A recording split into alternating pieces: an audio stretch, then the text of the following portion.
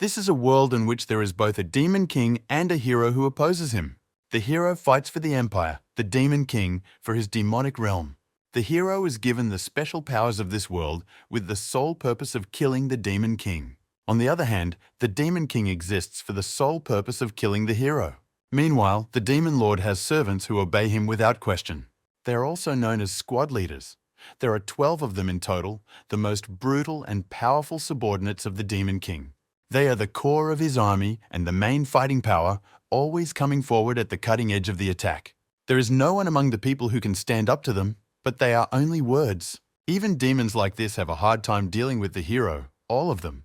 However, there was someone who had already killed the hero, Zero Squad Commander Demon Arthur.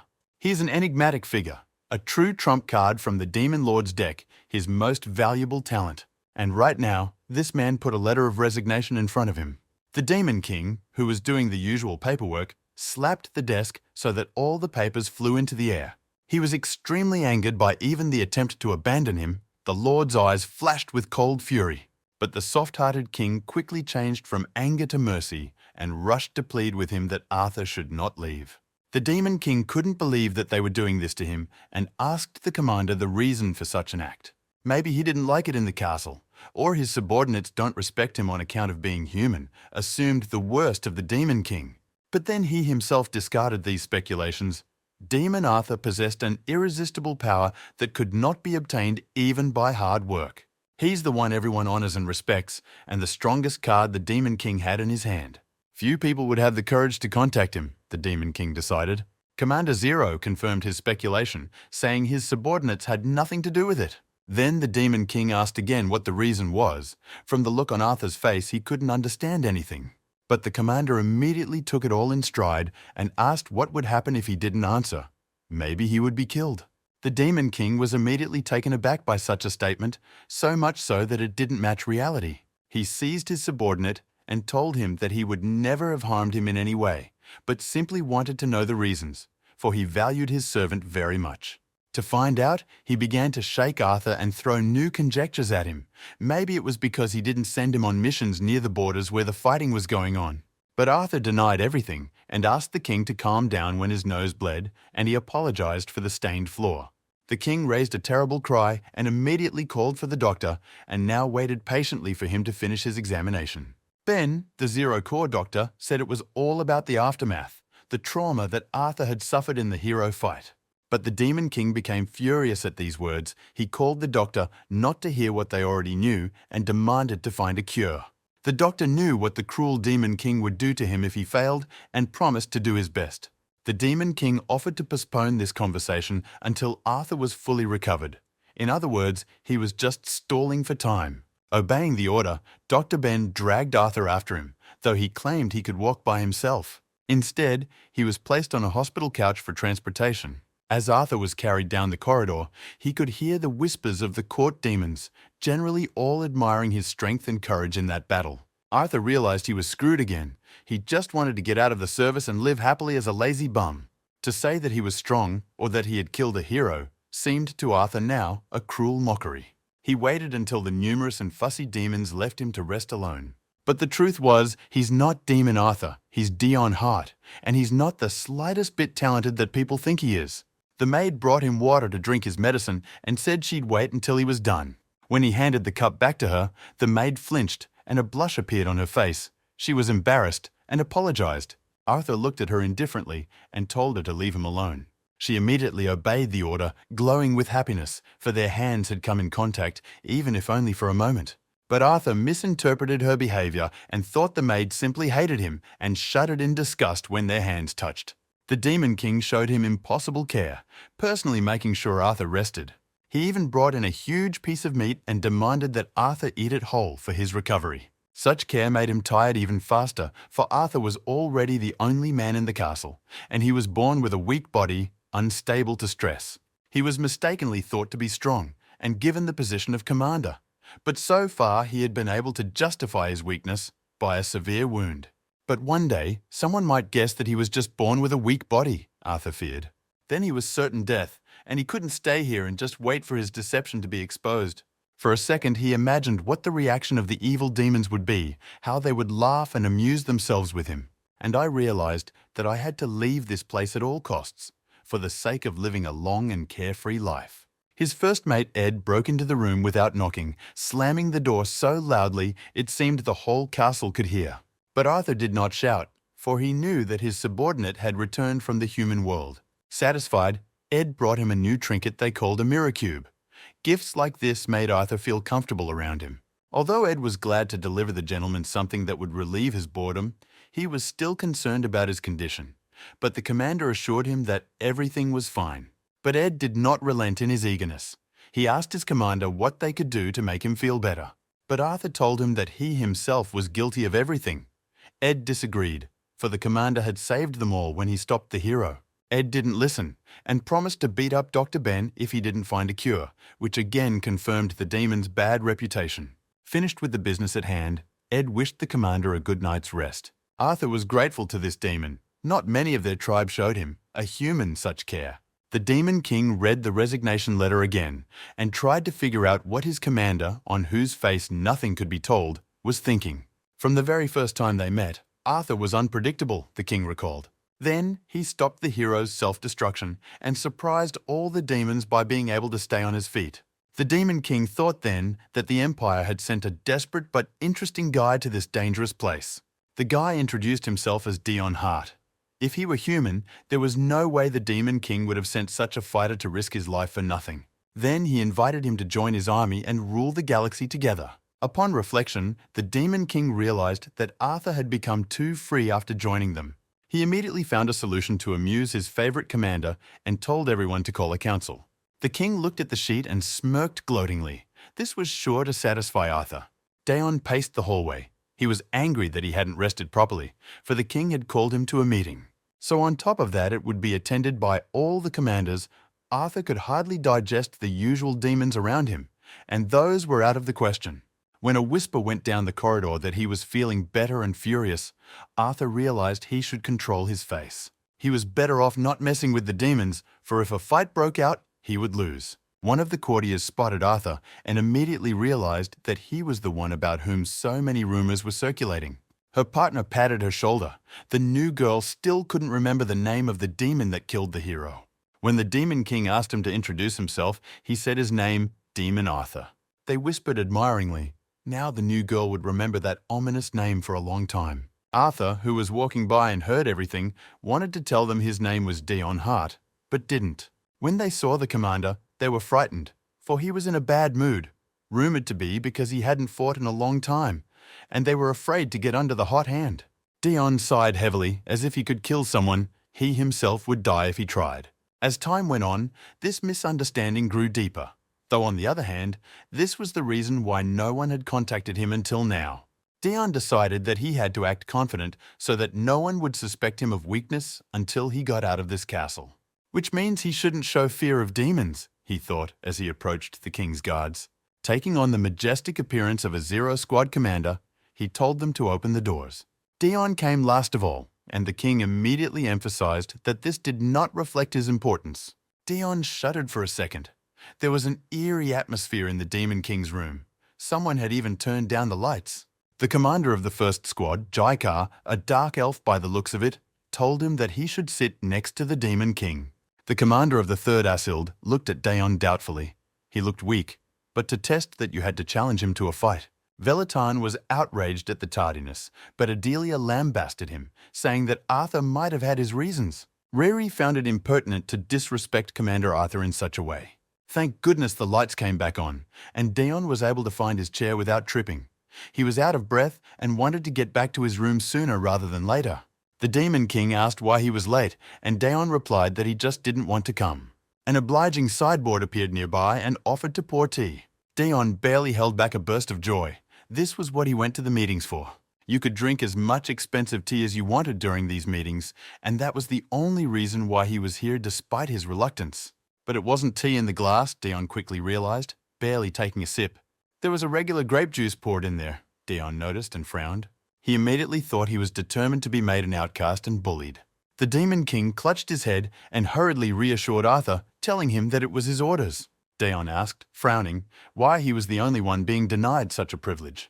And then It dawned on him that the Demon King just wanted to save money because he realized how useless he was, which meant that they had gathered to eliminate him. The king told him to listen first before getting angry, for they had indeed gathered for his sake. He ordered the commander of the 6th Squad, Veliton, to repeat his report. The one said that the 12th Squad had been defending the village for a long time against the monsters, but their numbers had increased dramatically. After that, the monsters destroyed half of the border village.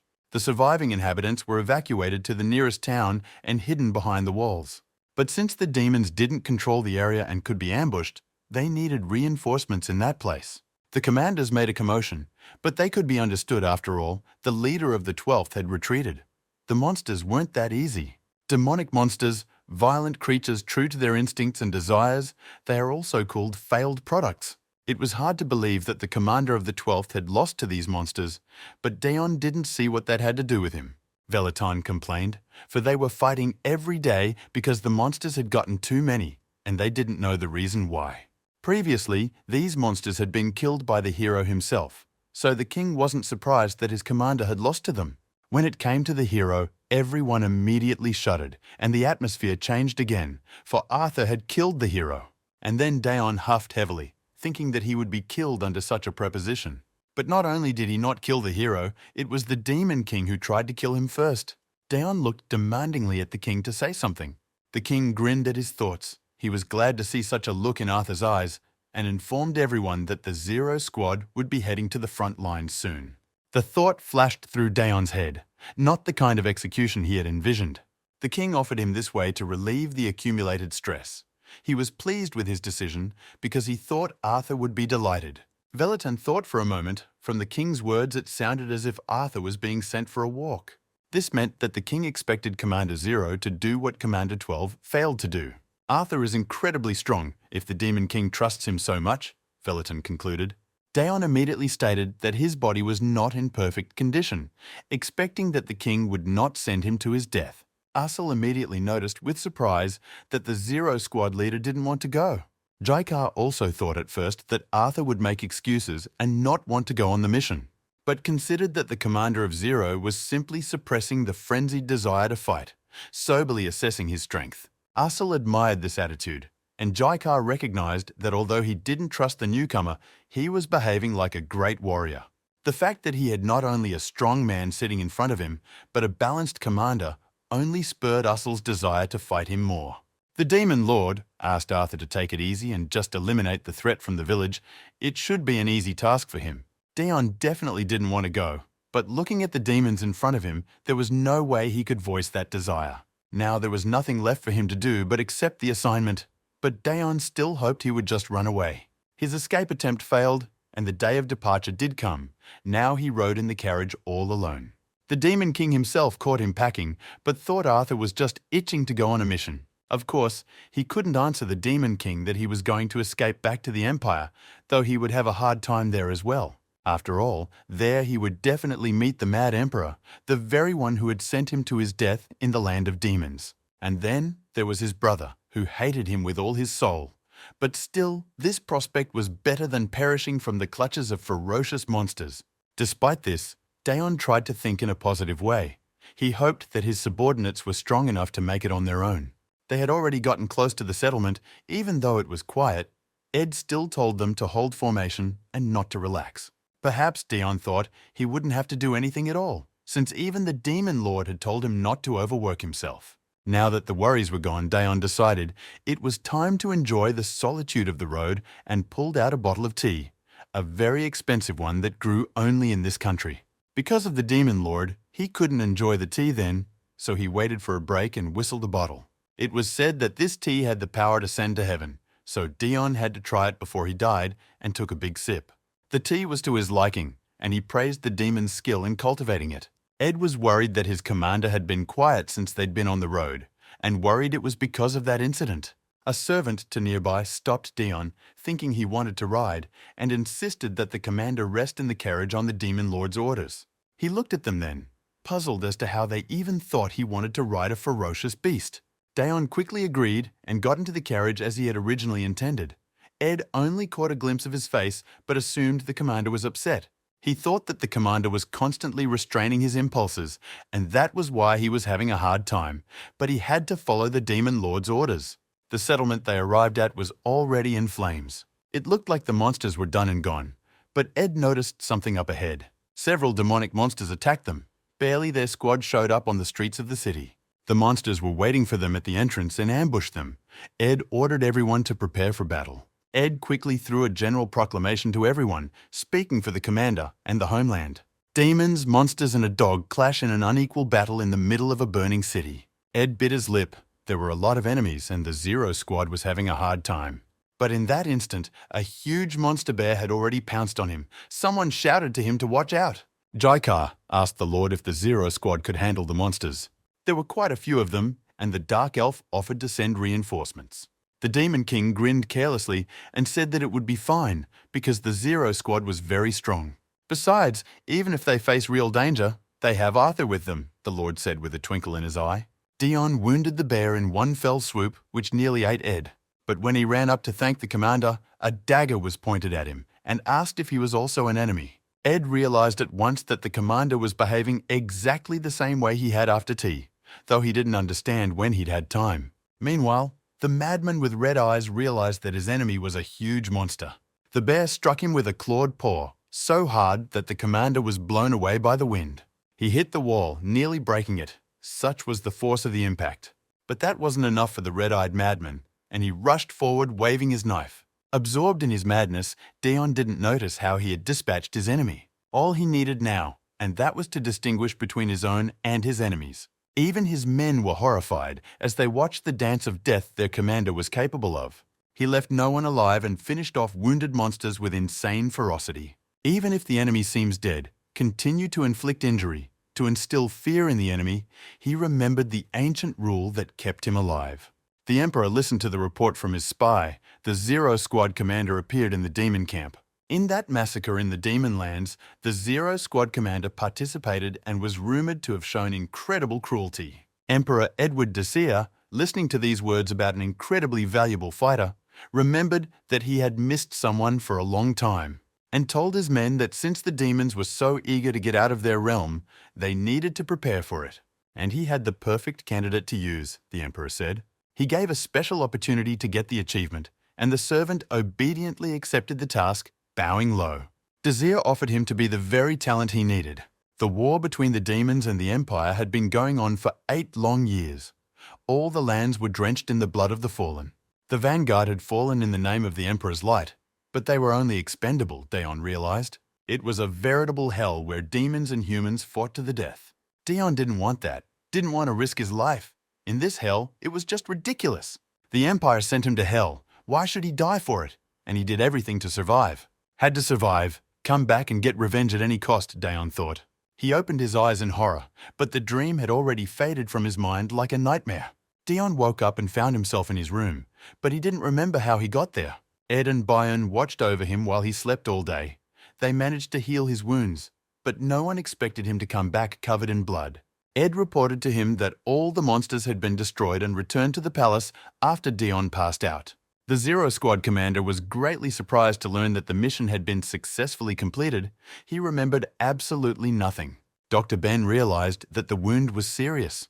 Though after Dion was hit by the monster, he immediately jumped up so they didn't notice it right away. Vague memories crept into Dion's head as he tried to find them. He realized that tea was a bad thing, and he probably passed out because of it, not because of the wound. Dr. Ben immediately began to praise him, admiring the fact that there were no casualties in the squad, but there were many monsters, which embarrassed Dion.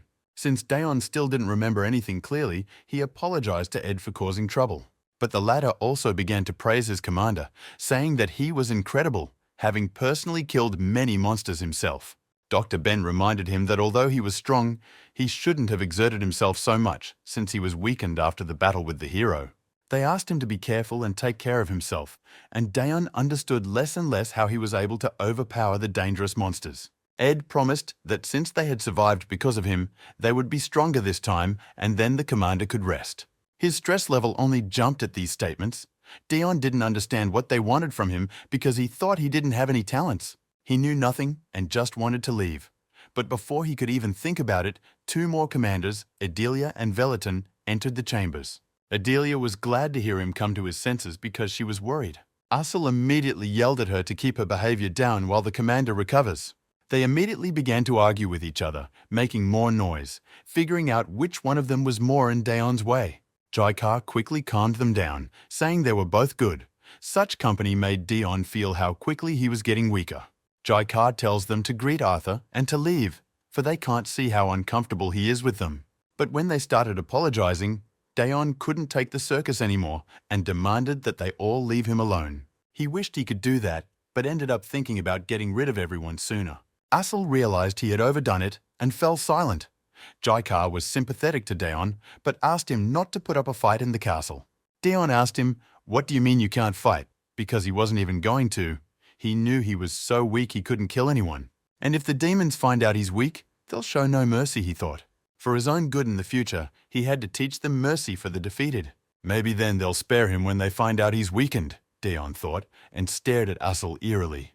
The demon even apologized, but Daeon wasn't listening and thought about how to choose words so his voice wouldn't shake with excitement.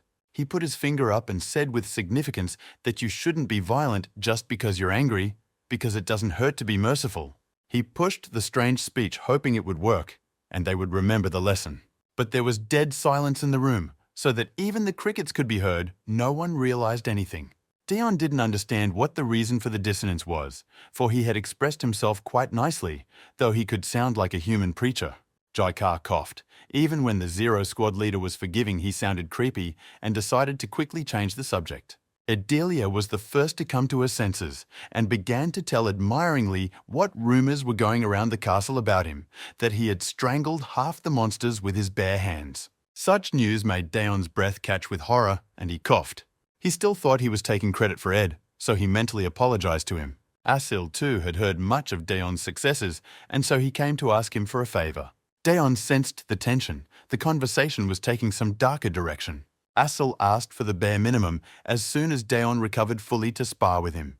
Daeon was horrified, for this was not a battle with an ordinary demon, but a battle with an elite commander of a demonic army. Asil had heard a lot about Daeon's brilliance, so he asked him to teach him a couple moves. Even Jaikar found it fun. The Zero Squad leader hadn't fought anyone since taking office, and Jaikar wanted to see his skills as well. Adelia happily promised to gather more spectators for such an event. Asil didn't mind as long as he wasn't interrupted, but Daeon was against it. He felt the pressure of the demons again, and now he didn't know how to refuse, and came to dread the fact that once again everything had been decided for him. Asil would just rip him into a million pieces with a single blow.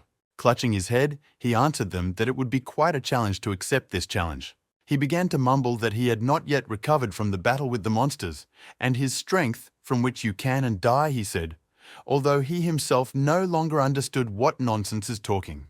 However, Asil didn't understand why his desired opponent was avoiding the battle. Fortunately for Daeon, Jaikar fancied himself shrewd, while in reality he was a fool, and mistook the refusal to spar for concern for his opponent's life.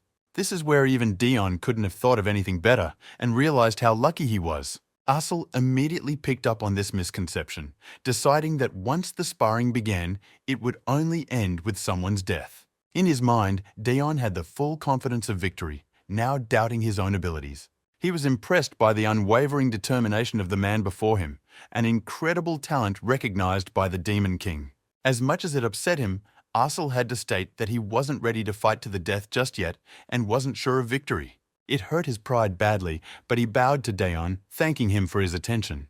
Commander Zero was amazed that the demon took his rejection so easily. Ed looked at his commander with admiration, the one who made the other demons treat him with reverence. Daeon himself didn't realize how, but he managed to avoid an unpleasant sparring match. But Asil immediately assured him that he would not give up so easily, and when he was ready, would return to challenge him to a fight again. Daeon badly didn't want that, and wished the demon would just give up. Having made such a promise, Asil only became more enthusiastic and would not listen to any objections. He ran off to practice, all happy and excited. Everyone looked after him. The horrible demon ran away, dancing like a child. Jaikar praised Daeon for being able to light a fire of enthusiasm in Asil, and Adelia remarked that he was always too noisy. Dayon collapsed without strength, his fever rising again from all the excitement. Ed picked him up and helped him lie down, telling him that the commander needed rest. At this, the demons wished him a good rest, or a speedy recovery. Dayon had long ago realized that the best cure for him was to escape from the demon kingdom as soon as possible. Leaving, Jaikar also asked for the right to spar after his fight with Asil. At this, Dayon collapsed again without strength after such a controlling shot. His heart was racing, and Ben and Ed didn't know what to do. After a while, he still managed to get away from that place, and he caught his breath. Ed insisted that he should meet his squad sooner rather than later. Dr. Ben insisted that it was time for him to put simple exercise back into his routine if he wanted to recover faster. The demon Asil pressed him with his presence, constantly reminding him of his promise. All this immense stress was weighing heavily on Dayon. He didn't understand why everyone wanted something from him. He wished he could just be left alone and angrily kicked the rock. The stone bounced off the walls a few times and hit the head of some small demon with a clang. He wanted to be angry, but recognized the Zero Squad leader in time. Dayon was very nervous about such an oversight. But luckily for him, the trio of demons quickly bowed, greeting him. They explained that they were teaching the inferior incubus intelligence for getting in their way, but that was the end of the lesson. Dayon had heard that incubi were inferior demons, leaving others to mock them, he realized, looking at the girl. The petty bipeds decided to leave quickly for fear that the commander might be in a bad mood. Dayon was glad they left on their own, though he didn't know why, and he didn't know what to make of the child in front of him. It was the first time he'd seen a demon weaker than himself. The girl bowed under his gaze. There were terrible rumors about the commander that if he went into a rage would become unstoppable. But as she was about to say goodbye to her life, the commander held out his hand, offering to help her. Dayon told her that those villains were already gone, so she needn't worry. Incubus was surprised that he wasn't looking at her with disgust, but rather showing kindness. It had been a very long time since she had been treated with such kindness. She asked him why he was not disgusted with her. But Dayon just grabbed her hand and helped her up. After all, he was a human himself, someone whom demons despise. Since they were both in a similar position, he told her not to worry, for she too was surviving as best she could in the demon realm. The girl was surprised that he treated her with such kindness. She immediately wanted to repay him and asked if he had a moment. As if anticipating trouble, Dayon flinched, but then thought he had imagined it. In the meantime, the Demon King himself appeared in his chambers to see how the most important commander was feeling, but he was not there. Dayon pondered the incubus's suggestion, not that he had anything else to do. She assured him that she wanted to repay his help, give him a tour of the garden, and give him herbs to relieve his fatigue. Incubus had already prepared to be rebuffed after all. He's the squad leader and must be very busy. But Dayon was interested, for he didn't think there could be a garden in this depressing demon castle. As if realizing her mistake, the incubus girl greeted him formally and said her name was Chloe, and she was a gardener, that she took care of all the plants in the king's castle. Dayon was even more surprised that there was such a peaceful profession in the land of demons, and the girl looked decent. He reflected, imagining a garden, a place with beautiful flowers and greenery, fresh air. It was the healing corner he needed. He told Chloe that it sounded like the perfect place to calm his nerves, so he asked her to show him the garden. He was glad he could breathe a sigh of relief in a beautiful place. Chloe led him to the backyard. The place did look like a beautiful garden full of flowers. Dayon marveled at this beauty without holding back his feelings. Fresh air, the scent of flowers. This was the very thing he wanted so badly, the commander thought, not noticing the movement nearby. Terrified, he recoiled backwards, preventing the predatory plant from devouring himself. The girl immediately approached the flower and asked him not to pounce on Sir Arthur, or she would teach him a lesson. Flower quickly realized everything and stopped talking, and Chloe assured him that everything was fine. They were just happy to have an important guest. Dayon regretted his words. This was the first time he was seeing a demon weaker than himself. Chloe wasn't normal either. Come to think of it, the garden only looked normal. All the plants here were predatory, Dayon realized, and decided it was time to get out of here. He immediately apologized and said he had an emergency, even though Chloe wanted to show him lots more cool plants. She almost grabbed Dayon, but he quickly told her he had to go to the training ground. Right now he had to see his squad there, right away, because they hadn't seen each other in a long time. Chloe accepted his haste for extreme busyness, though not without regrets. She promised that the next time Dayon came back, she would give him the best flower in the garden. The commander looked disappointed. he realized that it was foolish to think that there was anyone normal in the demon castle. His room would be the best place to be, for he is haunted by dangers everywhere. Even though he used it as an excuse, he really needed to see Squad Zero, Dion thought. Ed kept insisting that he do this and give the squad a few parting words, though Dion put off the venture as best he could. He had already thought it would be a good idea to show his face to them since he was out. But when he got to the set, it was empty. Dion had already considered just leaving, but he still wondered how strong the Zero Squad was. During the fight with the monsters, he was out of his mind and couldn't remember anything, so he grabbed a wooden sword to test himself. But he couldn't even hold the sword in his hand and it fell to the floor. Dion shamed himself. He could barely lift a wooden sword. Where was he to take a real one?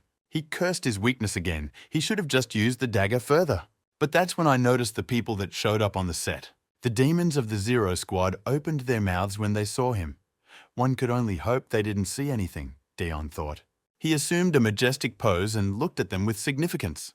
They immediately moved toward him, showering him with a hail of questions, for they had not seen the commander for a long time. Everyone praised him for the last mission and pinned him down on all sides, so Dion didn't know where to go. He put his hands forward to thwart their onslaught and said okay. The demons immediately started whispering that he didn't look good. But Dion didn't understand their views and decided he would just do what he planned and leave. He praised them for doing well on the last mission, encouraging them a bit to sit down and watch the general training afterward. Dion told the demons that they would have done just fine without his interference last time. I wanted to add that they should keep practicing hard, but at that point, I just got tangled up in my legs and started falling. It would have been terribly humiliating to just flip-flop, but right at that moment, a sword thrust whistled over him and a cry of "Die" was heard. Dion turned around. The hapless assassin froze in fear. He hadn't expected his victim to dodge. The squad leader didn't understand anything about why he was being attacked now, but he realized that he needed to run away immediately. He jerked so sharply that he accidentally elbowed the spy right in the face. Thoth fell to the floor and coughed from the hard blow, and Dion froze in place. And then the killer realized he was screwed. He'd failed his one and only attempt. But in that instant, the hood fell from the assassin's face, and Dion saw that he was human. It was not at all clear how the man ended up in the demon castle. Squad Zero didn't know this man either, so that leaves him an outsider, Dion realized. The assassin decided it was time to flee, though he was revealed right in the middle of the castle. But at this moment, Dion had already drawn his sword that he had been holding before. He realized that if he let the killer get away now, he'd put himself in danger. After cutting down the spy, Dion ordered everything to be reported to the Demon King and the enemy to be locked up. The demons from the Zero Squad became despondent, thinking that the commander was disappointed in them because they let in the killer, which he himself caught. But they couldn't help but marvel at his movements. As if on a walk, Dion dodged a punch and attacked back. The commander was able to capture the intruder alive and instantly took control of the situation, the demons pondered. The commander's status was so high that it overshadowed the entire squad. The demon promised himself to train even harder to be recognized, but the commander's level was prohibitively high. So the demons decided not to waste a minute and start training right now. Dion rubbed his bruised wrist. Because he had swung the heavy sword for a long time, it hurt a lot. But he was glad that he had coped with a hard and annoying task, so he decided to go back to his chambers and rest.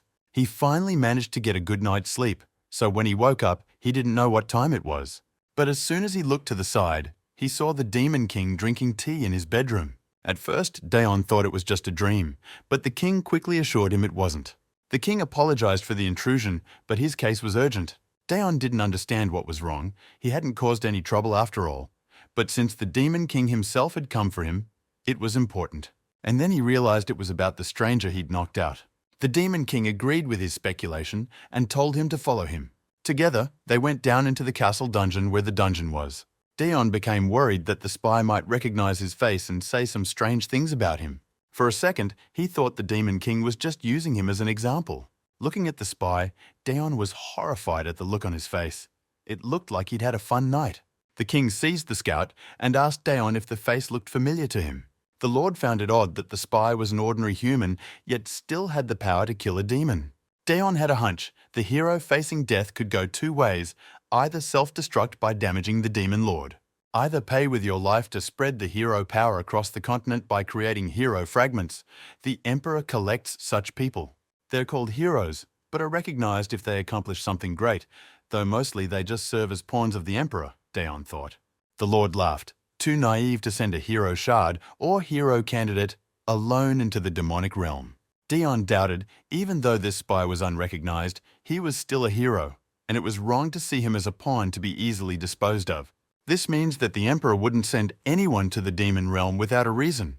Daon addressed the Demon King, making a request in a voice that tolerated no objection, and resolutely demanded that he be allowed to be alone with the spy. Surprisingly, the Demon King easily agreed to wait outside the cell. So much did he trust Daon. The Emperor had sent no messages. The spy's target was Daon alone, and he wondered what the reason was. The assassin recognized Daon and called him a traitor, while the defector reasoned. The assassin was enraged that Daon had earned the Emperor's recognition, became a hero, but ultimately betrayed them. But Daon laughed upon hearing those words. He realized what message the Emperor wanted him to convey, and assumed that he was the one in front of him, a pawn for a bargaining chip. The assassin began to deny the obvious, saying he had been given an important assignment to eliminate a traitor, but Daon dismissed these delusions. The very fact that the spy was calling him a traitor was proof.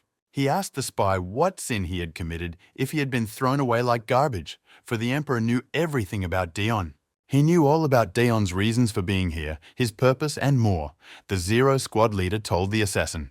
And if that's the case, then there's simply no other option as to why the Emperor sent him here, to the land of demons, to his certain death.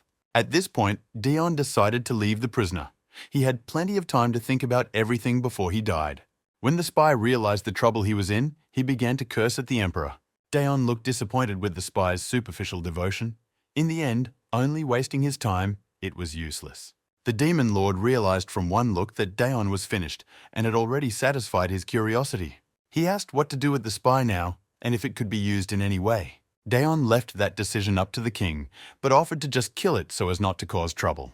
The Lord realized the solution he was offering and said he would handle everything. But in return, he asked him to do something for him, even though he could have just ordered it, Daon thought. Daon looked at the king carefully, wondering if there was no way to sneak out, but had to listen. The first squad of demons requested help on the front lines. Word had gotten back that they were facing not a candidate, but a true hero. It's well known how heroes and demons don't get along, the king remarked. The hero on the front lines too could have been a fragment that was just thrown away. But if it's not, then the average demons can't handle the strength of a hero, Daon thought. But the Demon King to everything was curious as to the purpose of the Emperor sending both the hero and the fragment at the same time, and therefore asked Daon for help. Daon closed his eyes for a second, and when he opened them, he couldn't understand how he'd found himself in this place.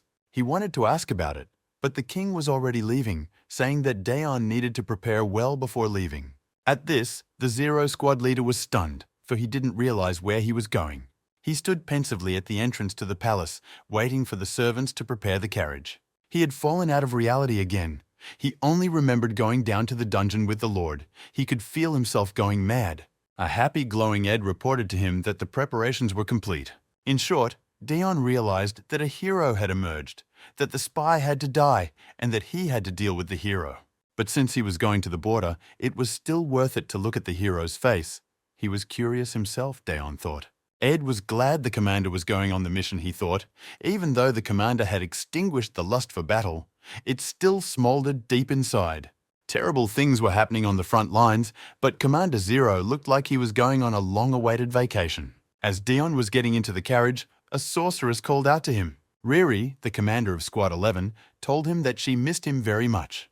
The girl was in complete awe of Daon, who radiated a strong demonic energy, second only to the Demon King. Despite his cute face, she heard that he was going to the front lines and had prepared a small gift for him. With those words, she handed him a pendant on a chain, much to his surprise. The thing looked suspicious, and Daon wasn't in a hurry to show his gratitude. He was thinking of refusing altogether. But when she told him that the pendant had powerful protective spells on it that could save a one-time person from death, he immediately took it back, thanking her. Since the girl herself gave such an expensive gift, he should not have looked for reasons to refuse. So he took the thing and stroked the sorceress on the head. Thankfully, she acted like a child, exactly what she looked like, and laughed. Her hair was strange to the touch, like tentacles, but Riri didn't mind being stroked, so Daon breathed a sigh of relief. Ed's expression of gratitude was more eloquent. He was worried about the commander, but now he could exhale, thanks to the sorceress. Riri was touched by such attention and dedication to Ed, her commander. She asked him to serve Sir Arthur with the same dedication, while Dion waited indifferently for them to finish. All this fuss was tiring him, and the happy demons were boring him, so he decided to leave. While on the road, Dion thought about Ed's words. Everyone thought he was badly injured in the battle with the hero. Riri waved him goodbye, but a tired Dion didn't even look out the window. Dion didn't hold back the hero's energy that day, nor did he stop someone who wants to self-destruct. Back then, he was just part of the hero's retinue. They were taking heavy casualties. The hero himself asked him to stay in camp with the wounded, and he himself went ahead.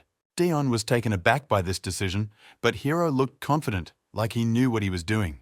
He told them that he would finish this battle alone, with a detachment of the Empire, without his aides. Putting a hand on his shoulder, Hero said that they had all done enough already. The Demon King was known as the strongest in history, and the hero could not guarantee their safety. Besides, he needed someone to inform the Emperor. That role went to Dion Hart, and the character demanded that he return. Plus, Hero knew that Dion had unfinished business to complete. Those words made Dion even more confused. The hero knew why the veteran of the past war had gone on this journey, to gain merit with the Emperor and to fulfill his wish. But then, the hero himself wondered what he should have asked of the Emperor, since he had refused the veteran of the 8 Years' War last time. The hero wished to hear that answer when he returned and turned to leave. But Dion didn't leave. He sat in the woods waiting for the battle to end. He wanted to know what happened, but his legs wouldn't obey him. He didn't know what the reason was, shame or fear, or maybe altogether, the retinue's job to clear the hero's path. But when he was asked to stay, he was relieved. He just wanted to survive. He had to survive. Dion got up from his seat because he wanted to know at least how it ended. If victorious, bring everyone back, defeat, report to the Emperor. He thought everything would be fine if viewed from afar. Lurking, Dion watched the battlefield from the bushes, hoping he wouldn't be spotted. But he was horrified when he saw the entrance to the Demon King's castle. The fight ended very quickly. The power of the demons was overwhelming. The Demon King stood over the defeated hero, all of whose companions were already dead. When the Demon King asked his last words, Hero glowed with powerful magic. Dion stepped out of cover, to the very edge of the hill, to see everything clearly. He realized that the hero would use self-destruction, and it should be reported to the Emperor. But in that instant, a huge demon appeared from behind and asked him who he was, his passport, his insurance policy. The demon swung his huge club to swat the gnat. The demon's weapon struck the ground, causing a veritable explosion that would kill Dion with a single blow. But he was able to dodge, and indignantly asked why swing his weapon around like that, but the demon didn't listen and attacked again. Dion drew his dagger. He realized he couldn't escape anymore. He had to slow the monster down somehow. When the monster swung around again, Dion decided to take a chance and go for a closer approach. After all, he was faster. After a series of sweeps and dodges, Dion skipped under the giant's feet without harming himself, then scattered and jumped up on the demon to attack it from above. The razor-sharp blade stabbed into the huge demon's thick neck, but the wound wasn't too deep, and the demon was able to counterattack with his free hand. Dion realized he was in trouble. He had a feeling he wouldn't be able to penetrate the giant's thick skin. But at that moment, the rock on which they were fighting began to crumble. They began to fall down to where the hero and the Demon King fought. Dion was lucky he was on top, so held onto his dagger. So when they fell, the demon died. Rivers of blood flowed from beneath his huge body. Dion didn't know what to do next. He survived because the ogre's body cushioned the fall and piled on the dagger, causing the ogre to die. Right now, however, Dion had to think about the fact that he was right in the middle of a crowd of demons. Those were shocked that the commander of the 7th Squad had been killed so easily. Dion was horrified to hear the news, not only in the center of the enemy positions, but also killed the demon commander in front of everyone. And then he looked at the Demon King as if he had just remembered him. He looked at him menacingly, as if he wanted to kill him on the spot. The hero came to his senses and asked Dion what he was doing here, for he knew he was going to self-destruct. Dion apologized. He wanted to do his duty and approached the hero. The hero grabbed him by the shoulders and said he really hoped that at least Dion would survive. Dion was greatly surprised to realize that Hero had stopped the self-destruct process. The hero thought Dion was kind and loyal despite his notoriety and prayed to a higher power to let him survive and become the next hero. He then activated the hero's ultimatum spell again. He asked the heavens to allow Dion to inherit at least a fragment of the hero's powers.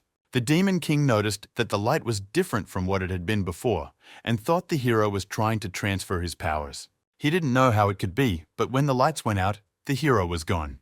Dion was surprised. The hero should have known that you couldn't transfer powers by sheer willpower alone. It was foolish to stop self-destruction for the sake of it. Then Dion put the hero's body on the ground.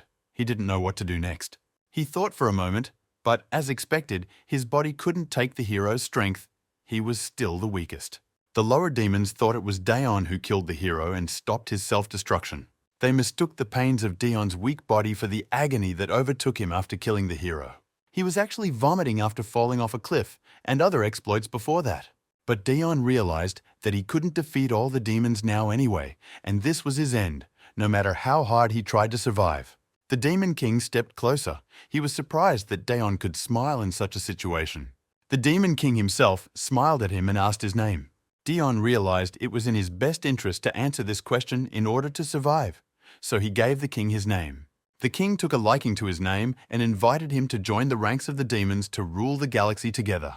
The choice was not much, Dion realized, though he had not expected such offers at all. The king told him not to worry about the confrontation between humans and demons and to put it behind him. He told Dion that after the demons see what's going on here, they'll quickly forget about the past confrontation. Dion was just trying to survive. He was hoping to escape later, but he ended up in the service of the Demon King. That day, all the demons had learned of Dion's power, and now he feared for his future. After a long time, Dion arrived at the border of the domains of humans and demons, the front line where the war never subsided. Not a good place to rest, Dion thought, as he came out to be greeted. Jaikar was waiting for him, and judging by the state of the camp they were doing badly, Dion realized at once. He sighed heavily after he and Jaikar shook hands. The commander of the first squad mistook Dion's relaxed appearance for eagerness for battle, and informed them that for now there was a lull on their front. But they needed to be ready. Dion didn't immediately realize what they needed to prepare for, since they should have been ready already. But it was about him. Jaikar had told him that he wanted Dion to join the battle as soon as Imperial troops showed themselves on the horizon. The scouts reported to the head of the Imperial Army that the commander of the Zero Detachment had arrived in the enemy camp, causing them to be in high spirits. The new hero was dejected. Another headache had fallen on his head. Things were not going well as it was. Zero Squad Commander was known as the Demon King's trump card, someone who is even more powerful than the first squad leader, the strongest among all 12. The officer asked Hero what they should do, since things were such that they no longer had an advantage. Hero said they would dispatch the killer, but the officer countered that it wouldn't help the case. But the hero had reason to doubt the power of Trump, because no one has ever seen him in action. It could all have been an illusion created to boost the morale of the soldiers, the hero of Cruel's men told them. If they find out the whole truth by sending one assassin, it will be a huge accomplishment to get information about the Zero Squad Commander. Dion was nervous. His leg wouldn't stop shaking as Ed bandaged his wrist. Dion was worried about his participation in the battle. He had never claimed to be a squad leader, though it was convenient. But now his situation was difficult. He was shaking so much that even Ed was worried and couldn't bandage him properly. Dion was distracted from his thoughts and assured Ed that everything was fine. He told Ed not to worry, for he was just going to look at the hero's face and move to the rear. But Ed didn't seem to understand what the commander wanted to say and made an incredulous face. Ed was getting flustered, for it was about to dawn. The enemy was right in front of them, and a serious battle could begin. He couldn't help but worry. Ed felt strongly for the commander, and Dion didn't understand how only he was followed without complaint by such a loyal demon. Dion didn't understand what was so enchanting about him. He fainted easily, vomited blood constantly, and got sunburned easily. No matter how you look at it, he's a useless little man, Dion thought, and grimaced at the thought. He thought Ed was staying with him because he was actually an angel and not a demon. But then the deputy said he would destroy all the humans. The cloth they wrapped around all of Dion's exposed areas was made by the Demon King and protected him from the sun. Dion had heard that the demons had even cast a spell to make his eyes and mouth see through. Ed said that the Demon King valued him very much since he wasn't shy about using his magic everywhere. Magic is what disrupts the order of the world. Demon magic is limited. Energy spent on magic cannot be restored. Moreover, the more energy the demon has expended, the faster the hero will appear. Daeon realized that since the Demon King was using so much magic, it meant he was confident of his victory. When they were done, Daeon had no choice but to admit that it was convenient. Ed was enthusiastic, with their commander with them and the entire squad, who had been practicing to the hilt since the spy invasion. Daeon recognized that he couldn't trust anyone else with his life, so he mentally asked them to keep an eye on him. He told Ed that he would go check on the corpse of the 9th squad leader despite the aid's objections to conserve his strength before the battle. Ed again marveled at the commander's enthusiasm for just using a plausible excuse. He thought about finding a place and hiding properly until it was over, but when he came out of the tent, he saw many demons in front of it. Meanwhile, the assassin sent after him was already watching the target and feeling the pressure coming from him. Though rumored to be strong, the commander was definitely not as strong as they thought he was, the assassin decided, and drew his weapon to test Daeon's skills. He threw a poisoned dart at him, though he could have just completed the task. Somehow, magically, Daeon dodged again from a hidden blow. He glanced in the direction where the assassin was hiding, and he thought he'd been figured out, though Daeon himself had just tripped over a rock. A demon nearby asked the commander if there was any problem, noticing how he slumped sharply. He immediately pretended to warm up for the fight, and the demon took it at face value. He found out that there was no place to hide, he would only trip over rocks anyway, so it was better to stay in the tent. The assassin was completely discouraged when he saw Daeon walking back to the tent with no intention of pursuing him. He began to think that this was some cunning plan by the Zero Squad commander, and that the latter had probably ordered the assassin to be taken out without a fuss.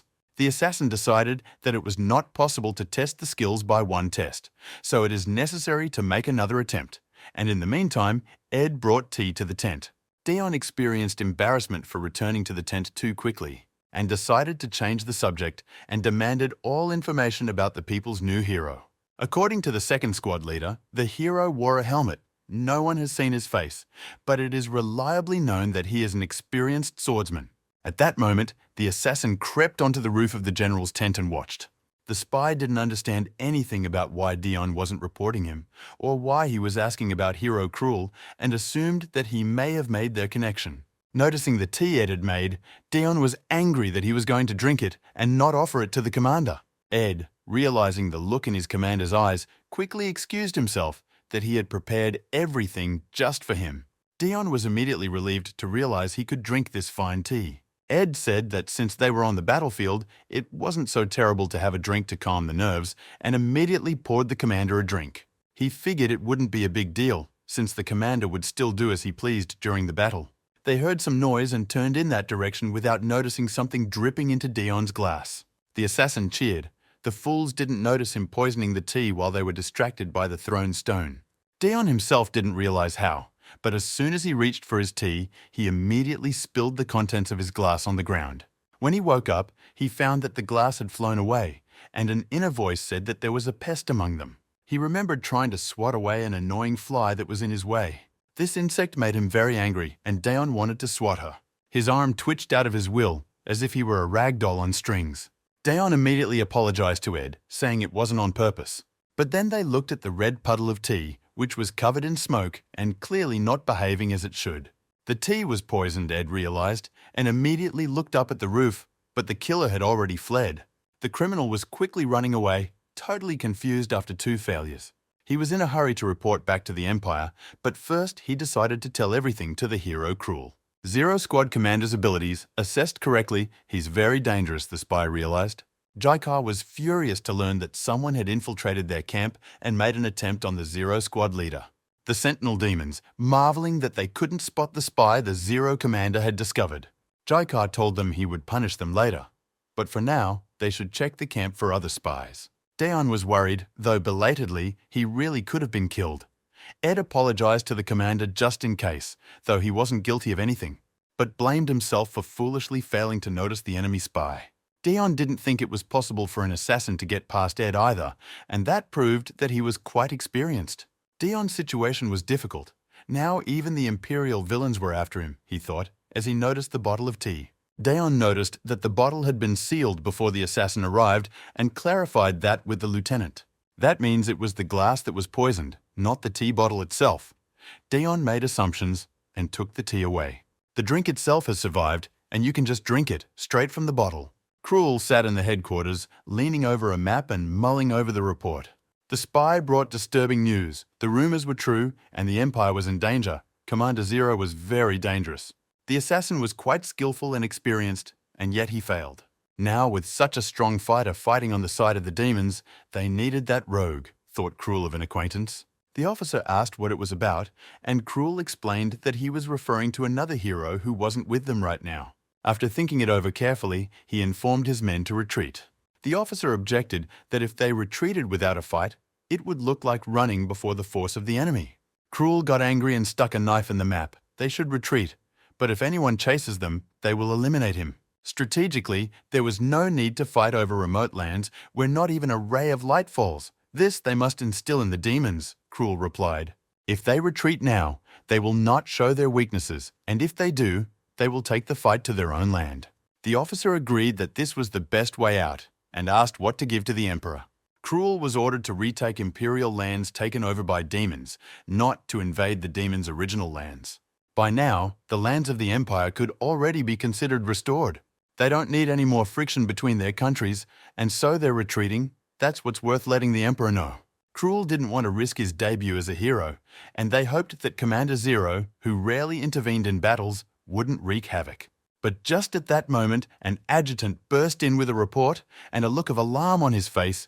He said that the demon troops were attacking and Daeon was leading them. Cruel's whole peace plan had now gone to waste. All they had to do was take the fight. All because after tea, Daeon went off the rails as usual and slaughtered enemies left and right. Several Empire soldiers fell. One of them had his arm cut off. The sight of the insane Zero Squad commander terrified everyone. Ed kept up with the commander and killed the survivors. The commander had drunk a lot of tea and was out of control, but it was to their advantage. Daeon looked like a fiend, a mad bloodlust surrounding him. The man in front of him realized that he had to fight to survive, but he couldn't bring himself to do so. In terror, he paced backwards. Daeon leaned close to him and asked why he was just sitting there. "You have to fight to survive, or you'll just die without doing anything," Daeon told him, and drew his knife. But in that instant, a powerful attack hit Daeon, a bright flash of light. The impact sent Daeon flying off into a tree as usual, and Ed immediately rushed to the commander's aid. Before them appeared a knight in shining armor, beaming with glory and wearing a cloak so that it was immediately clear that he was a hero. Cruel said disappointedly. He was going to finish him off with one punch and rubbed his arm. Ed, too, guessed at once that they were facing the hero they had come to fight. Ed shook the commander and asked him if he was all right, for Daeon was all red with blood. He pulled the bling out of his pocket that Riri had given him. The beautiful pendant immediately cracked. If that pendant hadn't absorbed the full force of the blow, Daeon might have died. The Imperial soldier looked at Cruel's new hero with hope and awe. He already thought he was saved when Daeon delivered his fatal blow. The soldier lost his head, and Daeon was walking toward the hero like nothing had happened. They stood across from each other, assessing the enemy's strength. Cruel modestly remarked that he was unworthy of the title of Savior of Men, and Daeon told him he'd heard a lot about him, and grinned. Cruel's voice sounded familiar. Perhaps they had seen each other before, and he asked to remove his helmet and show his face. The hero refused. Taking off his helmet in front of the enemy is unthinkable, but the enemy also seemed familiar to him. Daeon realized they wouldn't remove his helmet for his sake and tossed the dagger in his hand thoughtfully. In that case, he decided it was worth removing the helmet from the hero himself and rushed into the attack. Cruel barely dodged the deadly attack with a swift downward motion. Even though the enemy was very fast, it didn't mean he couldn't track his movements. After that, Cruel broke the distance. Daeon didn't step up either and bided his time. It pleased him that his opponent was so good. This game was getting fun. Now Cruel was already attacking, and Daeon was defending himself, laughing madly. Zero's commander asked him if he should confirm the hero's qualifications since he was unsure of himself. They clashed in a furious battle and exchanged many blows that glittered between them. Though the Zero Squad leader's attacks annoyed Cruel, they weren't strong enough. At one point, the hero simply knocked the short sword out of Daeon's hands. Cruel was sure he could handle it if he kept pushing with his power. The powerful attack knocked out a slew of sparks. The hero was putting out his best effort, but Daeon held on. At the right moment, he kicked the hero in the stomach. Despite his power, his attacks were predictable. Cruel didn't know why the Zero Commander's attacks were so weak. Maybe he was giving in or wasn't in the mood for a fight, but figured it was to his advantage. Daeon realized that his weakness had become apparent. so he peacefully raised his hands to the top. The hero was outraged. The demons were the first to cross the line, and the war wasn't over yet. Dion countered that it was over since the hero had defeated the 9th squad leader. Even after rebuilding the empire, the hero didn't look pleased, though the demons had also defended their lands, Dion noted. He suggested the hero not to waste his strength, and to make a deal. Both defended their lands, obeyed orders. At this point, we could part ways. Cruel pondered. If he continued the battle, he could rid himself of a dangerous enemy. If he stopped, his peace plan would be fulfilled. But Dion subtly pressed the new hero on whether his troops wanted to fight in the new war they were about to start amongst themselves right now. The Empire's forces were significantly battered and demoralized, Hero realized as he turned back to his men. For a second, Cruel lost control. Even though he was personally stronger, the enemy army was in better condition than his troops. Realizing the fight was over, Dion waved goodbye to the hero. The new hero's voice was highly annoying, so Dion hoped they would never meet again. As Dion walked past his soldiers, they marveled at his leadership. The human army was retreating, and the demons felt victorious. Jaikar felt frustrated. Their position was stronger.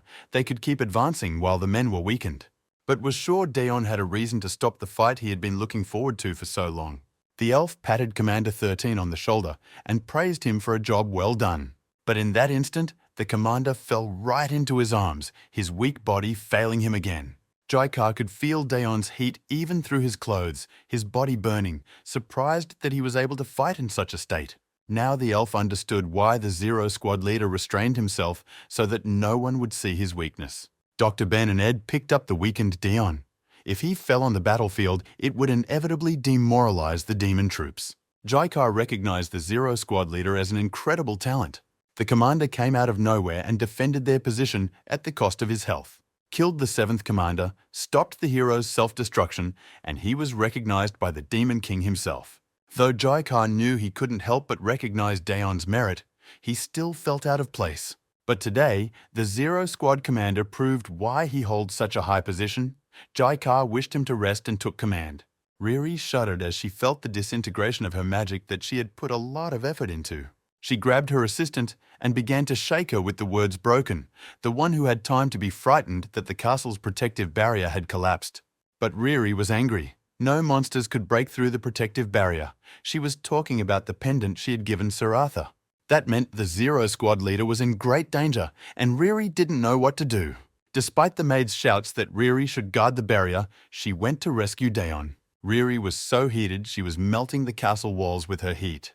The Demon King himself came out to meet Dion, barely returning from the battlefield. Jaikar had already told all that had happened, as expected. Dion did not disappoint him, and the king asked how the battle with the hero had gone. Dion glared at the albino's red eyes. He had a lot to say about the new hero. The king suggested they continue their conversation inside, adding that the 2nd squad leader also had information about the hero. Dion was saddened by the news, for the 2nd squad leader was a problem. The Demon King correctly interpreted the expression on Dion's face and reassured him that the 2nd squad leader was busy with paperwork right now. For some time, the other would not be able to leave his office, so Dion could boldly change his clothes and report to the king. An impressive stack of sheets fell on the table in front of Dion, the king telling him to read them all first. Then Dion woke up again and found himself in the Demon King's office. Though before he was on the battlefield, he again caught the memory lapse. Riri was huddled next to him, glad he was okay and crying. But Dion didn't immediately realize what she meant, for he didn't even remember the battle. The last thing he remembered was wanting a cup of tea before he went and died at the front. He was horrified that he'd only had one bottle of tea. Apparently his tolerance had gotten worse. Riri said her pendant had broken. Dion remembered that the thing had protected him from death, and realized he'd been on the brink of death while he was out. But Riri was delighted that he was able to fight a hero and supplant the Empire's army. Dion cringed even harder at losing himself again and thought it was worth giving up the tea to avoid making a scene.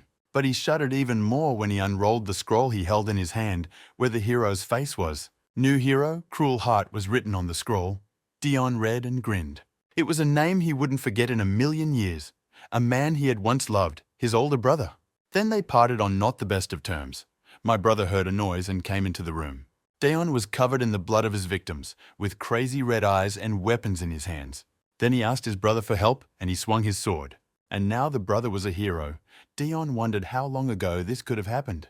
He stroked little Riri's head again and apologized for having urgent business to attend to. Riri's acolyte noticed that Commander Zero was truly angry and scary. But Riri didn't care. She was crazy about Sir Arthur. Dion sighed annoyingly. The Emperor knew all about what Cruel had done and still made him a hero. And it was right at the moment he wanted to return to his homeland. The Demon King gave him a task and told him it was time for him to return to the Empire again. He ordered him to return as soon as possible to avoid unnecessary suspicion and to learn more about the new hero. The Demon King had left his devil mark on his body, a seal with tracking magic, sort of like insurance, the king said, and ordered to let him know if he found anything useful. Now the commander of Demon Squad Zero and a veteran of the war for the Empire has officially become a double agent. Dion didn't really understand why he had to spy for the king, but the mark on his body proved he wasn't dreaming it. He was pretty sure he lost his memory every time he got really stressed out. He shouldn't have worried too much about losing himself. Ed came to check on him after hearing that the commander was leaving for the human world. Dion confirmed that this was the case. Plus, he had personal business to attend to. The Demon King offered Ed to become a squad leader, which greatly discouraged the guy, all because the commander of the 9th dropped out, and before that, all the seats were filled, so Ed became deputy commander. But the king felt that Ed was more than worthy of the position of commander given his skills. Serving Sir Arthur, Ed had already managed to forget his ambitious goals. But if he took the position, a new person would have to be hired to take the place of Deputy Zero. The king was in no hurry to make a decision. But if Ed didn't give an answer, the place could go to another, less competent person. Ed stood pensive for a long time, then and now in front of Dion. So the one asked him what the Demon King had said after all, and thought Ed might have been scolded for giving him tea. But Ed changed his mind and decided not to say anything to the commander before departing. Ed changed the subject, saying he'd instructed the cooks to prepare human food for the commander. But Dion still didn't understand why he'd come. The adjutant reported that the carriage was served and it was safe to go out. Dion thought that Ed had asked to be demoted because it was difficult for him to serve. The commander asked, turning around, "Is there something he could get for Ed while he was in the Empire?" And remembered that the one liked imperial snacks, he could bring something with a long shelf life. Ed smiled, wondering if there was a boss in the world who worried more about his subordinates. Lastly, he told the commander to carry Ben's pendant with him and to walk everywhere in a cloak so he wouldn't get sunburned. There wasn't a boss in the world who demanded more attention to himself, but that fact didn't upset Ed at all. Then he replied to the Demon King that he was refusing the promotion. He was fine with being deputy commander of Squad Zero. He wanted to help him with everything. Wherever his commander went, Ed wished him a happy journey and promised to wait as a loyal deputy. Guards were bored at the palace gate. It had been a long time since anyone had come when they noticed the guest. From the side of the forest road, a figure in a dark cloak was approaching them. They demanded that he stop, saying that this was the Earl of Heart's domain, and as he was not yet present, passage was forbidden. Dion ordered them to open the gate and removed his hood, surprising the guards, who only became more wary. He tried to enter his house. "How dare these plebeians stop him?" the Count asked them. The servants lined up to greet the Earl, who had not been to his estate for a long time. Everyone bowed low, as etiquette demanded, though Dion had told them not to do so. Rem, their family's butler, was the first to approach him and say hello. This man had served their family for as long as Dion could remember. Now he felt at home. Their separation had lasted 6 months. Everyone thought Dion had gone to kill demons on the Emperor's orders, and now they were waiting to hear what he had to say. The butler carefully touched his wounds and regretfully said that he couldn't destroy all the monsters himself because he was old. Dion withdrew his hand and said it was okay, because he wasn't a kid anymore. Remus agreed. His master was now an honorary count. The butler offered to prepare a room for him to rest in, but Dion said he would go straight to the Emperor. He would have loved to rest, but he was sure the Emperor had already been informed of his return, Dion thought, as he passed the family portrait. He was hidden behind a tattered curtain because the Count didn't really like his family. Dion wanted to ask the Emperor about his brother. But there was one other person who got the news that Dion Hart was back. Duke Luther regarded Dion as the Emperor's lapdog and knew that the latter would go to him at once with a report. He immediately asked what they would do about his younger brother's return from Cruel, who was standing nearby. So New Hero knew only one method: contact the Assassin's Guild. But Duke Luther cautioned him. They could get caught, and that would ruin his reputation as a hero. Luther said there were other options, and Shaylin, his assistant, confirmed it. The Revolutionary Army was good for that too. These scum wanted to kill the emperor, so if they take up the assassination, it will avert unnecessary suspicion. The Duke didn't think the hero Cruel would miss something so obvious. Cruel obediently apologized and said he would follow orders. The Duke wanted to know how strong the emperor's dog was. The maids had changed Dion and were now admiring his appearance. He really did look like a nobleman, not a ragamuffin as before. Dion breathed a sigh of relief. The baths and other fuss had been hard on him. He was glad to be done with it all. The girls bemused. Dion looked good, and they immediately pictured him in a military uniform so sweet it might make molasses flow from their eyes. Dion didn't realize what there was to discuss. Any clothes he wore were white. Rem reminded him that the sun was still high and he needed to wear a mask. Albeit belatedly, the Earl thanked Remus for caring for and maintaining the estate in his absence. Remus pictorially wiped his face with a handkerchief and said he was happy to be recognized, for Dion had become a fine Earl. But the butler complained that he was old, had a lot of problems, and was going to resign, which horrified Dion because everything was hanging on Remus. This was a severe blow. For now, the Count would have to look for new talent unknown. But then, Remus claimed he was just kidding. He was interested to see the confused look on the Count's face. Without letting Dion even resent him properly, the butler said it was time for him to go and ushered him away. The butler ordered a lot of guards to be gathered, but Dion said he didn't need that many. A couple of escorts would suffice. Dion insisted when they began to object. Not many in the Empire were aware of his return, and expensively shouldn't take long. Sitting down in the carriage, he reflected, in the demon world he served the king, in the human world the emperor, anything to survive. But the emperor was also a troubled individual, just like the demon king.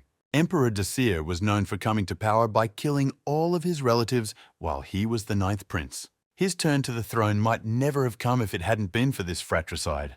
He crowned himself in a blood-stained palace. Even after 10 years, passions have not yet subsided. Desir declared to everyone that he had erected his throne on blood, and now they would change the name of the state and turn it into an empire. He gave the name to the country by a laughable decree. Obviously, other countries couldn't stay away, and so began a long, bloody war. It lasted 8 years. Dion had forgotten everything because of the stress, but he didn't want to remember that hell, preferring blissful oblivion. But Dion had received the title of honorary earl for these services he could not remember, he thought, as the carriage shook and shouts were heard. When the Count got out of the carriage, he found his men in battle. Still, the butler was right, should have taken more men. Dion immediately noticed the blue armbands with a white bird. The Revolutionary Army had already learned of his return and had arrived here. The Count had had time to notice that things were not going well for his men when a raider appeared beside him. The assailant had a large axe and nearly chopped off Dion's head. A brigand from the Revolutionary Army recognized him and called him the Emperor's dog. The Revolutionary Army was fueled by hatred for the Emperor. During the 8 Years' War, they lost their loved ones. Dion was grabbed by the throat. He could only curse the Emperor, who still hadn't dealt with the dangerous enemies he himself had created. Dion didn't care about their motives. He didn't want to be a victim, he thought when the raider called him a wuss, and smirked. Dion replied that he was a dog, and the assassin pulled back to ask his name. Then the Count introduced himself. The revolutionary roared and grabbed him again, but Dion insisted that his name was not the Emperor's dog. The revolutionary raider didn't relent. Red eyes, white hair, manners as rumoured. He listed the signs while Dion searched for his dagger. He waited for the moment to strike when the revolutionary was distracted, but he was ready and blocked the blow. The enraged bandit slammed him to the ground with his whole body, telling him to stop messing around. Dion became ill, and robber revolutionary began to doubt the veracity of the rumours. The Count was very weak, but determined to carry out the execution anyway. Telling him to blame it on the Emperor, he brought the axe over him. But at that moment, a thrown heavy spear knocked the axe out of his hands. Turning around, the revolutionary saw 3 guards at once. He recognized their emblem, a slit in the Empire's coat of arms, ghostly murderous knights, the devils Dion Hart had gathered in the war. The brigand did not understand how they were found, but ordered them detained.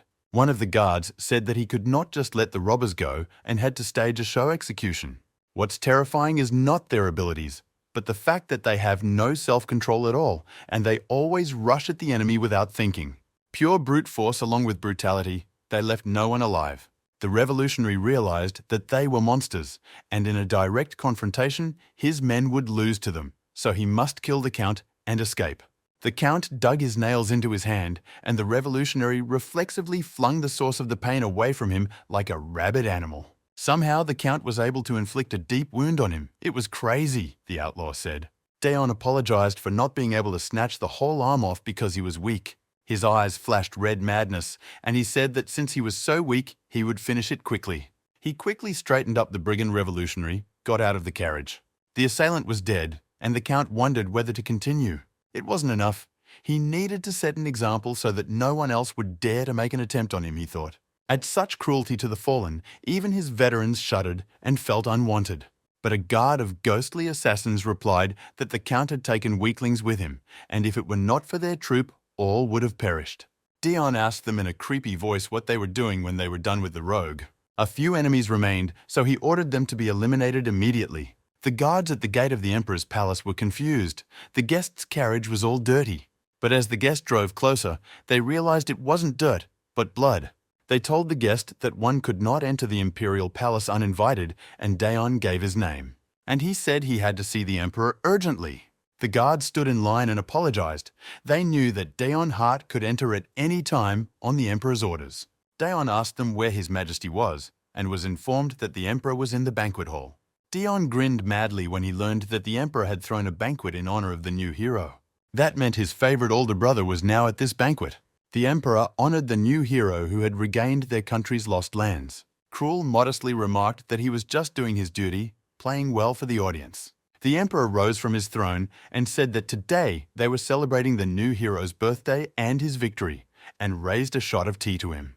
But his speech was interrupted by Dion Hart, who entered the hall without further ado, not even bothering to clean his clothes.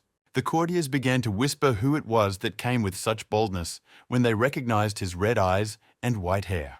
Daon passed his brother. Somehow the latter had gotten hold of the hero fragment. The Count knelt before the Emperor and said that the servant had arrived. He performed all his proper curtsies according to etiquette. The Emperor was more meticulous in these matters, unlike the Demon King. The nobles whispered. There were various tales going around that Daon was a vampire, and his family had adopted him and raised him, and were surely wary. Duke Luther looked at Daon with a smirk. Obviously, since he's here, the ambush plan has failed. A chain of red footprints led to the Lord's throne, a multitude of stairs staring Daon in the back.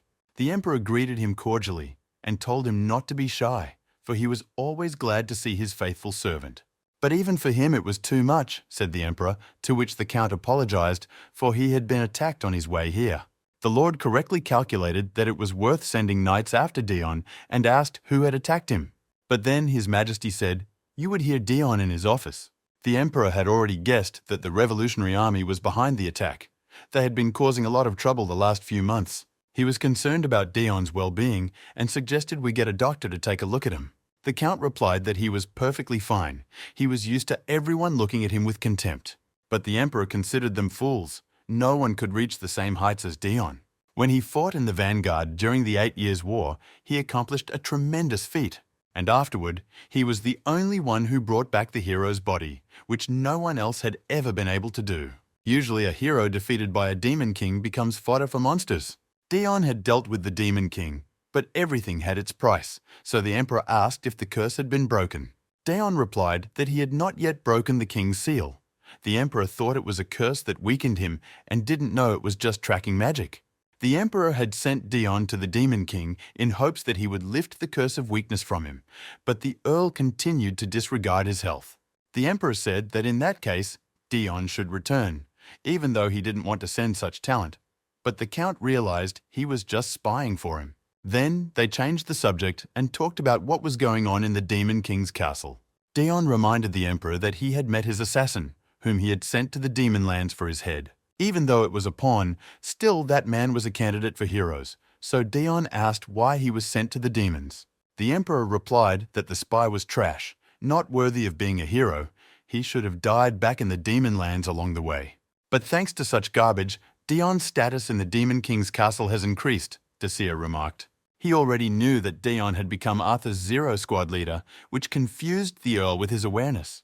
Daon apologized, saying that he didn't have the chance to refuse the Demon King's order. But Dacia took it leniently. The higher the status of the spy, the more useful he would be. He paid tribute to the Count's talents. and then suggested he ask the real question he was interested in, reminding him that this would be his last chance. Dion darkened and glared with eyes full of anger. He asked him why Cruel had been assigned the role of hero. After all, the Emperor couldn't help but know that this was the only member of the Hart family who had survived besides him, and whom Dion wanted to kill. Then the Earl plunged into distant memories of his childhood. Cruel called to him, for his parents were already waiting. Dion hadn't noticed it was lunchtime, and Cruel as usual told him not to worry and just follow him. But the kind younger brother was worried that Cruel might be punished along with him and stopped him. Cruel yanked back his hand sharply, saying he hadn't yet washed up after practice. Dion apologized, though he didn't mind at all if his brother's hands were dirty. Then they were walking quickly down the corridors of their huge estate again, so that Dion could barely keep up. But then the brother stopped abruptly and asked Dion if he liked the family portrait, since he looked at it so often.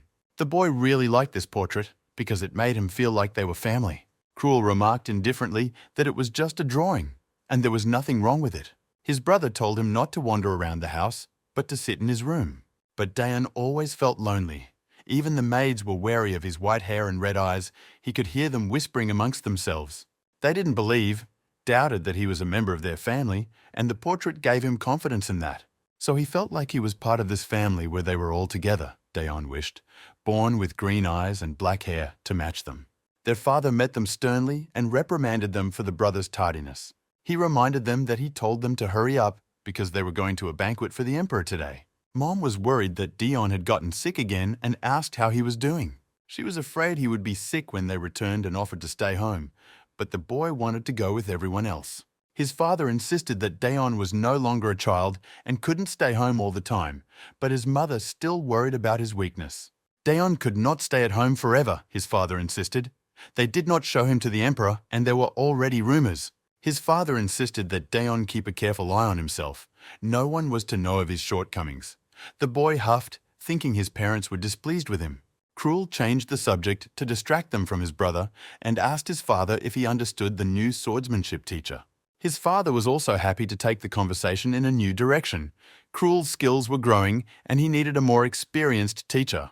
The mood at the table changed at once. As soon as his brother spoke, everyone was distracted from Dion. The boy felt lonely, even when he sat at the same table with them. He blamed himself and his weakness for everything. At the reception, he was called out by a few kids, children of noblemen. They knew his name. It was the boy's first time talking to someone his own age, so he was very excited and worried that he might make some kind of mistake. But the kids started laughing at him because his family left him alone, and he was like a dummy who didn't understand why that was so. Everyone knew why, for Dion Hart was the White Crow in his very noble family. Dion started making excuses that he was just sick a lot, but the bully wouldn't stop and said that no one likes him because he's a mutant. He's a monster the family just threw away, the bully said, and then got punched in the face when Dion couldn't take it anymore. The boy grabbed his hand and started yelling for the bully to shut up and not say mean things because he didn't know anything about him or his family. But the bully wouldn't listen and slapped Dion on the cheek himself, unable to defend himself. He started hitting him even as the boy fell and called him a monster who couldn't be part of the family just because he had the last name Hart. Someone tried to stop a bully who was getting too big. Dion saw his brother yell something to him and run straight towards him. Then the boy lost consciousness, and when he woke up, he was examined by a doctor who stated the obvious: the boy is weak, afraid of the sun. The father and mother were saddened by this diagnosis. No such child had ever been born in their lineage. He felt guilty again for his weakness and promised he would get better. But his brother was the only one who stayed with him and held his hand. It was really comforting. The boy thought he was loved at that moment, but his brother said he didn't have to do anything. After all, no one expects anything from him anyway, Cruel said. And then Dion seemed to wake up again. His father was angry when he came to check on him because Dion had put up a fight, even though he had been told to be careful. Dion apologized, even though it wasn't his fault and he was hurt worse. Dion was afraid that if he started talking, his father wouldn't listen to him anyway, and he'd find out that he really thought he was a monster. His mother cried and said that it was too early for Dion to go out. He should stay at home for a while longer. The father of the year, who never got to the bottom of the conflict, told Dion to be home and think about his behavior. Dion fell back into self-abuse. In such a situation, he could not understand what caused his parents' disapproval and how to avoid it, and he was under a lot of stress. Since then, He didn't leave his chambers, lived as a recluse. Even the servants began to pity him, because no matter how much the boy tried, no one recognized him. He heard his relatives laughing and went to the window to see his happy parents walking with his older brother. The boy decided that it was not good to be envious, and if he was still trying, he would definitely be recognized, so he began to train with a sword. To get stronger, he trained every day and constantly increased the load. It was so hard he thought he was just going to die, but he couldn't stop, even when he was covered in his own sweat. Cruel stopped him when Dion's nose was bleeding. His brother hadn't even noticed him walk in. Cruel yelled at him, asking what he was doing, and Dion replied that he just wanted to get stronger. But Cruel only got angrier, for he told his brother to sit in his room and do nothing. He shook the younger man by the shoulders and again told him he didn't have to do anything. Dion realized he shouldn't even try because he was considered scum. Then he grinned creepily and said he wouldn't. No one expected anything from him. Realizing this, Dion said he was tired and would go rest. For the first time, he answered his brother coldly. He never realized what he had to do to be loved by this family. The butler came in and asked him if he would dine in his room as usual. Dion was now 14, and he asked the butler what about the rest of the family. But the butler was answered for by Cruel, who said that the parents were away on important business. Cruel finished early with his practice and suggested that his younger brother play chess. After Dion stopped trying to get better, he and his brother occasionally played. Cruel asked him if he had pulled him away from important matters. Dion couldn't remember the last time he'd seen his parents and took the question as a taunt. He couldn't have any business being here. It sounded too ironic, so he quickly corrected himself and said he wasn't busy. Cruel mumbled that because the country is in chaos, their parents are incredibly busy. Dion had heard it from everyone, but thought it wasn't about being busy. It was just that they didn't want to see him. He knew for a fact that his brother was deceiving him, but there was a reason he wanted to believe the lie. Sometimes, when he went to bed, he was visited by his mother, who thought he was already asleep. Though he swore to himself that he did not expect love from them, he accepted these goodnight wishes from his mother. He still put meaning into these trivial actions of his mother and began to hope, feeling pathetic. Everyone could have been really busy, Dion thought, when Cruel informed him that he wouldn't be able to come in to play for a while. Dion tasted bitterness and disappointment. Once again, he had burned himself with hope and apologized to his brother for being an onerous burden to him. But my brother said that when the war started, one family member would be drafted. That was the whole point. But at that moment, two men came into their room. Cruel immediately got up from the table and asked them who they were and how dare they barge in like that. A man in imperial military uniform told them that he had arrived with orders from the emperor. They wanted none other than Dion Hart, and the obliging butler immediately introduced him, though no one asked for him. The emperor's servant ordered him to follow in a voice that tolerated no objection. The servant didn't listen to anyone, just grabbed Dion and dragged him behind him, even though he realized that such a dead man would be useless on the battlefield. Cruel stopped them. He was sure that conscription was not prescribed to Dion at all, and there had been a mistake.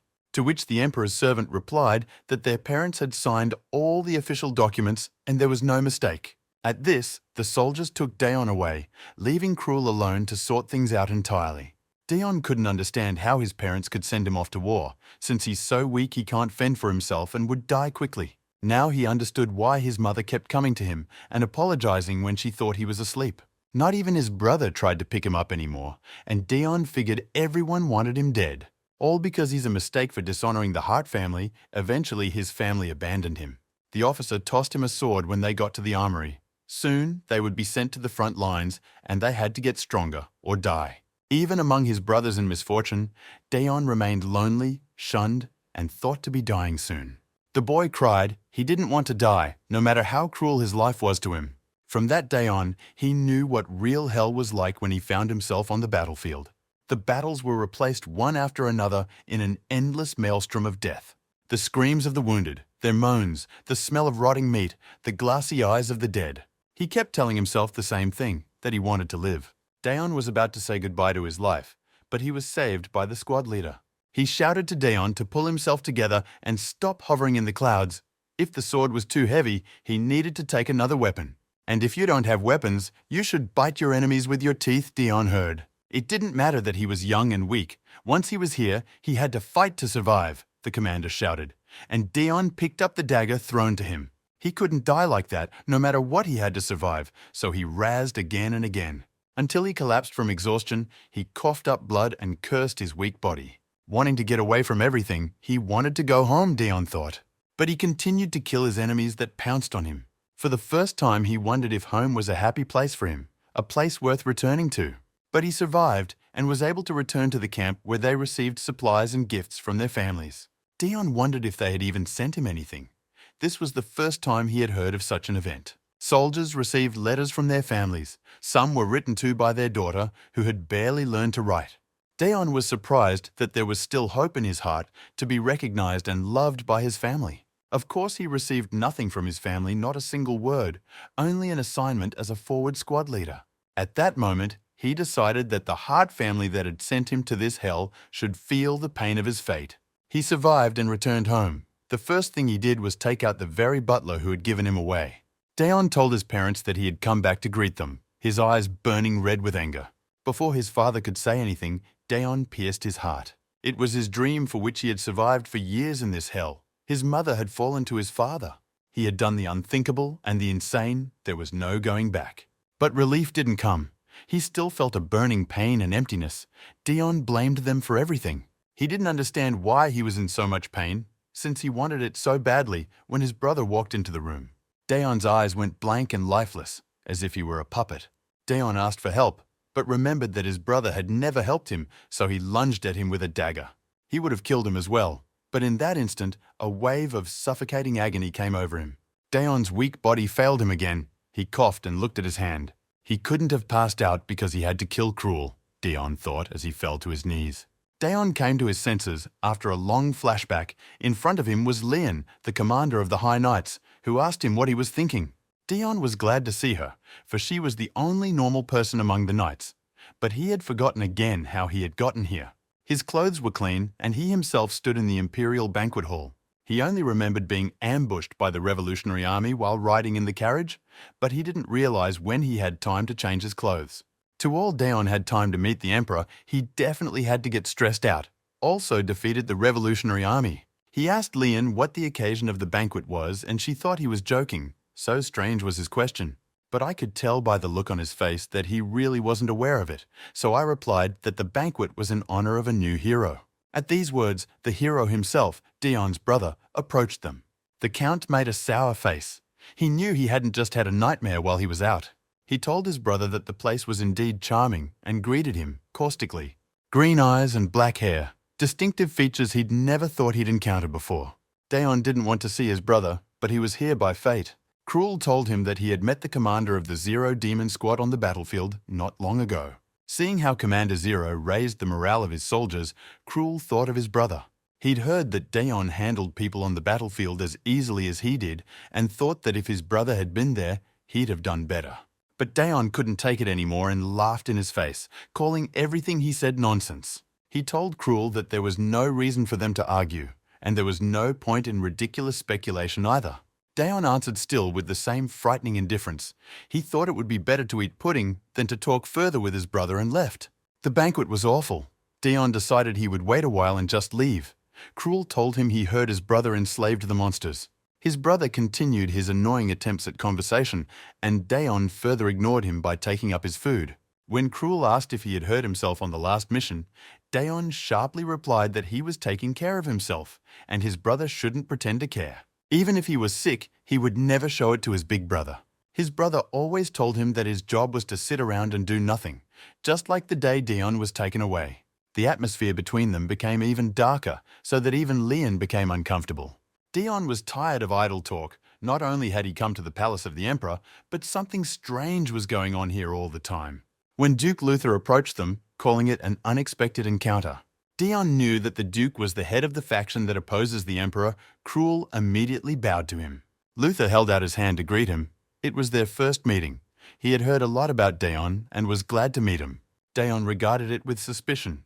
There was no need for them to chat, so he just turned away squeamishly. Everyone aghast at such audacity, Dion was an honorary earl and allowed himself to openly ignore the Duke. But really, Dion would have been happy to say hello, but his mouth was full of pudding. He was making an inhuman effort to make sure no one noticed. He almost lost his mind due to stress and decided that he would shake his hand first before releasing his mouth. The Duke was furious. But Crown Prince Edward Desir intervened in their conversation. He greeted the Duke. Dion didn't understand why they were all flocking to him like flies to honey and hoped the prince would just say hello and leave.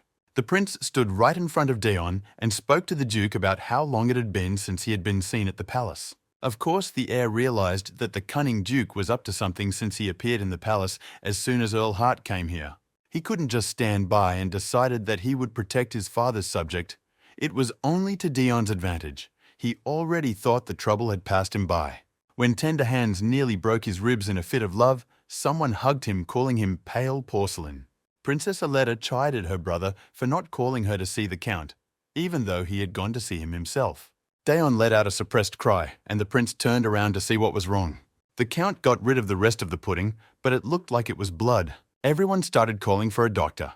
The princess's hug was the control shot. Dion started to say he didn't need a doctor, but the caring Lian covered his mouth with a napkin and told him to be quiet. The emperor immediately rolled into this carnival. Asking what all the fuss was about, he was accompanied by the empire's first hero, General Nemesis. The princess apologized guiltily to her father, believing she had hurt Dion by miscalculating her powers. The prince wanted to take his sister away, but the emperor stopped him. Count Dion was also a hero. There was no way she could hurt him. The emperor assumed that before Dion was attacked on his way to the palace, he was wounded. Desir offered to call the palace doctor, but Dion replied with a sharp refusal. He was afraid that more misunderstandings would arise. He wanted to explain everything, but could not do so in such an atmosphere, so he decided to pretend to be sick in order to go home faster. His goal he achieved. After bowing, he asked to be allowed to go home, citing that his condition had worsened due to stress. He weakened and felt himself seasick and began to fall right in front of them. Unfortunately, his brother was the one who picked up the Count first, which put him in a stupor. Dion pulled out abruptly and said he didn't need help, though he had thanked him before. His stress level increased manifold. He didn't realize what his brother was doing. He was disgusted that his brother was now pretending to be a hero. The emperor put a hand on his shoulder to reassure him, and said if he wasn't feeling well, he'd better go back and get a good rest. At another time, Dion would have taken such an order as an insult, but this time he really did want to leave. He walked away under the stares of the Duke and the hero. The Duke noticed the courtesy with which the emperor treated Dion, even though the entire banquet was in honor of the hero. Nor was it hidden from the Duke that the hero Cruel himself was very kind to his brother. Cruel referred to the fact that it was part of his duties as host of the banquet, but Luther assured him he understood. He knew what Cruel was thinking when they met.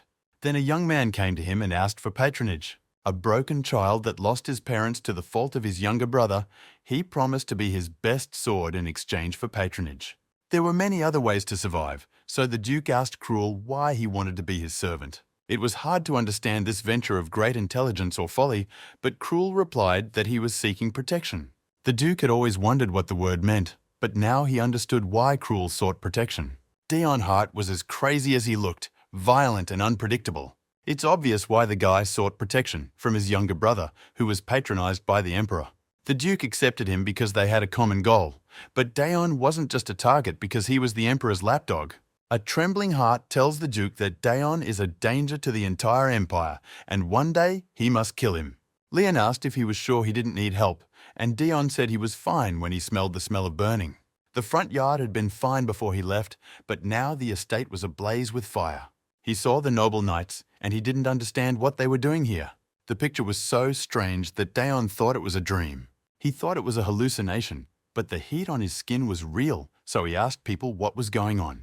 Dion asked them since when the manor had become a mad dog box and didn't notice the black ball in his hand. Looking closer, he realized that the object looked like a bomb and was sparking suspiciously. Lian shouted concernedly at him when it dawned on her that he was holding a grenade. In horror, Dion threw the scary object away and it flew straight into the manor. There was a huge explosion that nearly knocked him off his feet. The Count didn't understand who was throwing the bombs or why. Lian asked him again worriedly if he was okay. A man emerged from the blast site. He realized what it meant to fight a hero when his own bomb was returned to him. Those were his last words, after which he collapsed to the ground. The knights were surprised that there was still someone in the building. They thought that the Count knew about it and therefore threw a grenade there. They saw a white bird on the invader's armband and realized he was from a rebel unit. The knights said it was the revolutionaries making a mess. But the Count still didn't understand why the knights were in his house. The Knights Nobles were to be reassembled into the Imperial Guard, Daeon said. He thought they had been accidentally kicked out of the squad, but the Knights began to hug him, saying they weren't going anywhere without their captain. Leon saved him and built up the defiant Knights, reprimanding them for their disrespect, so the Count could leave. Turning around, he looked at the bodies of the revolutionaries he faced again. Attacking the carriage wasn't enough. They also attacked the noble knights. These men were obsessed with killing the Count, and he didn't know what he'd done to them. He noticed another fighter trying to lift a wounded comrade. The brazen raider had captured his ally and hoped to escape, but the Count needed at least one to pry information from them. At the same second, Remus, the butler, took hold of them and grabbed the raiders. He apologized for nearly losing the prisoners to the Count. Dion realized that Rem was definitely not a regular old man, and the butler admired the Count's dexterity in throwing the grenade away. He asked the gentleman in between what had happened in the Imperial Palace. Daeon looked at him suspiciously and said it was no big deal. They told the butler that he had been attacked by revolutionaries on his way here. Rem said he'd take over the cleanup so the Count can rest. There were only 3 people that prevented the overthrow of the Emperor: the Commander-in-Chief, now bodyguard Nemesis, and Chancellor Ardal, a competent politician. And Dion Hart, a veteran of the 8 Years' War, now called the Emperor's dog. He operates in the shadows and is hard to catch. The captive stated that even though he had been defeated, the Emperor would still be overthrown, and for that to happen, Daeon Hart must be killed. The knight became very angry and declared that none of them had raised a sword in the name of the Emperor in that 8-year massacre. They all fought for Dion Hart from the captain, but the prisoner had no need to know this, so the knight decided to kill him. Butler Rem sighed heavily. He still had a lot of work to do, and now it was even more, and decided that the prisoner had simply died. There was a little girl sitting in a dirty alley hugging her knees. She was very hungry. Ever since she was kicked off the street and beaten, she hasn't been able to eat properly. People died in these slums all the time. It wasn't strange if she died here too. But a boy named Paul, tearing her from her gloomy thoughts, he said he would not let her die and handed her bread. The girl began to eat and asked where the bread came from. He replied that he got it from the Church of Salvation. They distributed bread and water in disadvantaged neighborhoods, Paul said. The girl wondered if the food was free, she could have been drugged with something. Paul replied that he wouldn't give her poison. This bread was eaten by a cripple, and he was fine. The girl still wouldn't stop. That cripple could have eaten the whole thing and wouldn't have noticed the poison. Paul chastised her for not eating for a week and still picking on her. He decided to take the food back, but the girl kept looking for a catch because the church could demand donations, free cheese, only in a mousetrap.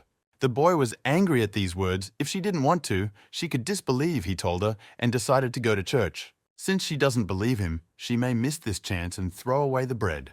But the little girl didn't want to be alone and called out to him, though her doubts went nowhere.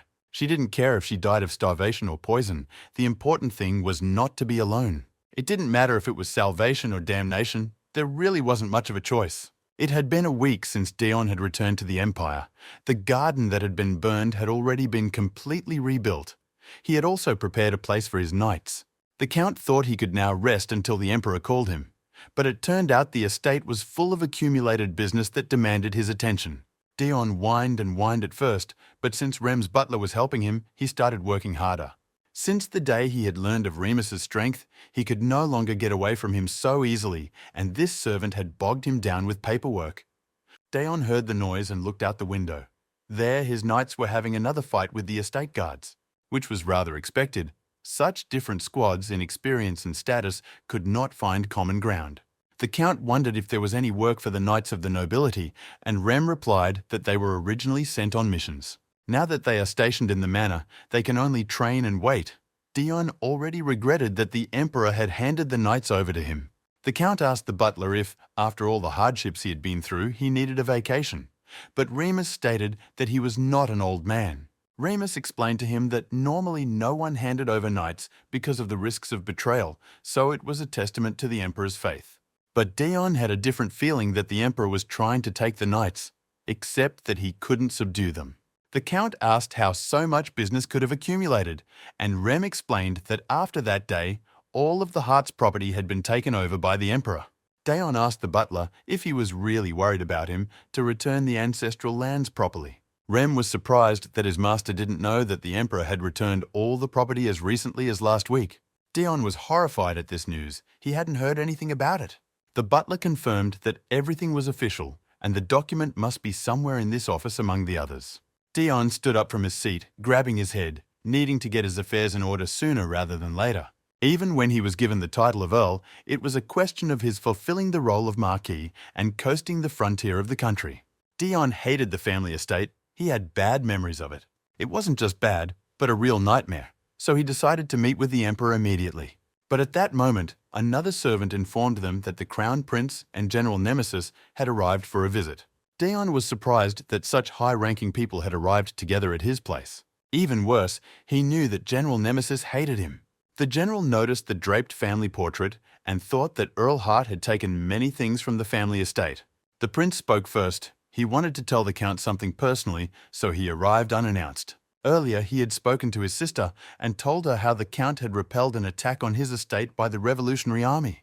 But seeing his sister's thoughtfulness, the heir asked her what was the matter.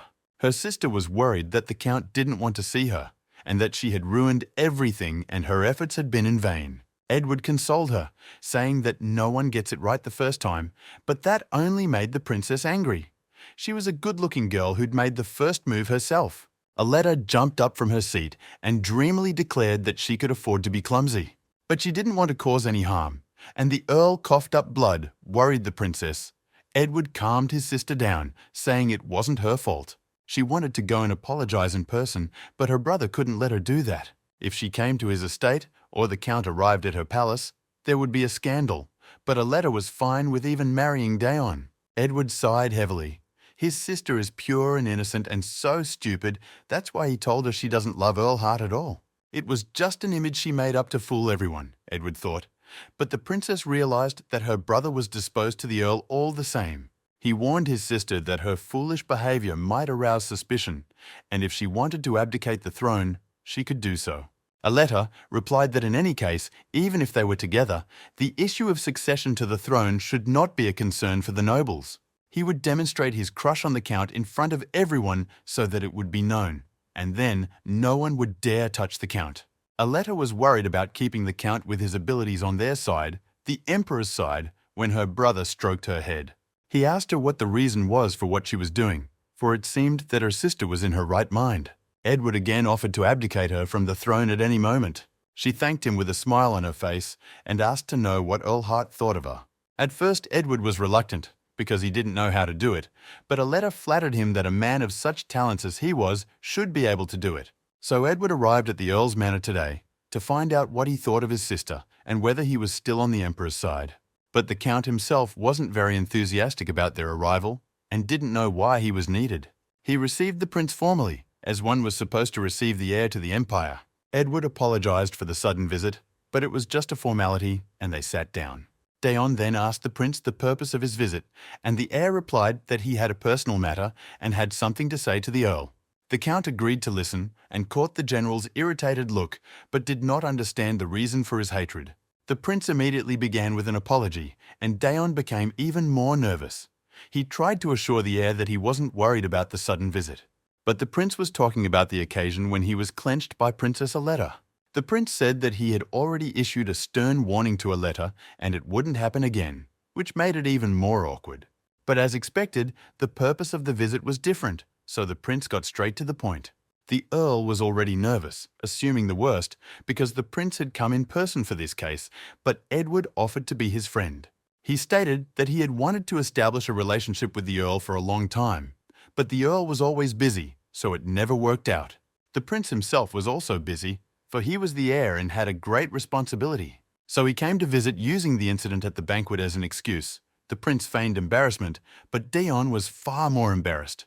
He wanted to say that he dared not accept such an offer, but caught the general's angry look again, because he said that being a friend of the heir was a great honor for him, otherwise he would just be swatted down.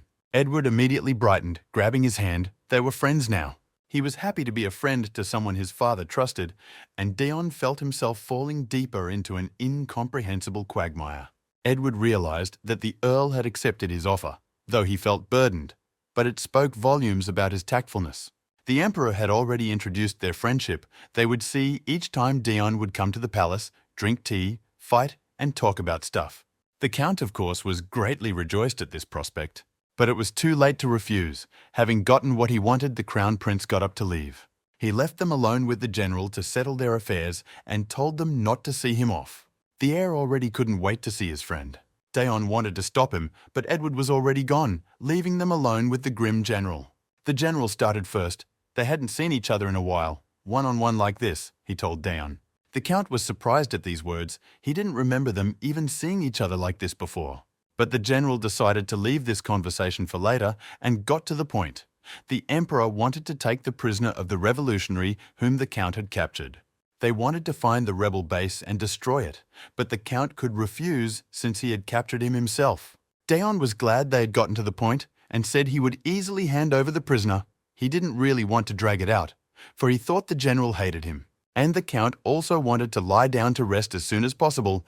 They went down to the dungeon and the guards brought out the bound prisoner. The general heard of 3 revolutionaries, 2 of whom were killed. 1 died in the explosion, he said.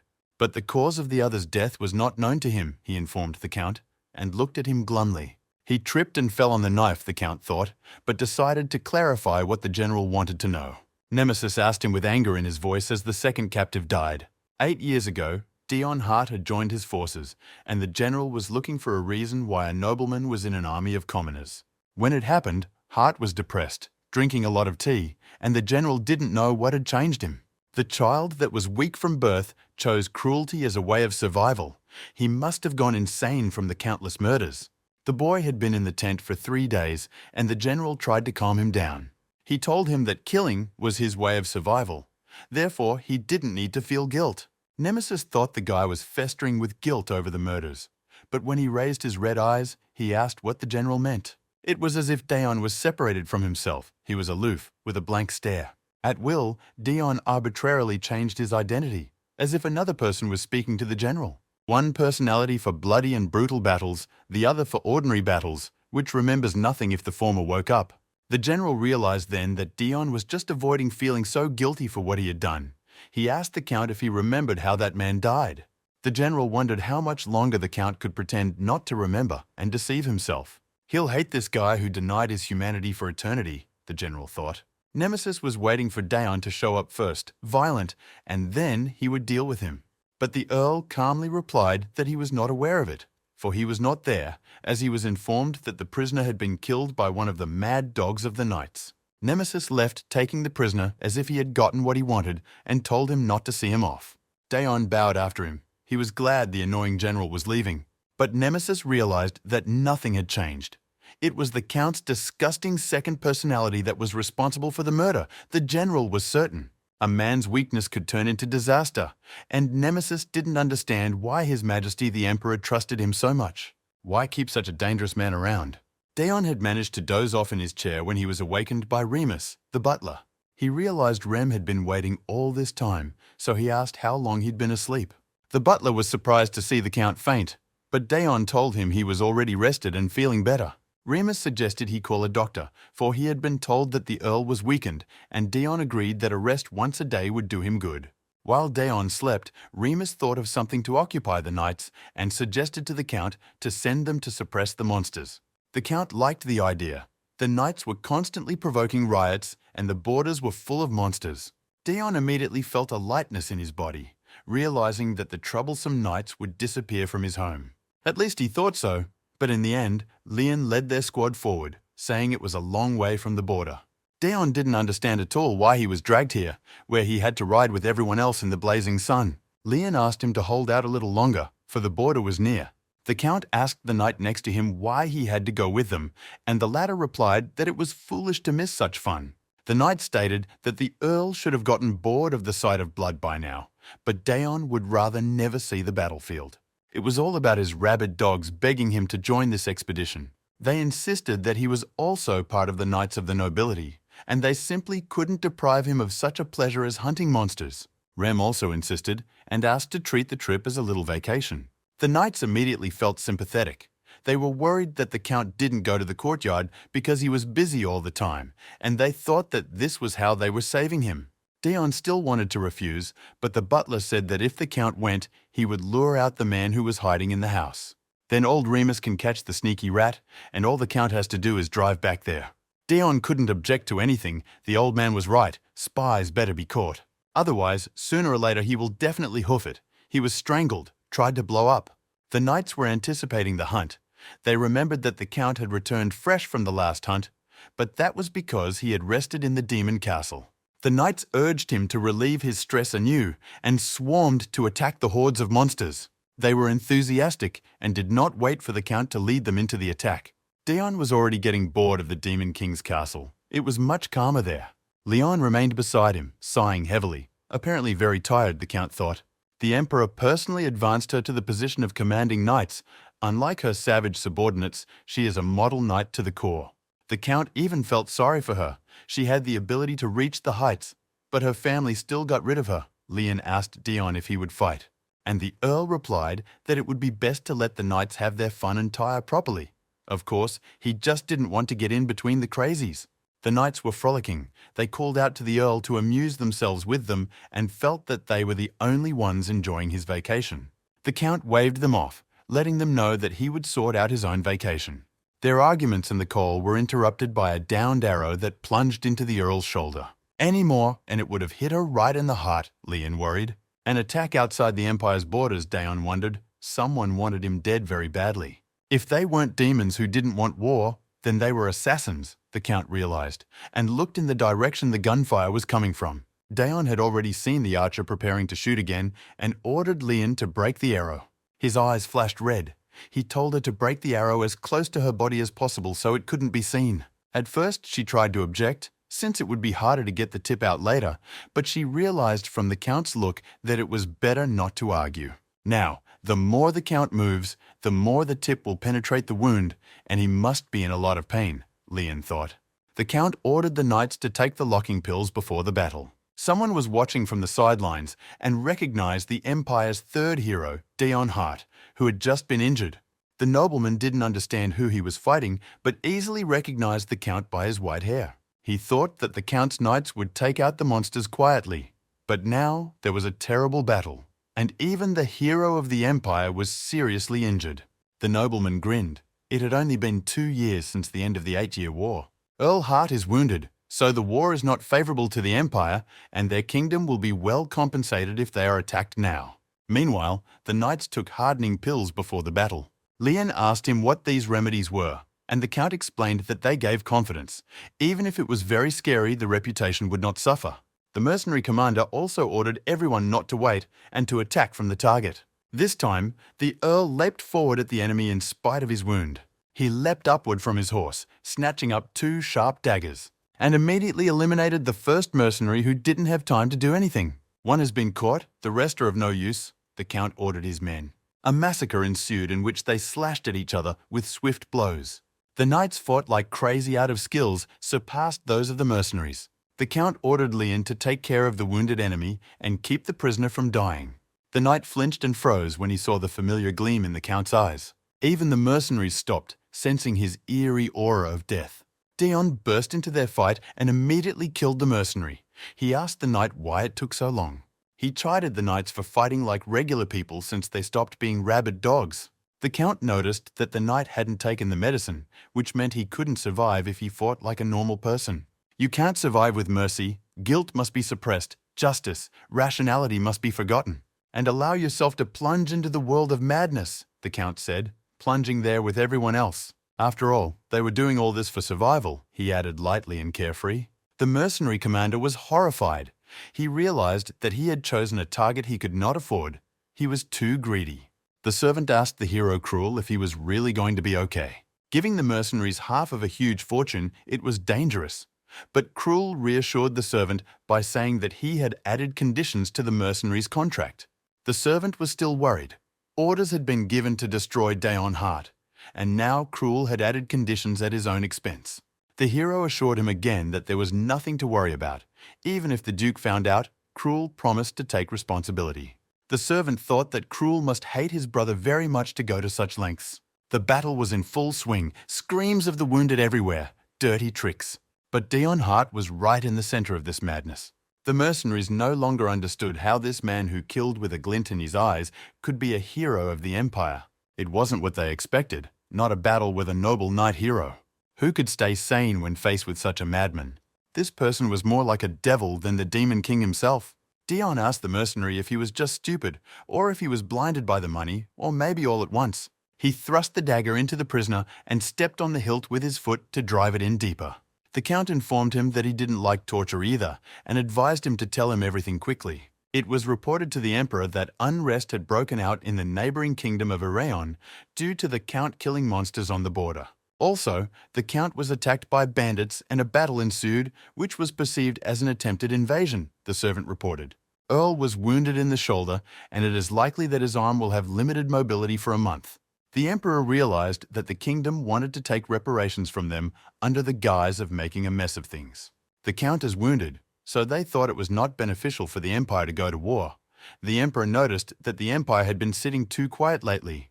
The Chancellor offered to avoid bloodshed by simply blaming Irion for the attack, but the Emperor refused.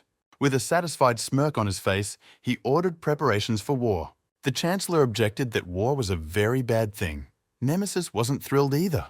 He tried to reason with the Emperor, saying that war was expensive, but Dacia declared that money would bring conquest, just as it had last time.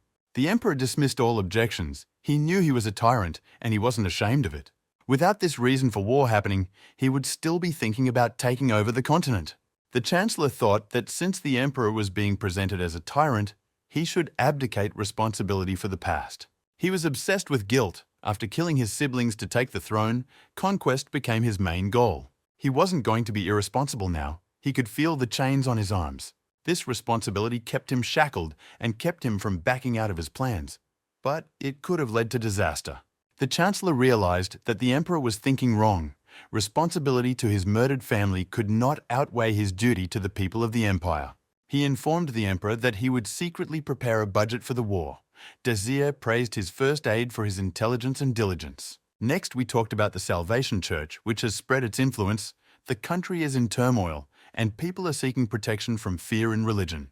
The Emperor replied that the church had become too influential, and this danger must be removed before war. It didn't take him long to figure out who to assign this task to. There was only one trusted person. He was the culprit behind all the excitement. Either way, he needed to get rid of the fanatics. Even if Earl Hart was injured, there was nothing wrong with that. Nemesis immediately began to protest. The general never trusted Daon. The Emperor asked him why the general hated Hart so much because of his cruelty to his enemies. But Nemesis replied that it's not that Hart is surviving as best he can, it's that he has two personalities. He was unable to be responsible for his actions and mentally very weak, reported the general. If such a man broke down, be trouble. The moment the wall collapses, what happens when Hart faces reality? The general asked. But the Emperor didn't see it that way. He smirked and informed Nemesis that he had known about Dion's head troubles for a long time. Looking at the general's indignant face, the Emperor said that it was Daon's choice, and he was the only one responsible for it. The general asked, when a sword breaks, it affects the Lord as well, so the Emperor had to take control of the matter. To which Dacia said he didn't care, which is the Emperor's position. All other arguments and objections he rejected. The general had nothing more to say to him. Even though he positions himself as a tyrant, the Emperor could be a noble knight to those who mattered to him. He also tolerated the general's disrespect, for the latter was competent enough to cover the mistakes of his subordinates. Nemesis realized that he would achieve nothing more and would only anger the Emperor, so he apologized and retreated. The Emperor understood his concern, but assured him that he would not allow anyone dangerous to be kept near him. He remembered the times when this guy had come to him on his own and asked permission to straighten out his family himself. The hatred, anger, the lust for killing was so obvious that even the Emperor felt them. For the Harts, the Emperor was a bone in the throat. But was it worth destroying such an ancient clan, he thought? Daon quickly realized that the Emperor wanted to use him in exchange for such a favor and asked what he should do. The Emperor ordered to go with the hero to kill the Demon King, but the outcome came out more impressive. Dion had returned after helping a wounded hero and was still hungry for revenge. With such abilities, even without the fragment, he could be recognized as a hero. The Emperor had given him his permission. This night, the Hart residence would be quiet. Hart bowed and thanked his Emperor and his wisdom. But that's what fate is. Cruel returned too late that day and caught the murder of his family. And he survived. Now Cruel is a great leash to control Dion Hart, the Emperor said, smiling. No matter the reason Dion wanted to destroy his family, now Cruel was the only thing he had left, and the Emperor needed him. Cruel Heart is following Duke Luther to survive. The Emperor knew it. Two brothers bound by fate have become a tight leash on each other. As long as Cruel lives, Dion will be on the Emperor's side. Dion didn't realize where he was, perhaps caught up in one of his nightmares with the dead. He didn't understand what crazy thing was going on. Everything was in a red, sticky liquid, cherry-flavored. And who were all these dead people that surrounded him and fueled his madness? He glimpsed what he did when his violent personality awoke. He was doing all this to survive, Dion convinced himself as he sat clutching his head. The shadow beside him told him not to worry. Whatever was going on, it wasn't him. Dion woke up again. He realized everything had been a nightmare. His shoulder was sore, but the wound seemed to be bandaged. He realized he had been shot while fighting the monster. Dion didn't remember when they managed to get back to the manor. This time he came to his senses when it was over. If it weren't for the wound in his shoulder, he would have thought everything that had happened was just a dream, and wondered where his butler Ram had gone. The old man had just caught the spy and was interrogating him. He didn't think it would turn out to be one of the servants. The spy asked the old man who he was, for he didn't look like an ordinary butler at all. But he didn't let the spy speak and quickly finished him off. There were still people who could find the information they needed, Ram thought. It was too dangerous to leave a spy alive. A servant of the Secret Service reported to Rem that Earl Hart had returned from his mission. The old man thought the Count had returned sooner than expected and ordered that the spy should be taken care of and his master found. He threw down a sheet of official dismissal, which he himself signed and executed. The butler found the Count in the bedroom where he was resting and greeted him. He asked Dion about his wound, and Dion replied that his arm was fine. The butler was glad it wasn't his right arm that was hurt. There was still a lot of paperwork to do, but Dion caught the scent of blood. The butler apologized for that and reported that he had just caught a spy and got a little dirty. Dion found out that while the spy was being caught, he had accidentally tripped and died. An unfortunate accident. He didn't blame the butler, but was increasingly surprised at his skills. Ram returned his question, for the Count had also faced the assassin and was unable to take him alive. Dion didn't remember anything, but he probably did. If the Earl failed, it meant someone strong, a neighboring kingdom, rebels, or the opposition was behind the assassination attempt. Butler concluded that between all of them, Duke Luther was the most influential. It was difficult to handle this alone, and he suggested asking the Emperor for help. Dion immediately noted his servant's intelligence. Ram thought his words sounded too impertinent and immediately apologized. Sooner or later, Dion still wanted to see the Emperor to give back the Hart estate. When he arrived at the palace for this purpose, he was informed that His Majesty was busy. He was in a meeting with Duke Luther. Then the Count wondered where to spend his free time, and at that moment he was called out. The princess was ready to throw herself at the Earl's neck, but Edward held her back. He apologized to him for his sister's antics, and the latter pouted resentfully. Dion formally welcomed the future of the Empire as etiquette demanded. But the prince told him that there was no need for such cajoling, for he and the Count were friends. And since he had a spare moment while he waited for the Emperor, they invited Dion over for tea.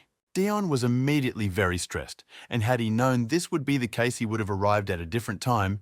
The welcome of the heirs made him sick to his stomach. He simply fed him tea with various desserts worthy of the imperial family. The Count convinced himself not to think about anything. Soon this nightmare had to end. Edward asked him about going to the border, against the monsters and getting hurt, because he was hurt because of the curse. The Count coughed and didn't know what to answer. He had gone to fight not of his own free will. Edward asked him if he shouldn't worry about himself better to serve the Emperor for a long time to come. Dion was thinking about how he definitely didn't want to serve the Emperor to death when the heir upset him by saying he didn't want to be the next Emperor. He had no choice but to take the place of the heir, but the difference between him and the Emperor was small, so he wouldn't be able to rule. And if he ascended to the throne before then, it would be a problem for Desir, which Edward didn't want. Desir was like a real brother to them, and they wanted him to be happy. The Count understood that the prince and princess were expressing complete loyalty to their uncle, who had killed all the other relatives. The ninth prince killed everyone on his way to the throne when he went on a rampage. His nephew was only 8 years younger than himself. It remained a mystery why he spared the children and dangerous rivals in the battle for the throne, and why the children did not hate him. But there was a reason. The first prince, Edward and Aletta's father, he was caring, and loved his siblings that didn't get along well with each other, and took care of everyone every day as if they were his own children. It was more than just family until the day he died. If the first prince were alive, the ninth would not bear his sword, the count thought. His sister reassured her brother that Daon would already do what was necessary without him asking. At this, the count asked to be excused to the toilet and went away in deep thoughtfulness. The heirs realized that the sensitive earl had simply escaped from a difficult conversation. No one knows what lies in the still water, and beneath it at the very bottom, the blade is already aimed at the emperor. The opposition pressed the heir harder and harder to punish the tyrant, but it was nonsense that troubled him more and more. Aleta realized that she needed to gather more supporters before the unrest, which was why her brother was so eager to pull the count's talents to his side. Edward agreed with her thoughts. He wanted Hart to continue to support the emperor. And if anyone gets in His Majesty's way, even if they are from the royal family, they must be eliminated. Daon wandered around the palace looking for the restroom. Every time he visited the emperor, he would quickly leave, and he couldn't remember where the study was. Some courtier was startled to see Daon here and cried out. Daon was used to everyone shying away from him, but not this time. He really needed the restroom. He flashed an innocent smile and asked the courtier if he knew where they were. But he took out a toothpick and bristled as if a wild beast were coming at him. Daon barely dodged the fatal blow, and all he wanted to do was ask where the restroom was. He gave the nobleman a slip and he fell to the floor, scattering his papers. The infiltrator thought he had been discovered after all. After so much trial and error, he had finally managed to steal something valuable. He was horrified that he had been caught by Daon Hart himself and thought of running away as soon as he was distracted. But the Earl grabbed him by the throat. Count Cruel picked him up with one hand holding him by the throat when he suddenly appeared in the palace. Daon was greatly surprised to see his older brother here. Cruel didn't express much joy at seeing his relative either. Daon wanted to pick up the stolen papers and bent down to pick them up. But Duke Luther was quicker. He took the documents and began to study them. They exchanged greetings. Daon said he had business with the emperor, but would not share details. The Duke was delighted that the Count had caught the spy just while he was waiting his turn. The Duke asked if the Count wanted to take the prisoner, for even if not Cruel, Daon would easily catch him. But Daon had no desire to deal with that. He'd already grabbed too much stress today. At that moment, the heirs came up. It turned out they were worried that he hadn't been back for a long time and went looking for him. Edward was disturbed to see the bleeding on Daon's arm. The heir called for a doctor, though Daon said everything was fine. His damn body couldn't handle the stress again. Cruel suggested it had to do with a wound from the mercenaries, and Luther agreed their weapons could have been poisoned. Daon was trapped again. He couldn't lay all the cards on the table. But at that moment, the doctor came running in with a suitcase that he shouted at the whole palace. Everyone stared at him like he was crazy, and Daon had no idea what was going on. The doctor cringed when he realized he'd have to examine the damned Daon Hart again. As on the last occasion, the doctor rushed to the Count's house and found him surrounded by royalty, who then questioned him. The prince grabbed the doctor's shoulder and asked what he thought if the Count was poisoned. But the wound was superficial, according to the doctor. The prince didn't believe it and began to shake the doctor harder. Daon was afraid he would make more enemies that way. Into this pile of Malu rolled Nemesis, who said that the nosebleed was a consequence of the demon's curse. He informed everyone that His Majesty was summoning the Earl of Hart to him, and so sent the general to fetch him. Daon immediately caught the general's unfriendly look and told everyone he had to go. He told the heir not to worry so much about him in the future. Edward clenched his fists. He couldn't worry, for the future of the empire depended on it. A curse that cannot be cured. No one in the world understood this man, thought the prince. Daon chided himself for being overly arrogant. The prince didn't look good. The Duke and his faithful dog, Cruel, got into a carriage to leave the palace. Duke realized that secret documents, this is definitely a budget for a future war. Even though the emperor said he didn't want war, his plan was so sloppy. His Majesty's plan to enforce the Duke's will, Luther thought, and decided to help him out a little. The emperor told him that he looked so-so and asked him if the spy had hurt him badly. Dripping with sweat from the excess tea in his system, Daon replied that he was fine. The emperor still insisted on not hiding his condition. Dacia told him bluntly that he was the most important unit in the empire, then confused Daon more. Surprisingly, the Count was fine. All he had to do was go to the bathroom, which he tried to do. They finally got to the main issue. But as soon as Daon spoke of the estate, the emperor dismissed his idea of returning without even listening. The Count was taken aback by this abruptness and asked what about the knight's mad dogs, but they too could not be fused back together. Then Dion shook his resignation and was refused a third time with advice not to speak nonsense, which made the Earl flame with righteous anger. But then the generous emperor said that if the Count would fulfill his task, he would honor one of his requests. Dion read the contents of the sheet. It said so about a certain Church of Salvation. Recently, this pseudo-religious church had become active in poor neighborhoods, and the emperor wanted Dion to destroy it. The Count wanted to refuse and laid the sheet on the table, but Desir informed him that he had given Duke Luther and Cruel the same task. If Cruel could handle this task, the emperor promised to fulfill his wish. Hearing this, Dion jumped up from his seat and said he would do anything. Dion unconsciously agreed, for he knew what Cruel would want. In fact, it was the Duke himself who suggested the destruction of the church. But the emperor couldn't let the Duke's plans come true, so he sent Dion, telling him that he would reward whoever succeeded first. The Count assured him that he would definitely complete this task first. The Count was sitting in his study and reading the reports. There was nothing important these days, he said, when the butler placed a cup of tea in front of him. The emperor himself had sent this tea to Dion after hearing that it was to his liking. But after everything that had happened, the Count thought he would get sick. The butler also reminded him to drink his medicine. These herbs were prepared for him by the same doctor who didn't want Hart to get sick again. Dion was about to say he wasn't poisoned, and the point was that he was working too hard, but Rem said he'd brought goodies. A little later, Lian returned to the office. She announced that she had completed her assignment. The Girl Knight was investigating the activities of the Salvation Church and found out what neighborhoods it operates in. The church gave out food and money and demanded nothing in return, only faith in salvation. But Dion found that too vague. Giving food and money to the poor required a great deal of wealth, so the church was backed by someone in the nobility, Ram said. It wasn't just about the money. The purpose of the church's existence wasn't clear, Dion thought. He felt the pressures of the tea and decided he would go to the bathroom first, and then think about everything. Rejoiced, Lian thought he had decided to take on the investigation himself, for the Count could have assigned it to someone else. She immediately said it was dangerous to go at such a thing alone, and the Count didn't understand since when toilets were so dangerous, but ended up getting involved with the Salvation Church personally, missing the chance to discount it to his subordinates. They climbed into the slums, and Lian was his guide in the neighborhood. Before going out, she made sure he hid his identity so quickly that Dayon didn't even have time to prepare mentally. He still hadn't gone to the bathroom, so he really wanted to relieve himself after drinking his tea. That's why Lian told him not to follow him while he was away for a while, so as not to step on the same rake twice. She wanted to go after him and stop him, but when she looked around the corner, the Count had disappeared.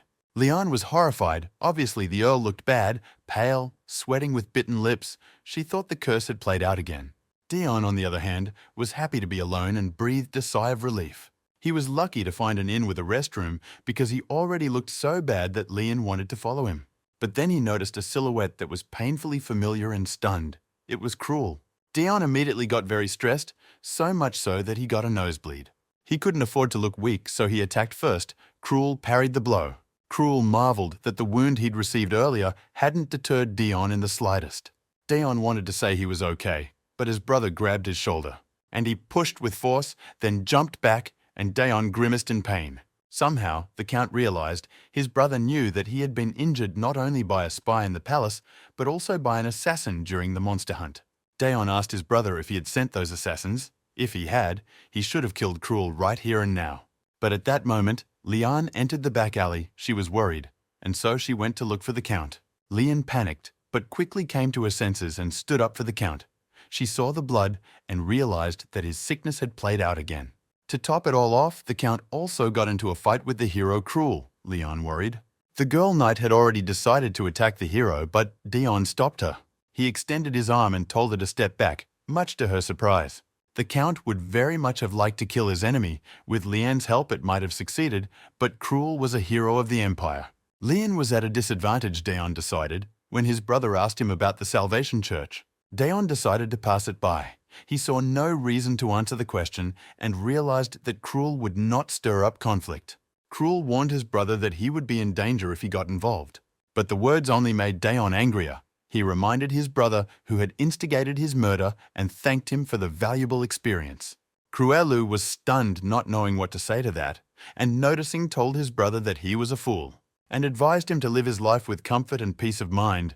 Daeon had been weak since birth, so cursed by a demon, he didn't have much left. Daeon dirtied his face so no one would recognize them as nobles in this poor neighborhood, but caught Leon's squeamish look. Daeon grinned imperceptibly, watching the noble maiden dare to dirty her face. She had never done something like this before. The Count helped her make up her mind by pointing out that she could not leave him alone, for then her words of defense would prove false. The girl blurted out that as a knight she was obligated to do so. To refuse to recant was an even greater shame to her. Without hiding her disgust, she took handfuls of dirt and smeared it all over her face and clothes. Otherwise, it would have been too noticeable. That was what annoyed the Earl. It was the advice Cruel had given him, but he recognized that the recommendation was sound. They were here to mop up the church. Time was short, so Daeon warned Leon to hide the sword under her clothes. He told her he would go first, pulled his hood tighter, and walked forward. The Count could not lose a second, so he quickly approached the church at the door of which someone was standing. He really wanted to get it over with faster than Cruel, but he was in such a hurry that he tripped and rolled forward, until I put my face right in the dirt in front of an unknown person near the church. Out of shame and embarrassment, Daeon didn't even want to get up and preferred to just be killed on the spot. A green-haired nun saw some poor man fall down in front of her and asked him if he was okay. Even for a starving man, he was weakened so that he couldn't stand, and she assumed he was wounded and noticed the blood that ran down the Earl's nose as usual.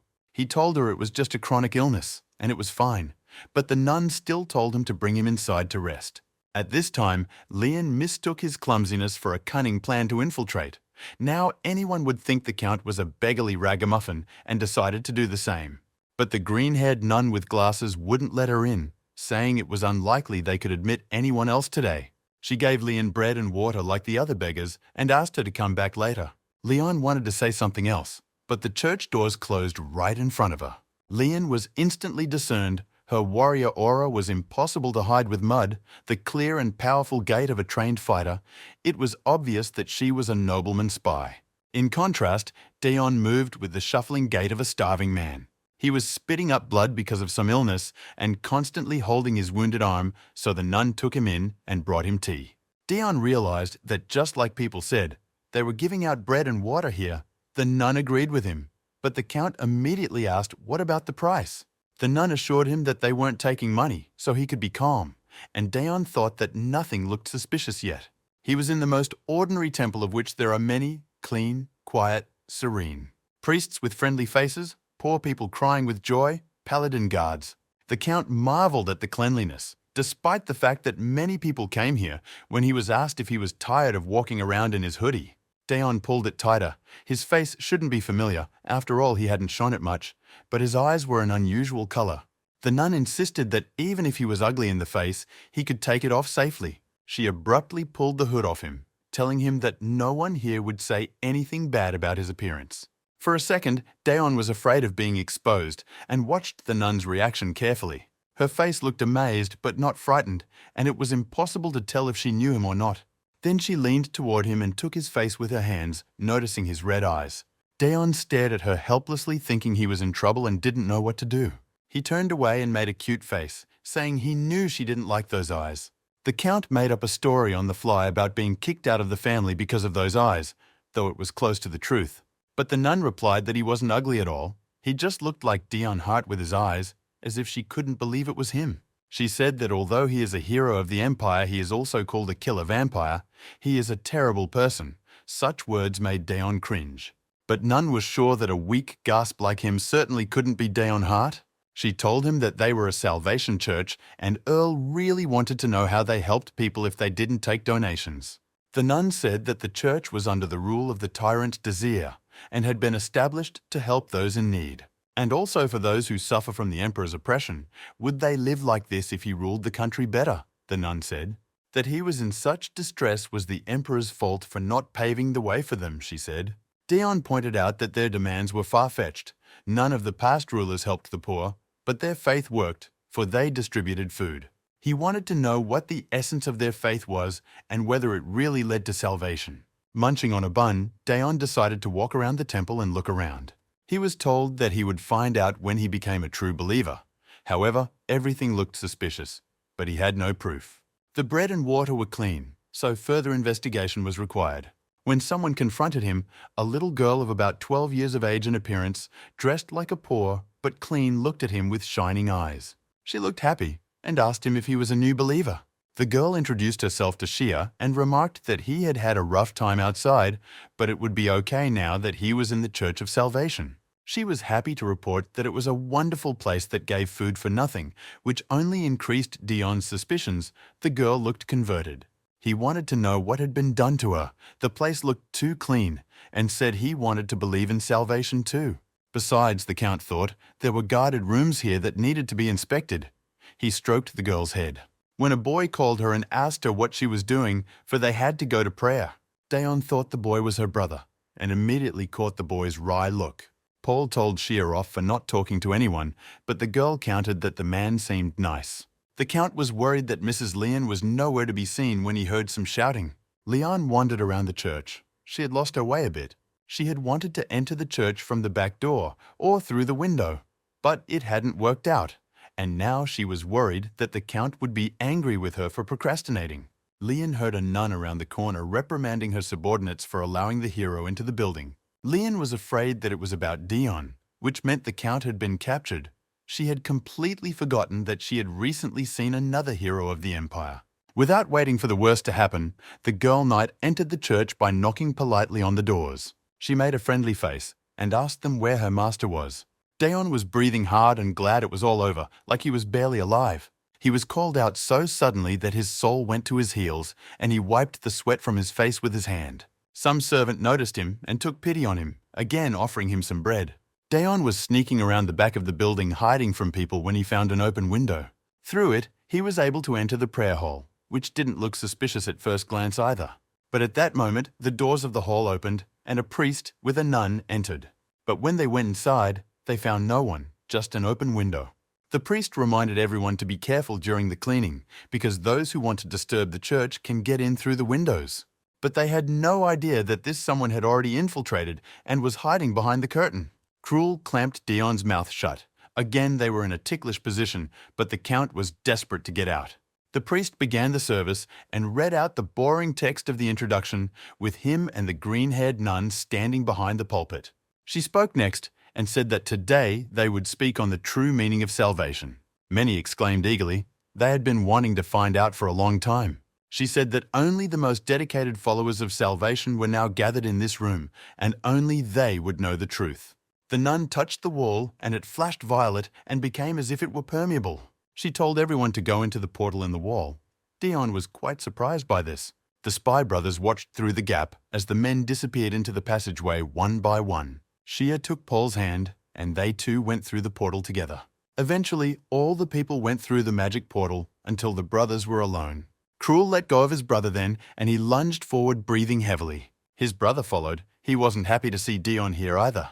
They began to bicker about who was to blame and what to do, but Cruel accepted all reproaches indifferently. When the Count went to the wall, he saw there a magic stone that the nun had touched. To get an effect similar to magic, you have to pay with something of value. A method created by humans to counter the magic of demons anyone could use, but finding a shaman for sorcery was not easy. The Church of Salvation was using hard-to-access sorcery with an outstanding mastermind behind it, Dion thought.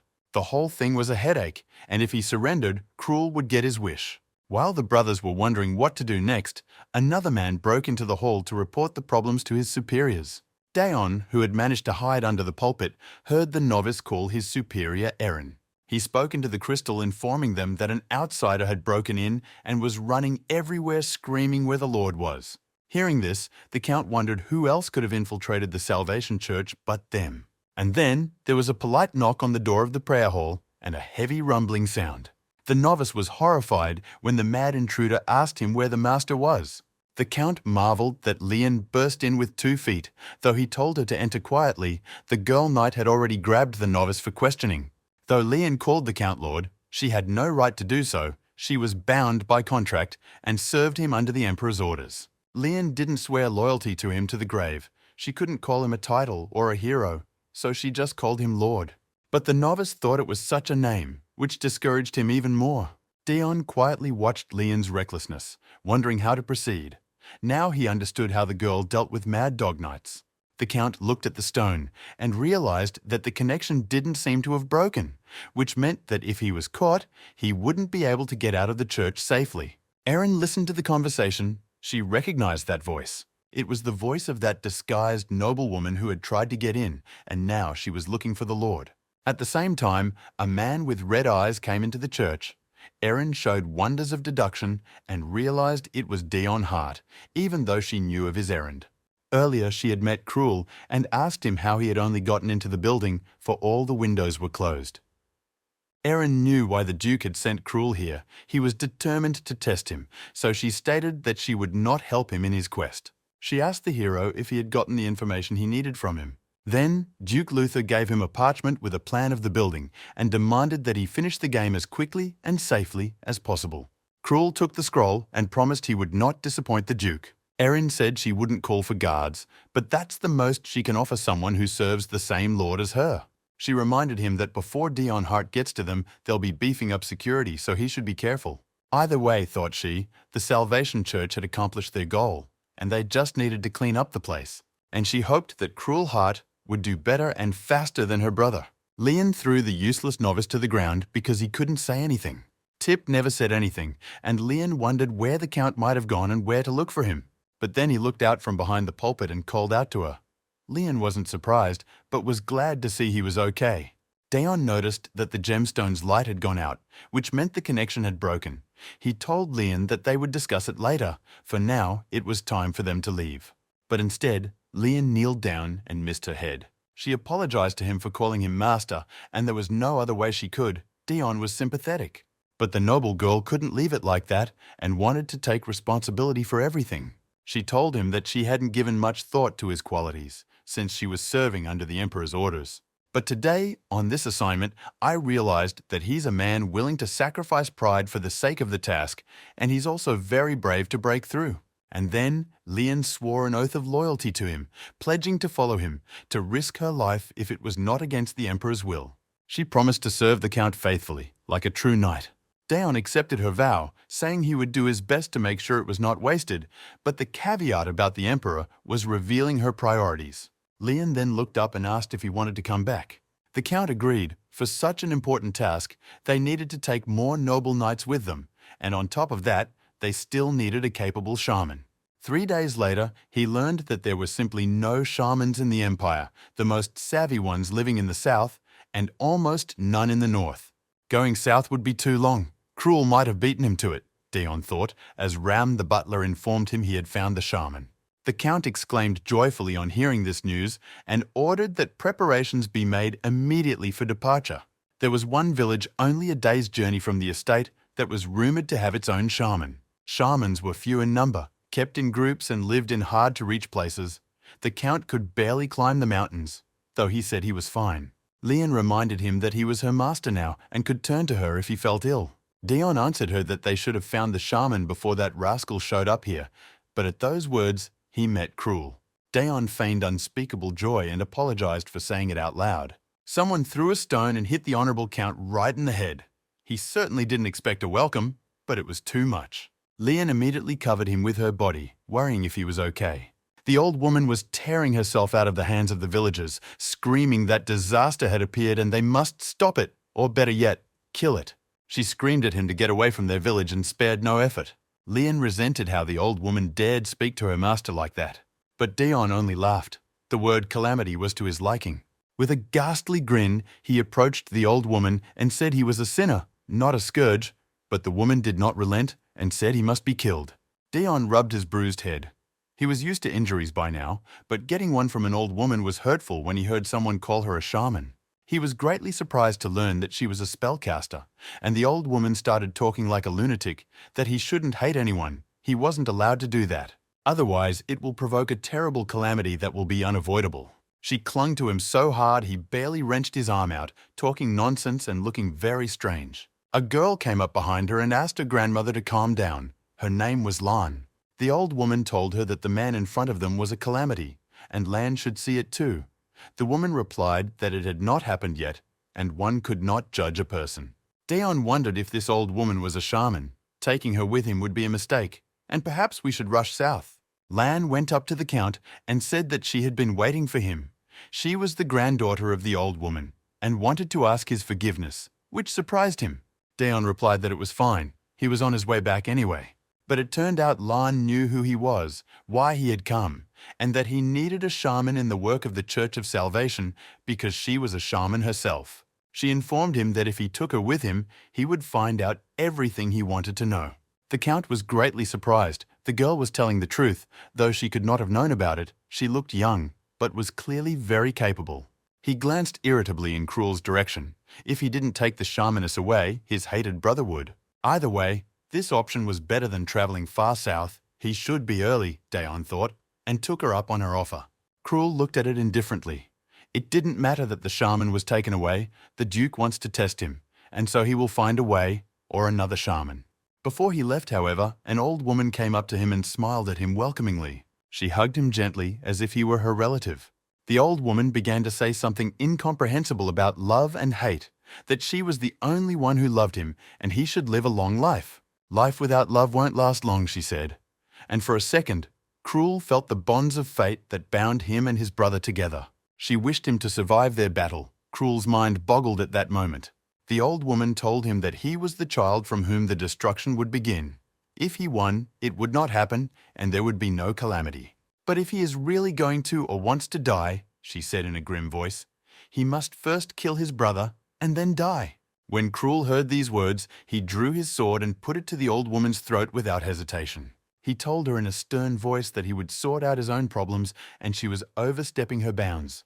Daeon asked Lan what the old woman meant when she said the girl should see too. It was about his future, his destiny, Lan replied. She could see it even now. Daeon was surprised that one could predict the fate of those one did not know, but Lan explained that it was a prediction about a boy from the village. And their fates must be deeply connected, she told the Earl, as a boy emerged from the bushes toward them. Daeon immediately realized that this guy must have been following him since his arrival. They decided not to do anything to the lad, as he was weak, and Lan declared that she could not speak carelessly of fate, but said that hate is a spark for Daeon. One day it will flare up and everything will burn, and this baby will be the fuel. And when that fuel explodes, scorching everything around it, the words made Daeon think. The boy fell on his knees before him, said his name was Dan, and asked him to take him with him out of the village. In the past, when he learned of his fate from the old woman, she recoiled from him. The other children helped her up and worriedly asked what she had seen. Dan was scared himself, so he asked what she saw in his fate. The nasty old woman spelled out her sentence. He would be the one to help the disaster in the future. She stated that he is the strongest calamity protector to accurately make the prophecy self-fulfilling. From that day on, the attitude towards him in the village changed dramatically. For it was not enough to label the boy. It was necessary to make an outcast out of him. Public bullying at a vulnerable age when there was no one to protect him, that's for sure. Of course, in such an environment, even a normal child would turn into an embittered, vengeful individual. Lan was the only one who tried to reason with everyone so they wouldn't judge a man for something he hadn't done yet. But her authority was too low in the village. As a result, everyone who used to treat him with love betrayed him overnight and rejected him. And then, the psychological trauma was rooted even deeper. The villagers feared that when Dan met calamity, he would bring misfortune upon their village as well. After all, since everyone believed in the prophecy without proof, he decided to believe in it too, and live up to expectations until he met the Count. The boy was jubilant. His life had found meaning. He recognized the calamity as soon as he arrived in the village. By some sixth sense beyond his reach, he realized that this white-haired stranger was the one he needed. Ram met the Count at home and immediately asked who the kid was with him. The Count turned to the young man with a baleful look behind his back. Leon answered for him and informed him that it was a child from the village that had been taken away by the Count, and Daeon felt as if he woke up, he didn't remember it. Dan stated emphatically that although not as well trained and not as strong to satisfy them, he would never disappoint the Lord. Daeon thought about bringing back the overly combative guy, but decided he'd talk about it later. Right now, the mission came first. He ordered Leon to take 10 slack knights and move out as soon as they gathered. Dan immediately volunteered to follow his master, but the Count told him to stay at the manor. The boy was clearly not satisfied, but there was nothing the Count could do. The boy could not fight, and otherwise he could not be protected. Dion noticed the boy's displeasure, but didn't understand why he was so eager to follow him. He didn't know the ultimate goal, so the boy looked suspicious, though strangely not annoying, the Count noted to himself. It was deep night, when the townspeople are asleep at home, or noisy in the inns. The lights were still on in the Salvation Church. The servants smelled the smell of burning, as if someone had forgotten to take the soup pot off the stove, an acrid, thick odor. The knights burst into the burning church. They shouted for everyone to leave or be burned alive. One of the knights remembered the order the Count had given him before he would be making his way inside. They would have to spread the fire and smoke all the people out of the church and execute the suspicious ones on the spot. But the common believers were told not to be touched. Also insisted that they not drink their pills and fight with a clear head. The knights began to resent that it was easier to kill all of them. God will recognize his own. Dion told them not to talk nonsense.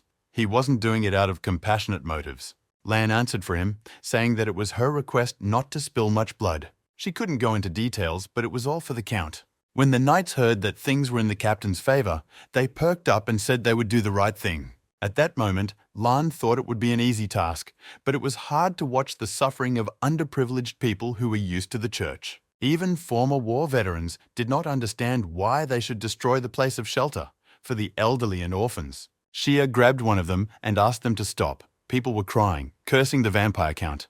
The girl asked them to kill her too if they wanted to destroy the place. She begged him, for death by sword was better than starvation. Without the church, she simply had nowhere to go. The knight was already thinking of using her as an admonishment to everyone else for touching him when Paul appeared and told her to run. The knight raised his sword, his face creased with anger. He convinced himself that it was okay after all. These people were up to something. But he couldn't do it, and regretted that he hadn't been given the order to kill everyone. Then he could have taken the cure and forgotten the guilt. He realized that this was the last hope for the people, and if this place collapsed, they would rather die. The people gathered in the street and looked at the burning church in horror and cursed the name of Sword Emperor Daon Harrot. People swore to themselves never to forgive the emperor for the destruction of their paradise. Lan examined the magic stone in the wall where people disappeared last time and said it was precious. Because of the noise outside, they were able to enter the prayer hall unhindered. Lan felt something similar to a spell. The ability to transmit messages and warp space and much more, she discovered. Lan recoiled, and Dion scooped her up, the shamaness telling him it wasn't sorcery, but magic disguised as it was. The Count marveled even more. Magic was the work of demons. No one could use it but them. Magic in the lands of men was an unbelievable event, but Lan assured them that she had checked everything out. Dion didn't know if the Demon King was aware of this. Lan informed them that she knew the structure and asked them to wait. The Count marveled even more upon learning that the shamaness could sense demonic energy. The girl was definitely no ordinary shaman, Dion thought, looking at the stone. When it glowed with a purple light, she said they could go in. It was exactly like then, Dion remembered the green-haired nun. He resolutely extended his arm forward and told me to follow him. When they got to the other side, they opened their mouths in surprise. They were back in the prayer hall, only now there were many magic circles. Lana told Dion that this place was something else. There were cracks. Magic cracks, circles, everything led in the direction of one door. Leon noticed that it didn't look safe. But they opened the door anyway and walked in there. The other side appeared to be a forest. Lan told them that the forest was also the result of complex spatial magic. You can only get to the real room behind the door if you know how to open it properly in a certain way, the shamaness explained. They were looking for a specific room, and it seems that moving there starts automatically if you follow the right steps. Daon asked how long it might take. The shamaness said she had never done magic and it was very difficult, so about 10 minutes. The Count wondered, they didn't have 10 minutes to just sit here. There could already be someone waiting for them outside the door. What if Cruel finished his business first and showed up through another passage, Dion thought. He began to fidget in place and think what to do, but there was only waiting. He couldn't lose to Cruel, but there was nothing he could do himself. Leon noticed his worry. She wasn't surprised at his excitement after all. He had been given this task by the Emperor himself. The girl decided to cheer up her master and motioned for him to sit down in a chair. But in that instant, Daon, who had just been in the hall, vanished without a trace. Leon began to call out to him, and the shamaness turned around fearfully. Daon appeared in the room, behind Cruel's back, who was holding a torch in his hands. Erin hid far away from everyone and watched irritably as the church burned.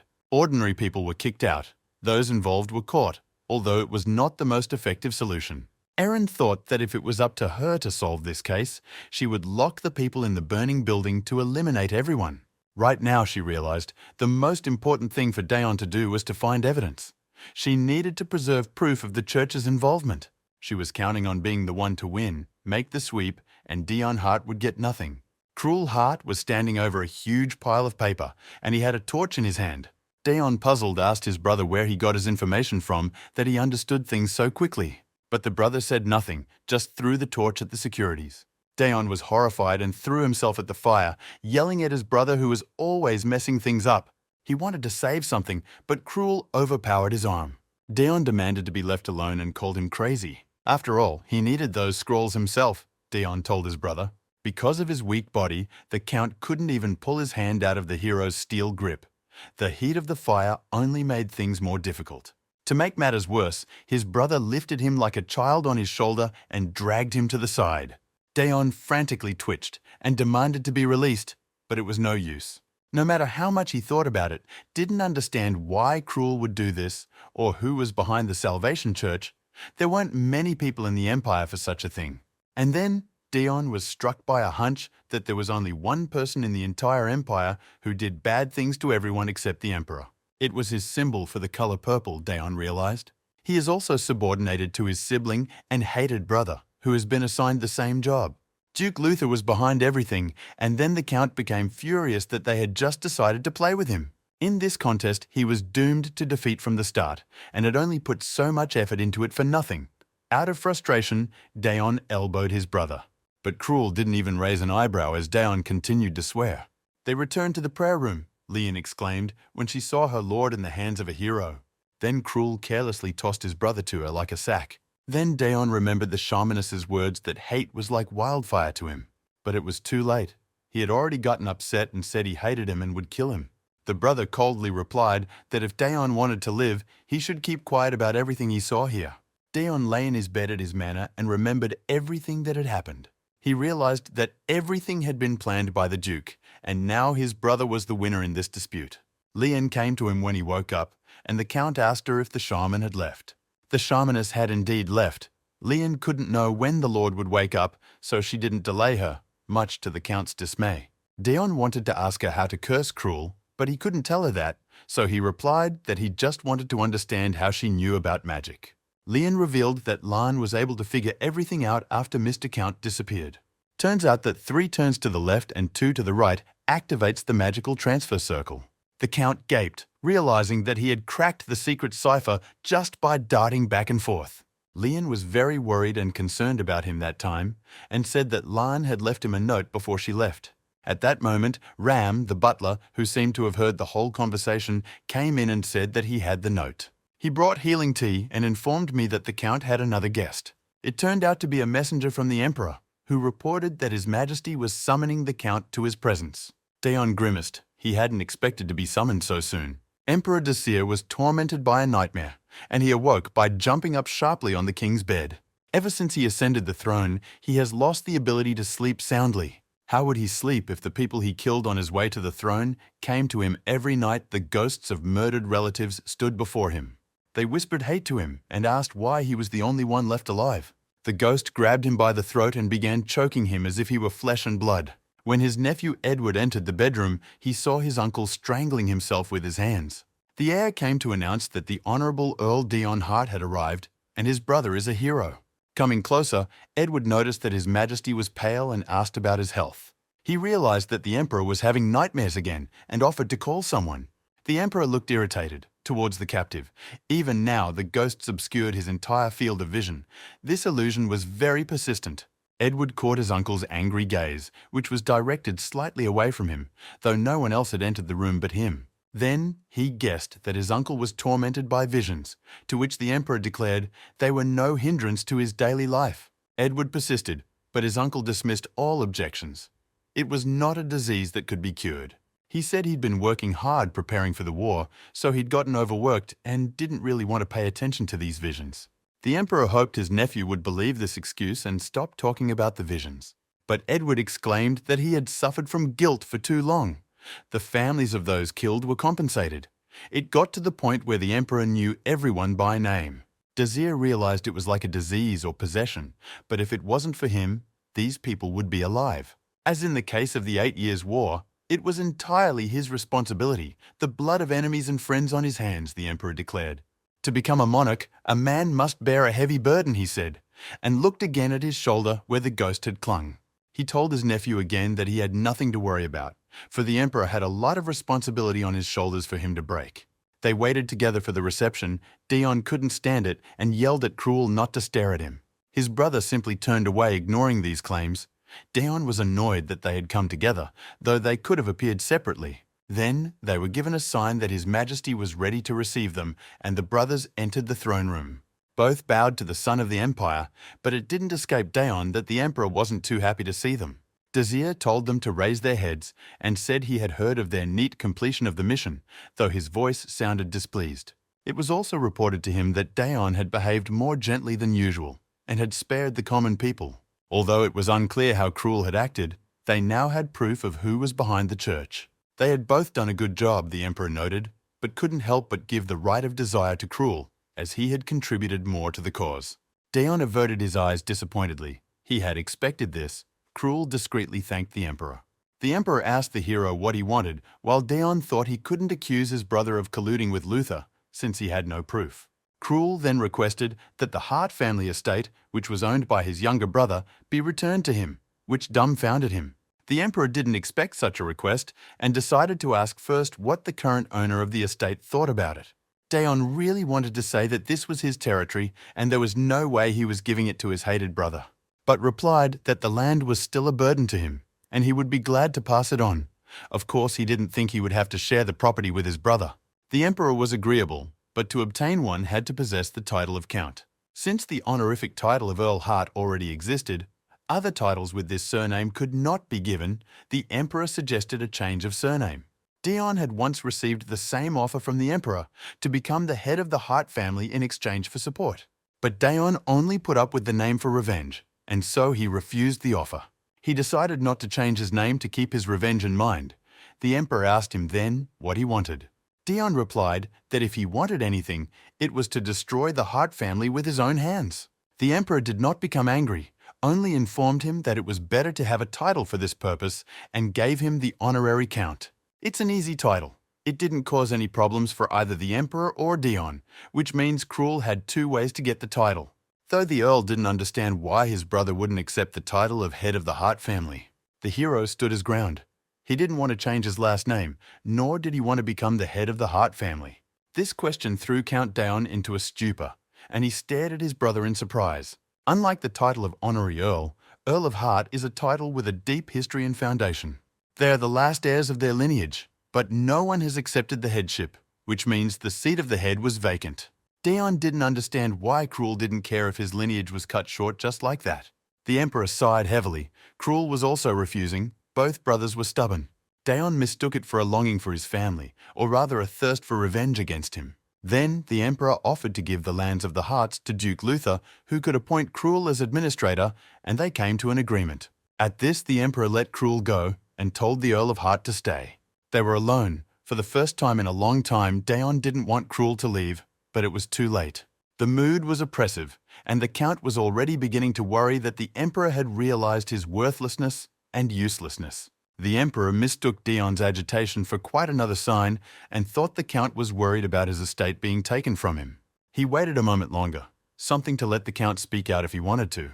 But Dion never said anything, so the emperor went on to the main questions about the fact that soon he was going to start a war. The Count was stunned at this news, and Desir went on and said that the church was destroyed in time. The kingdom of Irian was already a mess.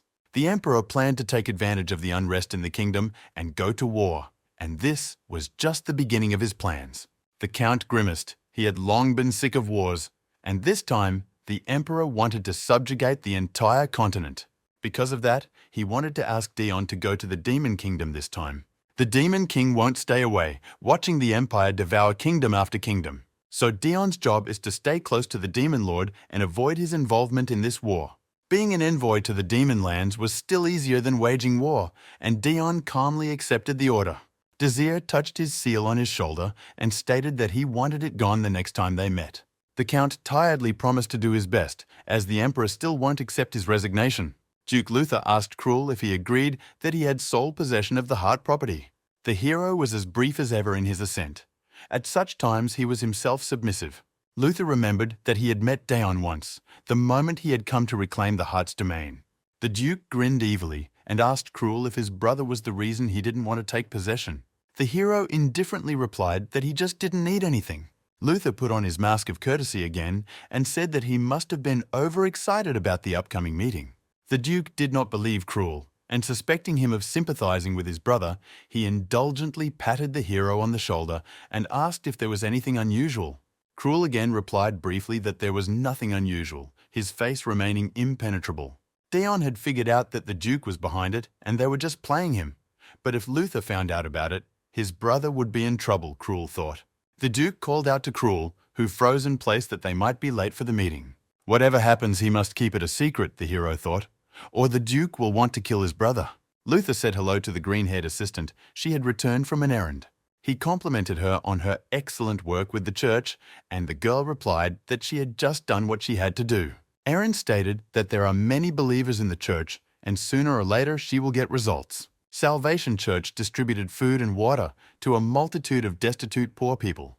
The goal of the Salvation Church is to get people to follow Duke Luther and to present the Emperor as a ruthless tyrant. Salvation is Duke Luther. That's the idea they wanted to put in the minds of the masses. Luther was pleased with the results, but asked her to sit quietly for a while. They were not to be caught by the Emperor.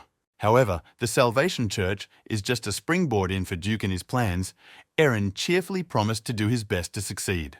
The Emperor gathered the council. All the high-ranking nobles were already waiting for His Majesty. They were nervous, not realizing what could have prompted the urgent meeting. It was definitely something important after all. His Majesty didn't summon everyone urgently without a reason. Luther looked at them as if they were fools. There was only one reason for the urgent gathering. What the Emperor knew how to do best, what he did to demonstrate his worth as Emperor, wars of conquest. His entire history of rule is one of continuous conquest. Just now, the energetic and rigid Emperor burst into the council chamber. They were done with the formalities, and Desir ordered them to sit down, thanking them for their arrival. Luther noticing that the Emperor was not feeling well.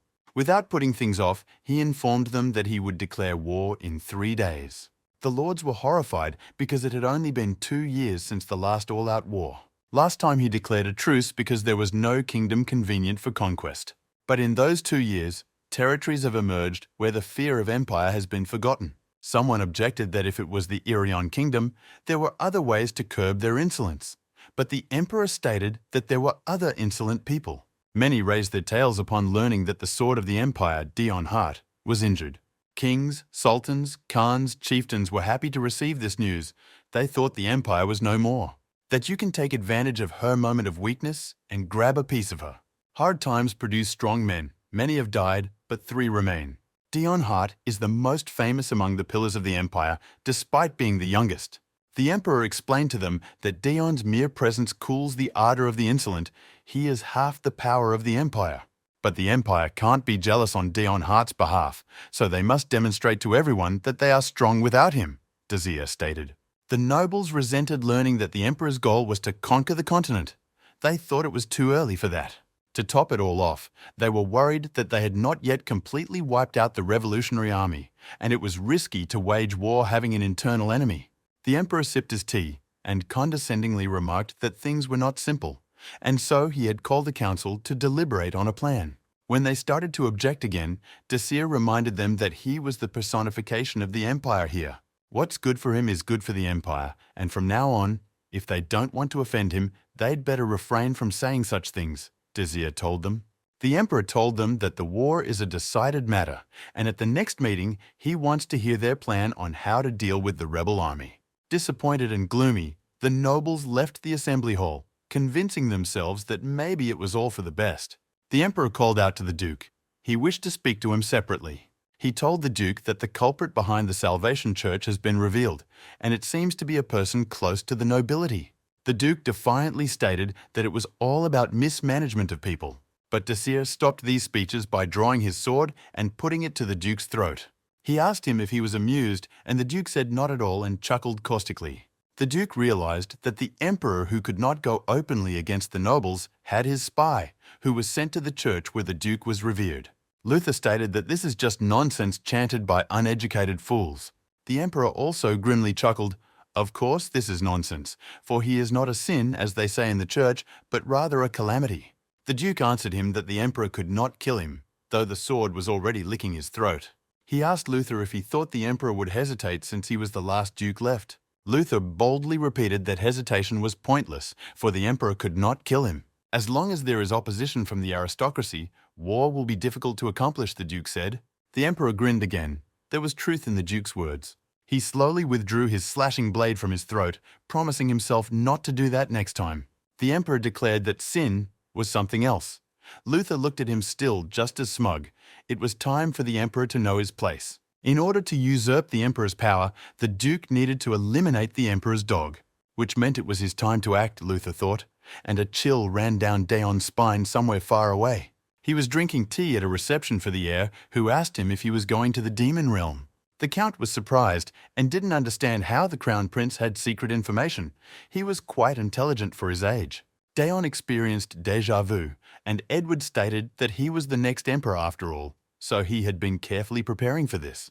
The Count realized that the Emperor was sharing secret information with the heir to keep him informed of decisions. The heir was aware of the Count's tasks to prevent the demons from interfering in this war, and insisted that whatever happened, Daon Hart must return to the Empire. The Count flashed his red eyes and coldly replied that he would keep that in mind. At this point, the young heir decided to leave, saying he always appreciated his efforts. Edward walked down the hallway and thought about the fact that Daon was not only a hero of the Empire, but also the commander of the demon army, and worried that the demon lord might make the Earl a better offer. No matter how the Emperor felt about it, Daon might betray them once. Wanting to be more friendly to the Earl, but it was difficult given his personality, Edward wanted to create a new bond for the Earl.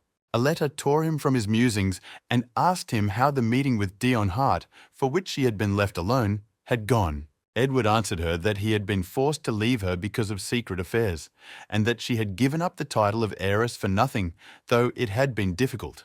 He wanted to comfort his sister, but suddenly she asked him why such haste, shrewdness a characteristic trait for people of her status. Edward marveled at that again, though she knew nothing, but she was mature about it. But the girl was quick to agree with him that the Empire had made a lot of noise lately, given the revolutionaries and the war. She called him with her to tea in the covered conservatory and dismissed the servants. It was nice to relax for a minute like that, without the palace hustle and bustle. And then Edward told her that their uncle was hallucinating, seeing not nightmares but the ghosts of dead people. As the Crown Prince, he had to keep it a secret. But as Desire's close relative, he couldn't keep it from his sister. He also shared with her that the Emperor persevered, his sense of responsibility unyielding. A letter told him to call words by their proper names. It wasn't responsibility, but guilt that was weighing down their uncle. As it was, the guilt, the regrets, left a deep mark on the young Emperor's psyche. Ever since he noticed his uncle's condition, he realized that they didn't have much time. So he advised a letter not to relax and to study everything properly. Everyone was young then, Edward thought. But the burden must have pressed differently on them. Being just young in the imperial palace is a crime, but he saved them. Earl Hart sat in his chair and thought over the words of the heir, how much he knew, and why the Emperor had delivered those words of return. While Daon was in gloomy thoughts, Dan came in, but he noticed that the master was in a bad mood. He had heard before that the Earl had a contradictory temper. Today was another aggravation, thought Dan, when Daon noticed him. The mood was already tense, and if Dan kept quiet, it would get worse, so he quickly blurted out that he needed money. He quickly corrected himself, saying that he was not greedy at all, and would give all the profits to the gentleman. From the beginning, Daon wondered what the guy's purpose was. After all, he couldn't just follow a stranger. He remembered the man falling to his knees and begging to take him with him. The boy didn't know much and he fought badly, but what else would you expect from a village boy? There were two possibilities. The guy was just a crook, or he was trying to ingratiate himself. But the Count didn't care. He shoved a paper in his hand, and he said if he showed it to Rem the butler, he'd give the kid some money. The Count didn't know what the lad needed, but ordered him not to be annoyed again. All the essentials Ram had put in his saddlebags, the Count was setting out at night in a hurry and unguarded. He informed the butler that he would be away for a while and asked him to look after the estate. His mad dog knights had already saddled their horses and were rushing after him in pursuit. Leon tried to intercept the frantic men who were disobeying orders, and those didn't want the Count to leave without them. Rem indifferently remarked that the Earl had been caught by his men, and Daon was stunned. The Count ordered the underdogs to stop and prevent them from leaving the estate, and then spurred his horse, Rem only grumbling that once again the old man had been given a hard job. But the knights weren't going to stop and shouted loudly to the Count, when Ram yanked the fastest one-handed man right off the galloping horse. There was a terrible rumble, for the front rider had fallen and was now preventing all the others from getting past the gate. The Mad Dog Knights were defeated. Their cavalry unit was defeated. Leon caught up with them at the gate. She couldn't stop the knights, and they asked her to at least cover for them in front of the Emperor. They imagined they would be cut to pieces for not following the Count for his defense, and became despondent. Leon told them to get up and promised even tougher training when they returned. Butler noticed some movement away from them, as if someone was spying, and looked over there. Daon reached the Twilight Zone, on the border of the Demon Kingdom. Duke Luther was drinking tea at the revolutionaries' headquarters. He had ordered them not to interfere until the Emperor was involved in the Continental War. Army leader Daniel didn't doubt the Duke's decisions, but wondered about the reason for them. The Duke explained that once the Emperor was drawn deep into the war, he would no longer be able to stop it at will, and this was their chance. By this time, the army will have suffered casualties. They will have called in everyone they can, and the palace's defenses will be weakened. Daniel smirked, realizing the possibilities for the revolutionaries. They would be able to operate throughout the empire, unopposed. The Duke praised him for his guesswork, and Daniel assured him that he would do as instructed. At this moment, they received a report that Earl Hart had left the empire after meeting with the Emperor. The Duke rejoiced at this opportunity and ordered one man to be sent to follow the Count. The revolutionaries were now indebted to the Duke and promised to recruit more supporters. Luther smiled. Of course, he knew that the people who would follow the Count would die. On their way to the Demon Kingdom, they were ambushed and the spy was killed. The Emperor had already foreseen everything and made sure his double agent was covered up. But the Emperor's soldiers were also attacked, barely accomplishing their task. Death caught up with them in a flash when they weren't expecting it. For the Duke had foreseen everything and sent the hero Cruel after them. If the people sent by the Emperor didn't return, he would definitely be upset. That's how the Duke thought. It's a little joke on the Emperor, but also Luther wanted to learn thus about Daon's goals. Now Cruel can follow his brother himself and find out where he's going. Shia sat in the rain, remaining indifferent to the cold downpour. Pal asked her how much longer she would sit like that, but the girl remained speechless. Shia had struggled with hunger and fear all her life. Paul had shown her a happy place, and now it was destroyed again. They sat together in the rain by the ruins of a burned church, a place of dashed hopes. The boy told her that he would join the revolutionaries and take revenge on the Emperor for taking the place away from them. He held out his hand to her and asked her to walk with him, smiling encouragingly. Paul remembered finding her in the slums and now understood what it was like to have a baby sister. But Shia continued to sit speechless like an empty doll. The guy didn't wait, turning away and telling her to go on living like this and be the one to lose everything. Be friendly, but don't get attached, he remembered the ancient rule. From the beginning, he should have followed, thought Paul. If he hadn't gotten attached to Shia then, he wouldn't be in so much pain now. But it was too late. He grabbed his heart, which was aching. He couldn't ignore this pain any longer. Riri had only ever talked about Sir Arthur. She'd even gone out on patrol to meet him. Receiving the signal from the west wall, the sorceress tore down the wall. Her partner shouted after her that the Demon King had told her not to use magic in vain, but Riri had already vanished. This time, indeed, she met Arthur, who entered through the gates of the Demon Castle. The girl wizard landed from a great height and, smiling sweetly, asked him how the mission went. The Earl almost gave his soul to God at this sudden appearance, but he did not show it. Riri hesitated, not wanting to spill secrets, but Daon admitted that he had seen fake religions and those who believed in them. Daon thought it was no secret that he had traveled to the human world and decided not to make himself look bad, but found out that Riri didn't know the word religion. He was surprised that the demons had no concept of faith, and explained to the sorceress that it was as if the demons blindly followed the Demon King. Riri said that was nonsense. It was better to truly believe in the Demon King and nothing else. She immediately began to think that the faith of the demons was faith in the king. That was their religion. Riri decided to change the subject and said that if Arthur went to the king now, she would find him in the garden. The king sensed that someone in a long time had entered the castle and wondered who it could be. At his reception sat the king of the elves and the queen of the sirens, both concerned about the war of the empire of men against the kingdom of Irion. Other concerned representatives of the abyss were also there, the leader of the dwarves, the vampire queen, all realizing that this was just the beginning. The demons occupied quite a bit of land at this point, and the king was surprised to note the concern of his guests. The Elf King remarked that once the Emperor of Men conquers the continent, he will appear in the abyss, and no one can leave it that way. He hoped that the ridiculous actions of the demons would not damage his clan. The Demon King calmly noted that his guests seemed to have something to say. He splashed his hands contentedly and informed everyone that his informant sent to the human world had finally returned. The demon Arthur, brought before the Demon King, had long since gotten used to his role as a double agent. The Demon King invited him to join the others at the table and asked him how he was doing. He touched Dion's seal and began to ask about the war and the attack on Irion. The Demon King already knew of the Emperor's plans. All Dion had to do was confirm Dacia's intentions to take over the continent. The Elf King jumped into the conversation and said he had heard a lot about the informant, the Demon King. He, as well as all the other nobles, openly expressed their distrust of the Count.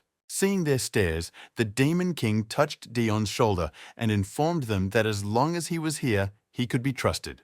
Dion realized that the king was implying that he would kill him as soon as he betrayed the demons. The king asked him what the emperor's orders were, and Dion glanced at the guests, wondering if he could speak in front of them. Dion told it like it was, that he was ordered to prevent the Demon King from interfering in the war and to escape if he did. So he also reported that magic was discovered in the Demon Kingdom during his dealings with the fake religion. Dion was personally convinced that magic, not sorcery, had been used. The Demon King smiled and informed him that he was investigating the matter personally, so Dion could rest. The king didn't look surprised or angry. He told Dion to show himself to Dr. Ben before going to rest because he noticed his wound. Dr. Ben appeared so suddenly that he nearly provoked a heart attack in Dion. The Count coughed up blood from fright, but everyone thought he was overworked and began to worry about him. Dr. Ben literally took him with him from the garden, demanding to show him where it hurts. The Elf King considered Dion's words to be fiction. Few people could use magic outside of the Demon Kingdom in secret from the king. Of course, it was the Demon King himself, the Elven King stated. Sooner or later the world will send a hero. The more magic the Demon King uses, the stronger that hero will be. Unlike the previous ones, this hero will become a serious threat to the Demon Kingdom. To which the Demon King declared that he had no reason to fear the hero. The hero would show up anyway, and then the king would welcome him with open arms. Plus, he was incredibly bored considering his age. The Elven King rose from his seat and declared that he didn't care what happened to the demon or who pierced his heart.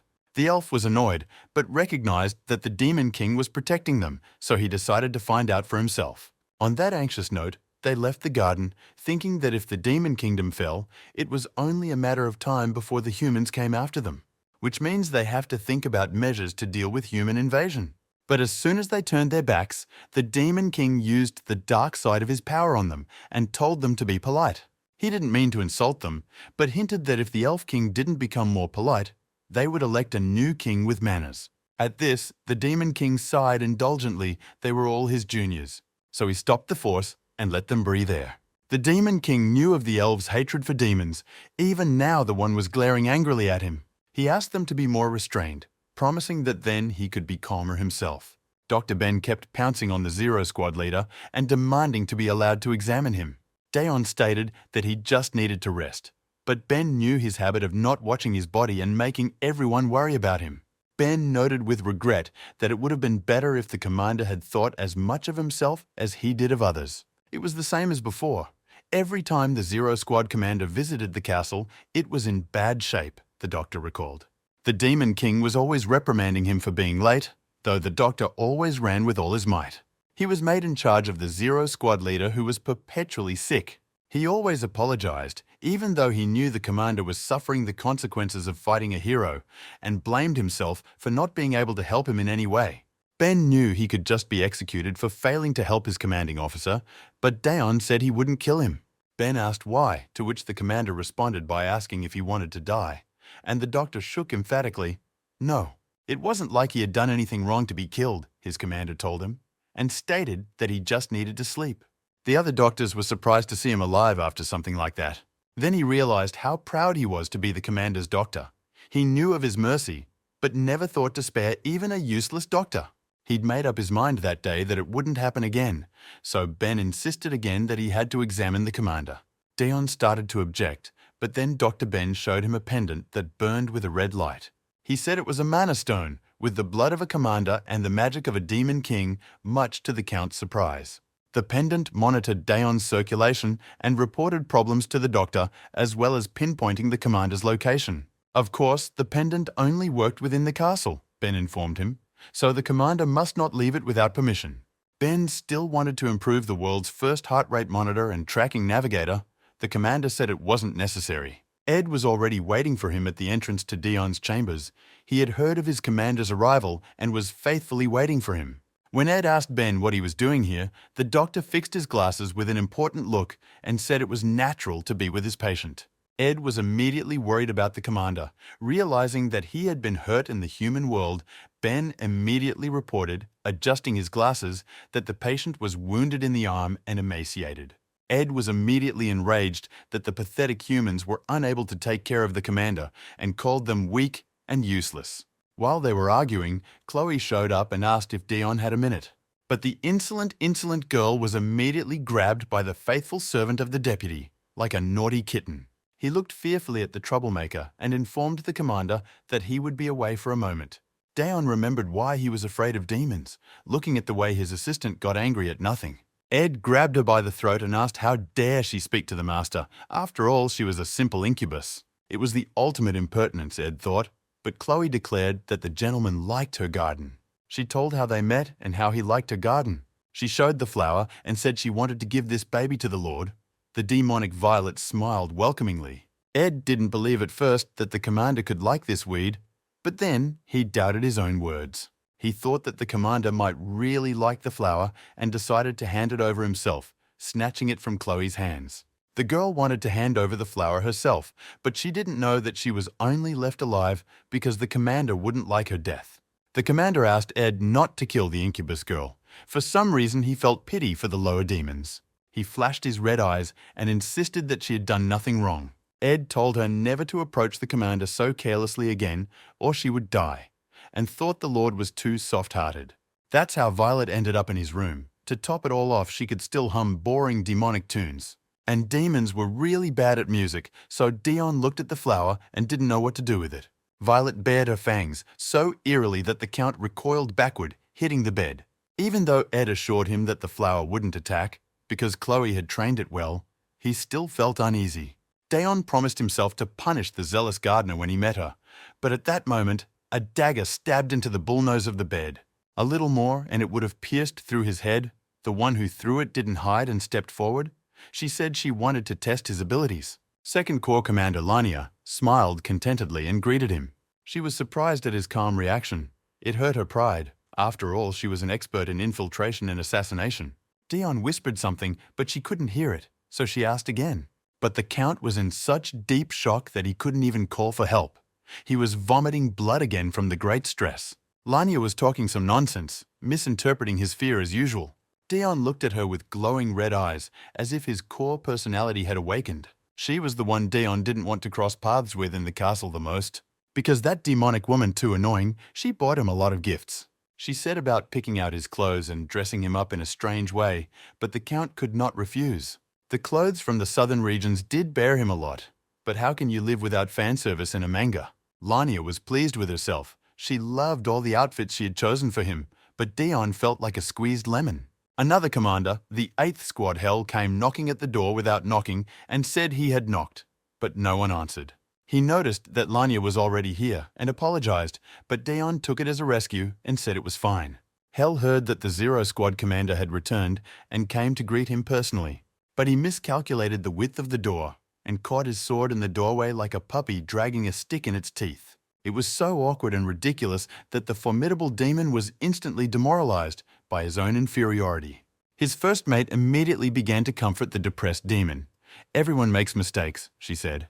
What happened next was a horseplay circus, with Hell engaging in self-defeating behavior on and off, to which Dion looked on in a stupor.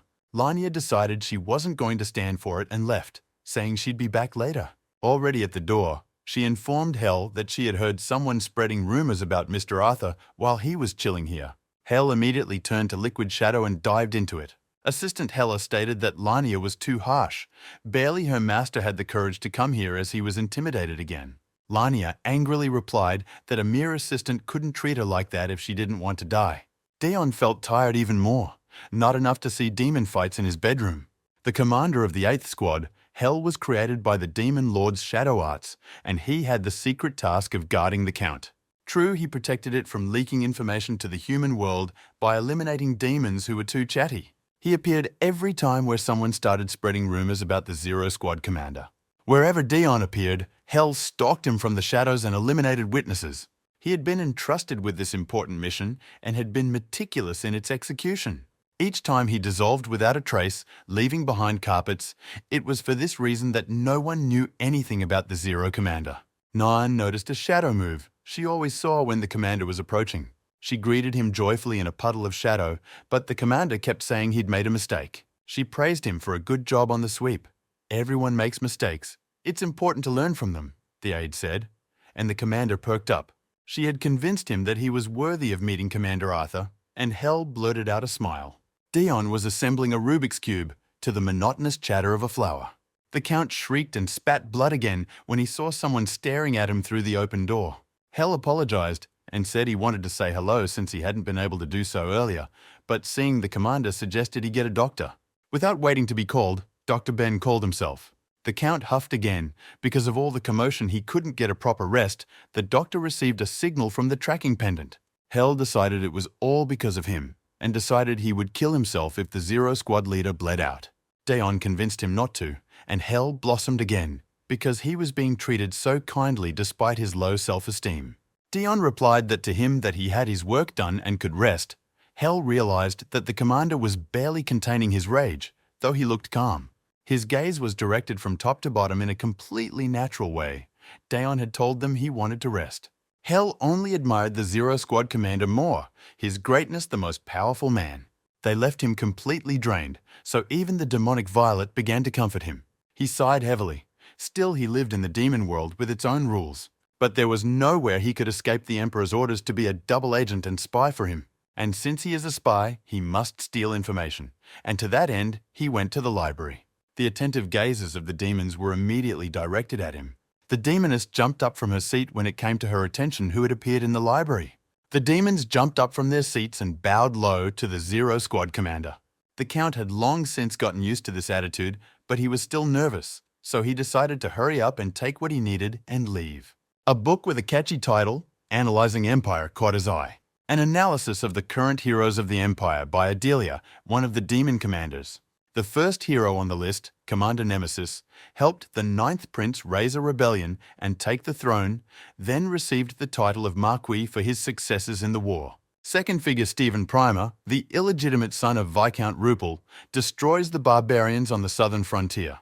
Dion was surprised at the detail of the information and realized that there must be information about him here as well.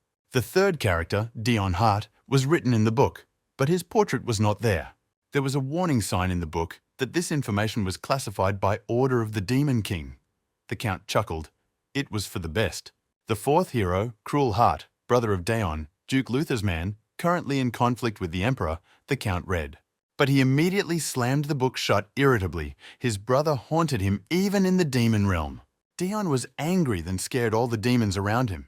The information about his brother was completely useless to him. There was another book by the Demon King about a hero, his enemy, who was gifted with power. Hero surpasses men in everything. Talent, intelligence, strength. Read the Count. What he already knew well. People with incomplete hero power were called fragments.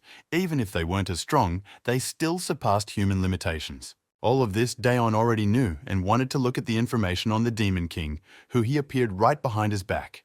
The Count was so frightened that he dropped the book, and the king pointed his finger at it.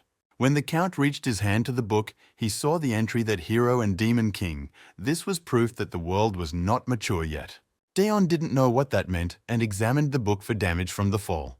Then he looked at the king, who seemed to have no other occupation, and asked him what he was doing here. The lord grinned and said he had come to get himself something to read. The count thought again that he was suspected of something, but the demon king apologized for taking the book from him. Then he waved him off, telling him to keep doing what he was doing, and walked away. Dion was as nervous as ever, not knowing what to do. He decided that since he was so caught up in it, he should just leave, and crawled out of the library, completely drained of energy. After such excitement, he didn't care about spying. He just wanted to go to his room and stew in boredom. In the corridor, they were whispering among themselves that there would be a party, since the commander of the 5th Corps had recently returned. She used to dislike all sorts of goings-on as she was obsessed with things she found outside in the human world. The commander of the 5th Squad, Noel, is so inquisitive that even a demon lord couldn't match her. But the maids gossiped that it would be more than just a party, for Noel and her deputy were in a relationship. She drew a lovingly carrot-shaped picture that made Dion nauseous again. The girls flinched when they noticed that their entire conversation had been overheard by the Zero Squad leader. Dion was seriously surprised that demons could date each other, even though it was pretty obvious. In the imagination of the maids, the horrible commander had just heard them gossiping and was about to punish them. They already thought they were going to die and begged for mercy with their arms around each other. But when they stopped making noise, they saw that the dreaded commander had simply disappeared. The count didn't care who was having a party with whom. He was more excited that there would be a party and the best demon tea at it. But when he opened the doors, he saw a real mess. The count had come too late and all the revelry was over, he realized with disappointment. No demon tea was observed either. Noelle had brought human tea, apparently interested in the culture of her neighbors. The count realized he had only come here for nothing when he saw the trio enter the hall behind him. They were horrified when they realized they were facing a Zero Corps commander, and in a trembling voice asked if he happened to drink all the tea in the room. The count frowned and glared menacingly at the bad jokers. He was clean and fresh as a cucumber. But the demons didn't wait for his explanation, shouted something about an emergency and scurried away. A special alarm alert informed the entire castle that the Zero Corps commander had had tea. Even the Demon King was surprised, for he had seen his commander just now. In just 2 minutes, the count was already surrounded by a multitude of demons with a bunch of defenses. From this arrangement, Daon was horrified and thought at first that he thought he would be gotten rid of. The count got nervous. It was a shame that he was being accused, even though he hadn't had a drop to drink. Everyone's mood was somber. Dion hadn't felt that way in a long time. No matter who he told that he wanted tea, everyone in the demon realm resisted it. The Demon King gave the appropriate order. Dion felt pinched all the time, for the ban was all about him. Even if he'd had a little to drink, they could handle it. And the Count didn't understand why the demons were reacting so violently. The guards were nervous too. The commander seemed calm lately, but ended up drinking tea. They hoped to avoid the worst. 2 years ago, a welcome party was held in honor of Squad Zero commander. Thanks to this incident, the demons have long remembered who Sir Arthur is, who asks everyone if he is an enemy or not. One demon couldn't stand it and knocked his hand aside, shouting that he was tired of answering that question. He shouted to the commander that even if the enemy, he could do nothing to him. The demon was annoyed that the Demon King had put him in a made-up position that didn't exist before. So to top it all off, this position was a higher rank than the first squad leader. The demon decided to see if Dion was worth it over them. But in that instant, his heart suddenly stabbed from the excess iron in his system. The demon didn't even have time to notice his movement. To Dion, who was in a berserk state, the word enemy meant one thing: he must be eliminated. So one of the commanders was eliminated frighteningly quickly, without even having time to put up resistance. Since then, the castle had new rules. If a Zero Squad leader asked if you were an enemy, you had to answer no, loud and clear. Secondly, if Arthur asks disappointedly why not, you need to explain to him clearly and unequivocally. And thirdly, if the answer doesn't satisfy him, prepare to defend yourself, because in this state, he just wants to fight. Of course, the demons wondered why they had to defend themselves, since it was much more profitable to attack the most. But there was an unspoken rule: if anyone laid a finger on the Zero Squad commander, would fall at the hands of the Demon King. One of the guardian demons was indignant, while the other blocked out his fountain of utterances so as not to provoke the commander. It would be up to the king himself to calm the raving lunatic, and their job was simply to survive until then, they whispered behind Daon's back. Seeing their gazes, the count tried to smile in a friendly manner, but the demons were only more frightened. Dion didn't understand why they were so startled by his every move. After all, he just smiled sweetly. His Majesty the Demon Lord entered, and from the threshold asked him to stop. He was glad he was close enough to come quickly. Ed and Dr. Ben came along with him as well. They were making a big deal out of it, and Dion didn't even know what to say when the Demon King asked him if he could hear him. The Count trembled. He heard him perfectly well, but he had absolutely no idea how to get out of this situation. The Demon King assessed the situation and decided that now Commander Arthur has the first phase, so told him that there are no enemies here. The Demon King spoke calmly and slowly, asking him to set down a bottle of tea, which Dion did, letting them know he wasn't going to kill. Everyone immediately noticed that he was speaking calmly and politely and realized that something was wrong. Realizing that he was speaking calmly, the Demon King asked him if he had been drinking tea. Dion replied that he hadn't drunk anything, as there were bottles of tea from the land of men here, and he was just examining them. The Demon King took a deep breath, exhaled, and asked if he was bored. He clutched his head and chided himself for not realizing it sooner, for Dion had come to the library where he had never shown his nose before. The Demon King suggested he go for a walk with Devlania to the second city, and Dion didn't understand anything about where or with whom. He smiled sweetly, informing them that the war would be starting soon, and so they had time to have fun for now. Ed said he'd get everything ready. Dr. Ben promised to give him a full examination before sending him off, and Earl didn't understand how it had come to this. Before they left, the Demon King asked Ben to stay. The kingdom of Irion has fallen. Read the Demon King in the latest issue of the Demon Times. The Emperor had already consumed half of the continent, and they had less and less time left. The Demon King picked up the microphone connected to the castle's public address system and informed everyone that from now on, the use of magic was forbidden in the castle. They were not allowed to use magic other than what was already in the daily items, exception risk of death. The commanders of the 2nd and 8th Corps will eliminate anyone who disobeys these orders. He also stated that they had the right to kill in a scary voice. The commanders grinned, glad they would have a lot of interesting work to do. The fluid shadow of the 8th Squad leader also shook with excitement. Normally, the ancient Demon King didn't pay attention to the appearances of heroes, but the ones that appeared during the war are quite different. Delaying the hero's appearance seemed to him a reasonable measure, the king thought, as he watched the merry trio leave the castle. Dion wanted to go alone. Even Ed was willing to leave. The Demon King didn't know if it would work or not. He wondered if the typhoon could be foreseen. The Elf King was still sipping tea in the Demon Castle when he heard the order to ban magic. He felt that the world had already made its move and the hero would soon appear. Therefore, the king's actions no longer made sense. The moment the hero appears will be the worst moment for the Demon Kingdom. No doubt everyone is expecting it and making their own far-reaching plans. No doubt death awaits everyone at the end, Dion thought, and didn't realize when he went from comedy to tragedy. Someone dared to declare to the Emperor that there was no more strength and capacity to continue the war. Someone very brave. The Emperor squinted at the Marquis and asked what had led him to such decadent thoughts. Unlike the last war, in this one, the Emperor spared the royal families and their nations after surrendering. And as long as they are alive, the nation retains its spirit, they will live in hope. Soldiers that were subdued in battle will never be loyal to the Empire. If you continue the war in this way, there will inevitably come a shortage of troops. You can make supplies of weapons, but not soldiers. Therefore, you have to stop. The Marquis bowed and bade farewell to his life, but for the sake of the Empire he had to say it. He regretted nothing. But the Emperor remained silent. Moreover, he kept a calm expression on his face. Another member of the council objected to the Marquis, saying that they could replenish the size of the army with ordinary citizens of the Empire. They began to argue loudly about whether poor people from the slums could be conscripted, and Desir thumped the table loudly to get them to stop barking.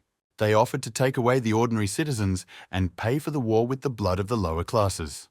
But why not use their personal soldiers' knights, suggested the Emperor, or themselves? It was still better than sending untrained men. After all, ordinary citizens work hard and pay taxes. They know they will be protected, and they are willing to pay their price for the well-being within the country. It is their choice and the duty of the Empire to protect the people, Desir said. The Emperor drew his sword and said he would not stop the war, and when the soldiers ran out, they would go to the front lines themselves. The standards of war are the same as in the past.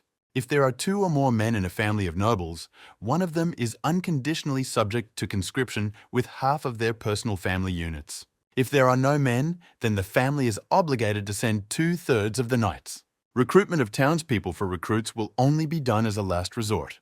He stood with sword in hand until everyone had gone away and Desir was left alone with his ghosts. He knew not to lose his temper, but if he stood by, the subordinates would make a mess of things. He felt disgusted, like he was just like them. His hallucinations were getting worse. Each time they affected daily life more and more, the ghosts were very impatient.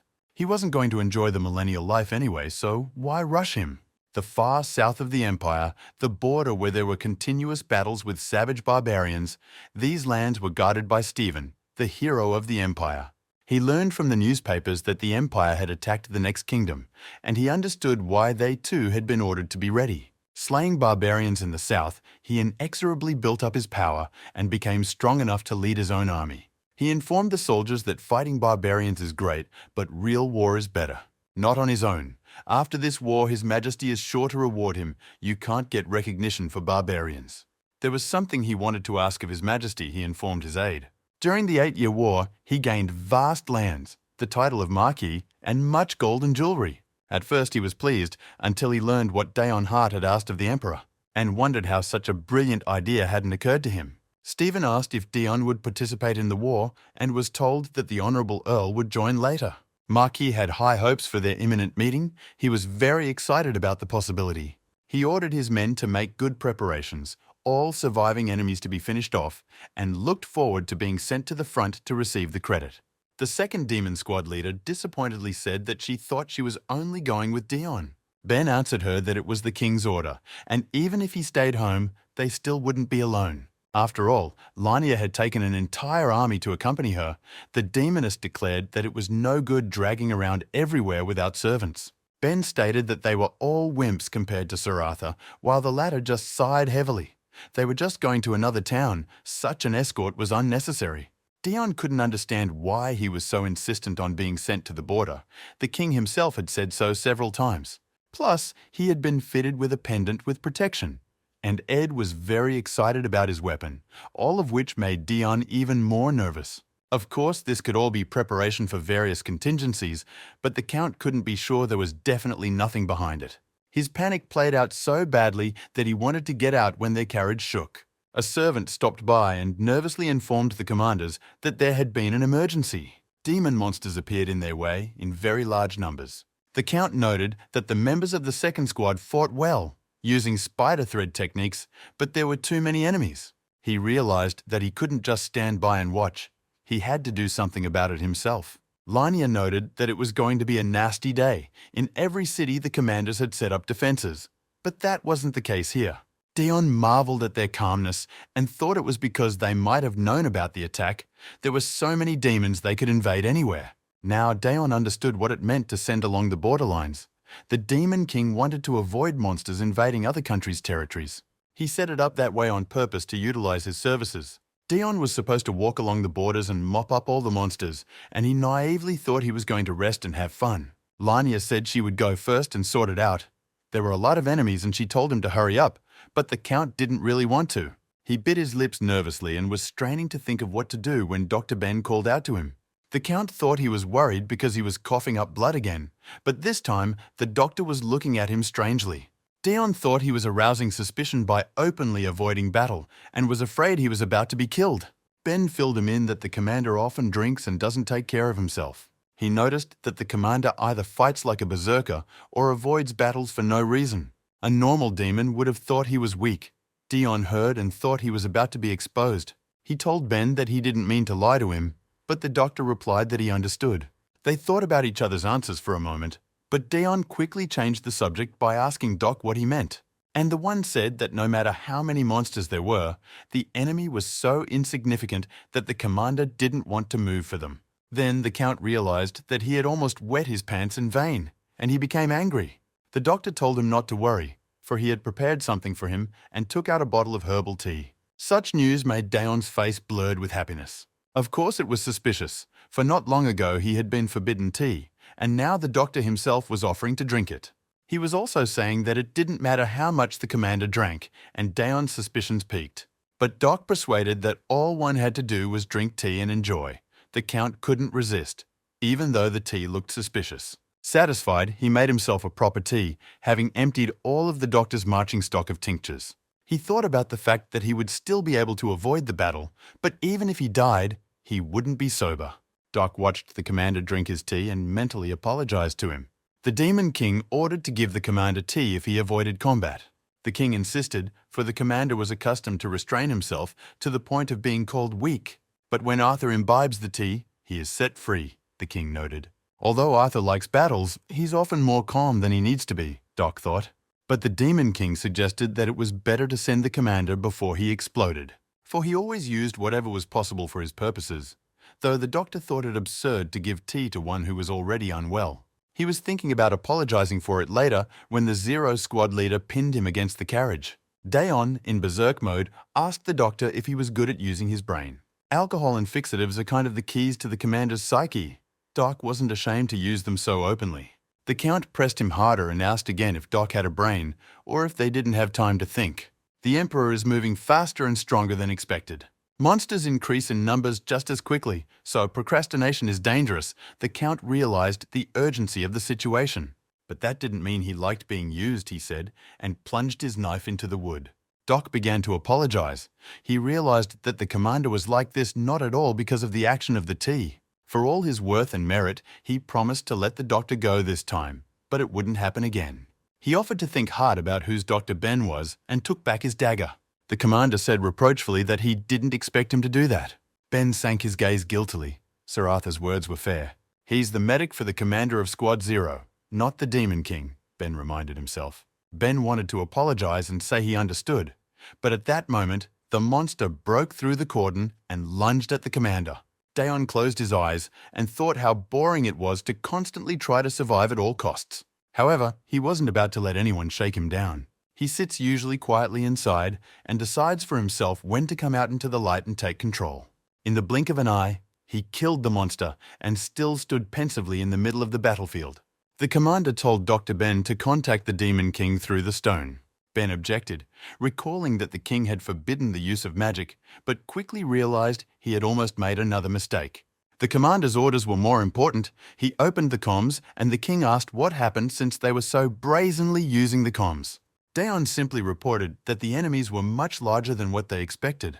The Demon King agreed. He thought 2 commanders would be enough. He promised to send support and asked Dion to hold out for 15 minutes. The man replied that he would try, and the king realized that Arthur must be very angry. 15 minutes was still a lot for the Count. It had been quite a while since they had fought. But if he had given up so easily, he wouldn't have survived the 8-year war. Other than the opponents being ordinary monsters, this battle was no different from the 8-year war. The Count rushed forward with lightning speed, avoiding all of the monsters' attacks. No matter how big the opponent was, the Count defeated everyone. It was his only way to survive, Dayon thought, as he was tossed aside and the doctor picked up a rock to protect him. His specialty was not in killing, but in terrifying his enemies. Seeing him massacre the monster leader, the others froze in place in indecision. Monsters driven by instincts, they will flee as soon as they feel overwhelming terror. Of course, not all are vulnerable to fear. But that was for the best, because the goal wasn't to make everyone run away now, Dion thought. If the monsters escape now, they'll come back later anyway. So Dion suggested trapping the monsters. The stupid monsters froze in place. Their bodies would be cut open if they began to move recklessly. They did not realize what was happening, for they were being killed by a silken thread that could not be seen with their eyes. The cobwebs completely surrounded them and prevented them from advancing. Adelia asked him what he was up to, since she wouldn't be able to contain the monsters for long. The Count set up a fish-shaped trap. The narrow neck keeps the monsters out, but the demons are also limited in what they can do. Dr. Ben warned Dayon that this was a temporary measure and he needed to be careful. They were surprised when they realized he was going to walk into the monster's trap alone. Adelia had warned that only an extremely experienced warrior would be able to find where the threads were attached. Of course, she didn't doubt his abilities. The Zero Squad commander grinned grimly and said he'd figure it out because he was lucky. He went inside the trap and began to kill the monsters one by one unhindered. Adelia was surprised that he had succeeded. He was luring monsters to the threads and killing them. When those tried to attack him, they would die from the webs. Dion acted as if he could actually see them. He saw them as the spider silk reflected in the moonlight, all because he had spent his life hiding from the light, so his eyes were used to the dark and the moonlight. Adelia noticed that the flow of the battle had changed. The monsters were no longer attacking so recklessly, but there were still plenty of them, Doc answered her. Dion's condition should have reached its limit by now. He'd been moving around with a broken arm for too long. No one knew when help would arrive. Dion released the dagger from his broken hand. He could no longer hold it. Ben wanted to tell the commander that he needed treatment, but Dion told him to stay back because he knew how this was going to end. The Count told him coldly not to be a fool and to keep his temper.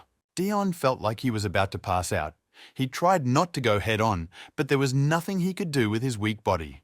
The doctor had to fight back with his briefcase too. He shouted to the commander as he saw the man fall and the monsters bearing down on him. Someone threw many daggers and killed all the attacking monsters. 7th Squad Commander Celia said hello to him and said she was glad to meet him. She cheerfully announced that she had heard about the party and was rushing to it with all her might. The Count woke up. He remembered trying his best to avoid the battle, and now he didn't realize what was wrong with his shoulder. He also didn't understand what was going on around him, standing on a carpet of monster bodies. And then he realized that he was back in the battle after drinking tea. Celia approached him sharply and said defiantly that he was not Commander Arthur. Just a second ago he was the real Arthur, and now this one is back again. The demoness resented. She picked up the monster's carcass and told him that there were more monsters here to summon his wild hypostasis. And Daon realized she was just another crazy person who wanted to hurt him. He recoiled from her, not knowing what else to expect from her. Celia continued to tease him by showing him the dead wolf and asking what he was scared of when Adelia approached them. The demoness told Dion that her men would clear half of it so he could get some monsters too. Adelia clutched her head, realizing that Celia was their backup because she had left her section of the border she was guarding. Celia countered that it would be okay because she had left a helper behind, and thanks to her, they had a great backup. And that solved the problem to some extent, she said, clapping her hands. She wanted to say that now Commander Arthur would be able to frolic in battle again, but he just collapsed into Dr. Ben's arms. Eventually, he exceeded his physical limits. Ben told him to rest, for they would take care of the cleanup. Ben asked him to forgive him for the past and to believe him one more time, but the Count never understood what he meant and thought he had lost a lot of blood. Celia was greatly disappointed that he was going to rest and asked for his second part to show up before resting. Adelia breathed a sigh of relief. She had mopped up the remaining monsters except for the ones that escaped. Dr. Ben had healed Dion's hands and now he could move them, albeit weakly. Adelia asked Celia why when the job was finished she didn't go back, to which the demoness resented being used and discarded. Adelia grinned and suggested they go to town too together. After all, Celia should know who was guarding it. Celia gritted her teeth. The second city was guarded by the commander of the 10th Squad, whom she was not at all eager to meet. Celia bowed and said she would leave, though Daon expected her to stay a little longer, but thought it was for the best. The 10th Squad's commander's name was Gaius, Daon remembered, but he didn't know why Celia hated him so much. A vampire with bat wings bowed to them when they arrived in the city. Looking at how sweetly the ghoul was smiling, Daon realized why Celia hated him. He was given a real ceremony, as if he were a general triumphant, carried on a palanquin and showered with flowers on the way. Gaius was all smiles and asked how Dion was enjoying this meeting.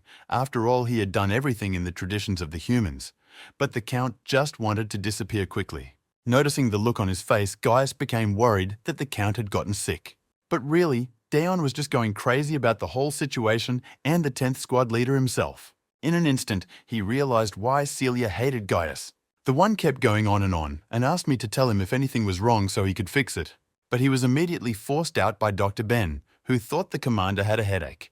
Demons watched the procession with their mouths hanging open.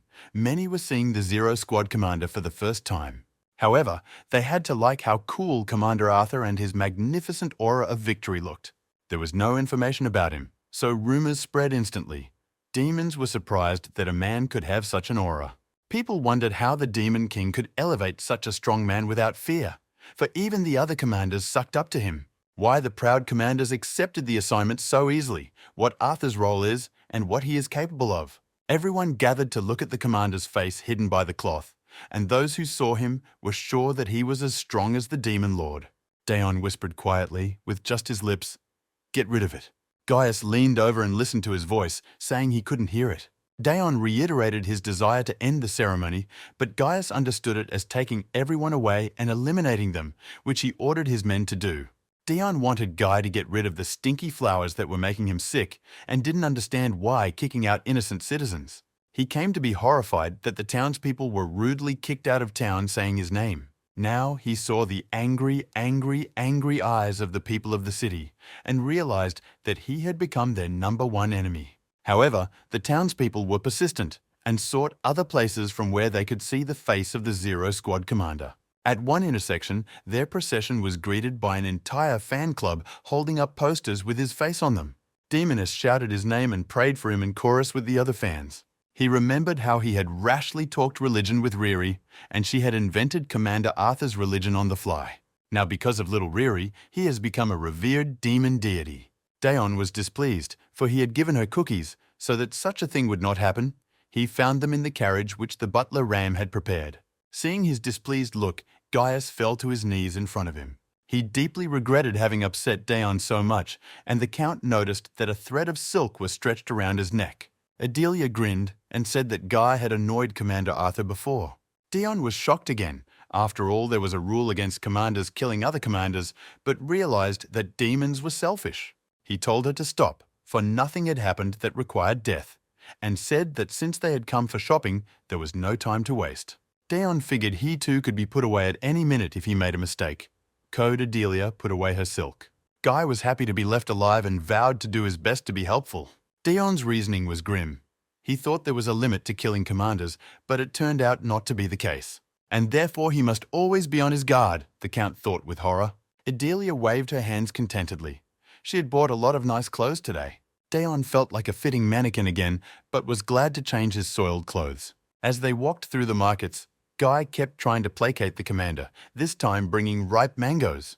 Adelia told him to stop interfering with their date and demanded her purchases, but Guy had already given them to his men. The Count wanted them all to shut up sooner, but suddenly a rider blocked their path so they wouldn't collide. Ben stepped forward and closed it. Daon turned his attention to the horse, and the doctor asked him what was wrong. The Count was surprised that the gates of the city were still open, although the monster attacks had increased. He noticed that the city had many things similar to the southern part of the human world, and wondered if there was a border that ran close by. Gaius dropped his mangoes. He was terrified that he had been exposed so easily and asked the commander how he knew. On their way here, they saw that the entire road was littered with monster bodies, Gaius told them, because the border with the human world was discovered here. A place where day and night are neighboring but still separated, a real border between the world of humans and the world of demons. Dr. Ben shouted at Guy because he was hiding this fact. The latter began to justify that the demons that went to the human world were still here. He just wanted to have a little fun, Guy said, and Dion grabbed his head. Guy assured them that he did his best not to be seen by people, since they use camouflage and don't stay there for long.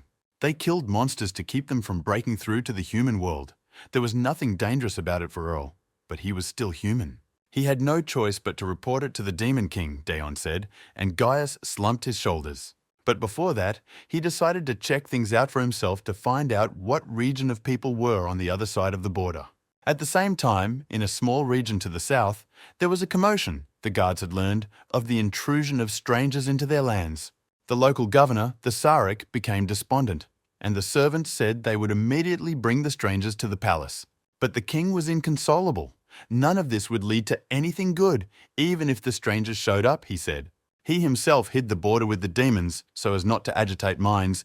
He had enough problems with the Empire, so to mess with the Demon Kingdom as well. A servant reported that there was another matter, and the king asked what could be worse. He reported that the second corps commander, Adelia, and a second more honored one, most likely the commander of the Zero Squad, had shown up at their door. The Tsar was horrified at such news. There were various terrible rumors about Zero. It took him a few minutes to deal with this news.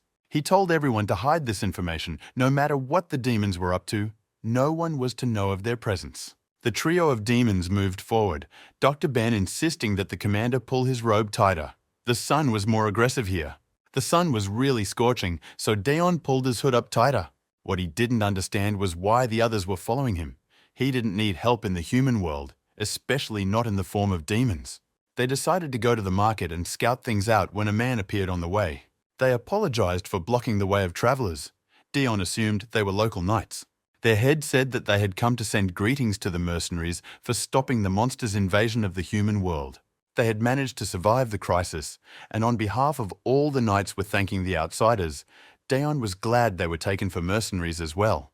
They were given a small bounty in Mania. The knights prepared them knowing the mercenaries would get dirty. And it seems for good reason. Adelia and Dr. Ben examined their soiled clothes. The Count was the only one who was clean. He had completely forgotten that he was the only one who had changed clothes unlike the others. Daon wondered. His companions didn't even bother to cover themselves, so anyone would have realized they were demons. But they were being treated kindly. With trembling hands, the knight held out a purse of money to him. The Count realized that he was frightened, but not surprised. They had already seen many demons, which meant it had been a long time since the Southern Kingdom had discovered the border. The Count also realized from their reactions that the Emperor had not been informed of the existence of the secret wicket between worlds. Obviously, the Southerners want to cover up the fact that demons walk back and forth across their lands. Dion laughed quietly. He was relieved that the Emperor didn't know about this place, but his laughter only scared the knights more. The knights wanted them to leave as soon as possible without making a fuss. The Count was in a good mood, having unexpectedly received a generous reward. The knights noted that only one demon was not stained with blood and also possessed an unusual aura, meaning he was the Zero Squad leader. The knights sighed heavily. They had done the best they could with what they had. The demons entered the city to look around. Dion immediately grabbed some street food. The city was a busy trading place. The Count was happy to just walk around like this, but right now he needed to gather information about what this place was. He was pondering this when someone bumped into him, accidentally or intentionally. Daon grabbed his wounded shoulder. Adelia asked him what was wrong and supported him. She was surprised that the commander flinched so much when confronted by the man. The Count immediately sensed her suspicious gaze and hurriedly excused himself that his recent wounds still hurt. Dion had already thought to gloss over the whole incident since Adelia had remained calm. But this time, Dr. Ben lost his temper and started to get into a relationship with the man. Realizing that they had switched roles, he castled again, and now Adelia wanted to smash the man's face in, and the doctor was holding the Count. Dion got nervous that they were attracting too much attention when the guards showed up. The soldier told them to stop fighting immediately, and his men surrounded the neighborhood. The Count realized that the knights in front of him, he knew this would happen, so he hurriedly apologized. But instead of grabbing the strangers, the local authorities grabbed the poor guy who was just down on his luck. He was immediately accused publicly of picking a fight in the marketplace and ordered to be taken away. The poor man began to plead pitifully and begged to be let go, for they had just run into each other. But the knights would not listen to him. Dion was surprised. Security in the human world was top-notch, but he didn't realize if it should be. But even after that it wasn't over. A petty thief tried to steal his wallet at the market, and Dr. Ben managed to grab it. The knights immediately grabbed the lad and led him away, apologizing to the wanderers. As soon as some incident started, they would immediately intervene. This time Daon didn't like the strange overripe fruit. The merchant was accused of poisoning the merchandise and immediately led away. The Count not understanding why grabbing for rotten fruit. All day, the royal knights had been appearing out of nowhere and deciding everything, so it made Daon uncomfortable. The knights tried to scuttle all contact before it attracted public attention, and the townspeople began to shun outsiders, fearing the knights. The Count sighed and grabbed his head, trying not to attract attention. The knights only made matters worse. There was no point in staying here anymore. Daon overheard two merchants arguing about Deus tea leaves. Someone wanted to open a whole chain selling divine tea. The merchant was outraged. An entire shopping center could have been a serious competitor. He wondered just what the authorities were up to when he saw the stranger that approached him. Dion stated that he would like to buy Deus tea, and the merchant was pleased that the strange stranger was his customer. He noticed that the stranger had outlandish clothes and thought it was an aristocrat hiding his identity. The stranger was intimidating, a strange, ominous aura emanating from him. Deus tea leaves don't grow much anywhere, so they are difficult to obtain. Among the aristocrats, they are very prized. There is a lot of this tea here, so it is sold just in the market. The merchant handed him a box. Daon now realized that it was a small kingdom that made money by selling tea. He found out where they are. It's the kingdom of Tekon, with access to the sea. The guards were glad the outsiders were gone. one of them noting that the one spitting blood was too weak to be a Zero Squad leader. They didn't know who it could be, but they hoped that such powerful demons would not appear in their lands again. The Emperor was surprised that Duke Luther had asked for an audience and was now saying this. The Duke asked if the Emperor remembered the death of the first prince, who was the father of the current heir and the Emperor's older brother. The Emperor ordered everyone out. Of all the family members, the first prince was the only one who cared about Desiree, a man with a good heart, and the one who killed him was Duke Gratis. Luther grinned caustically, glad that the Emperor remembered those events. The Emperor responded in the same way, calling Luther a madman, since he had come here for that. Only after the death of Duke Gratis, who had killed the first prince, did the Emperor learn that Luther was behind everything. But because of the danger of revolt among the nobles, the Emperor had withheld this information from them. But now, Luther himself came to tell the truth. The Duke stated that he got rid of the first prince because it was his way up.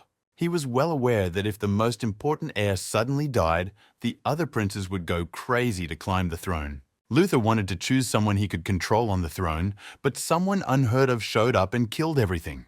The Emperor sank into reminiscence. Then the first prince told him he would be back soon. He asked him to take care of Aletta and Edward for a while. Then Desir sensed something wrong. He should have stopped him, but told him not to worry. If only he knew that that day was the last time they would see each other. There was no way he would have let him go that day. His conscience still plagued the Emperor. When he received the news that his brother had died, he had to make a thorough investigation. However, he trusted the plausible rumor that made him grab his sword. Rumors that his other brothers had killed him to take the throne and rivers of blood were spilled. The ghosts were now clutching him on all sides, and the culprit stood brazenly and defiantly right in front of him. The Duke has pretty much admitted that the assassination of the first prince, Daon Harath's involvement in the 8 Years' War, and even the Salvation Church are all his doing. The Hart family then pounded the doorsteps of the Chancery office, trying to explain that they wanted to send Cruel, not Dion, to war.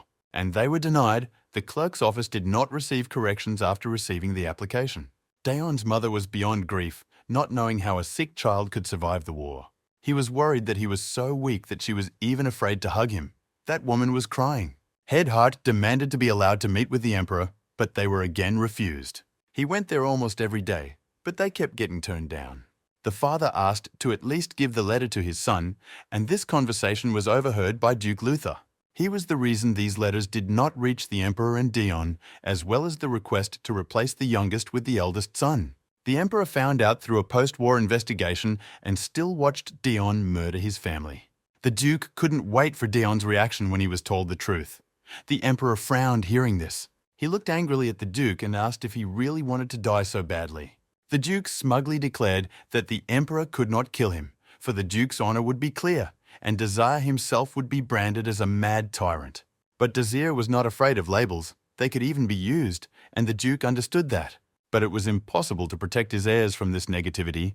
Edward and Aletta would lose their authority. And the Duke understood that the Emperor would definitely want to avoid it, because he was thinking about the Empire.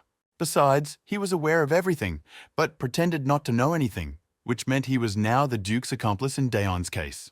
Desir had sent him away. The Duke had talked too much, and the Emperor was looking forward to dealing with him himself. For Luther to achieve what he wants, the Emperor must not die.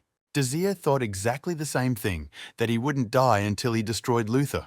The Duke came to the Emperor to cheer him up, and also gave orders to Erin that he was working in the army of revolutionaries. Everything has already been prepared. They just waited until the Emperor was alone. Desir noticed their presence.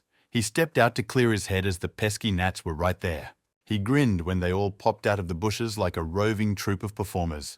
The leader of the revolutionary army, Daniel, arrived at his mother's house and called out to her. The woman was knitting a scarf and was happy to see her son alive. He was injured because they had encountered demons on their way to the kingdom of Iraeon, but reassured his mother that it was nothing serious. He took her hands gently and told her there was no way he would cheat her. His mother didn't care what he was fighting for, just to see him healthy.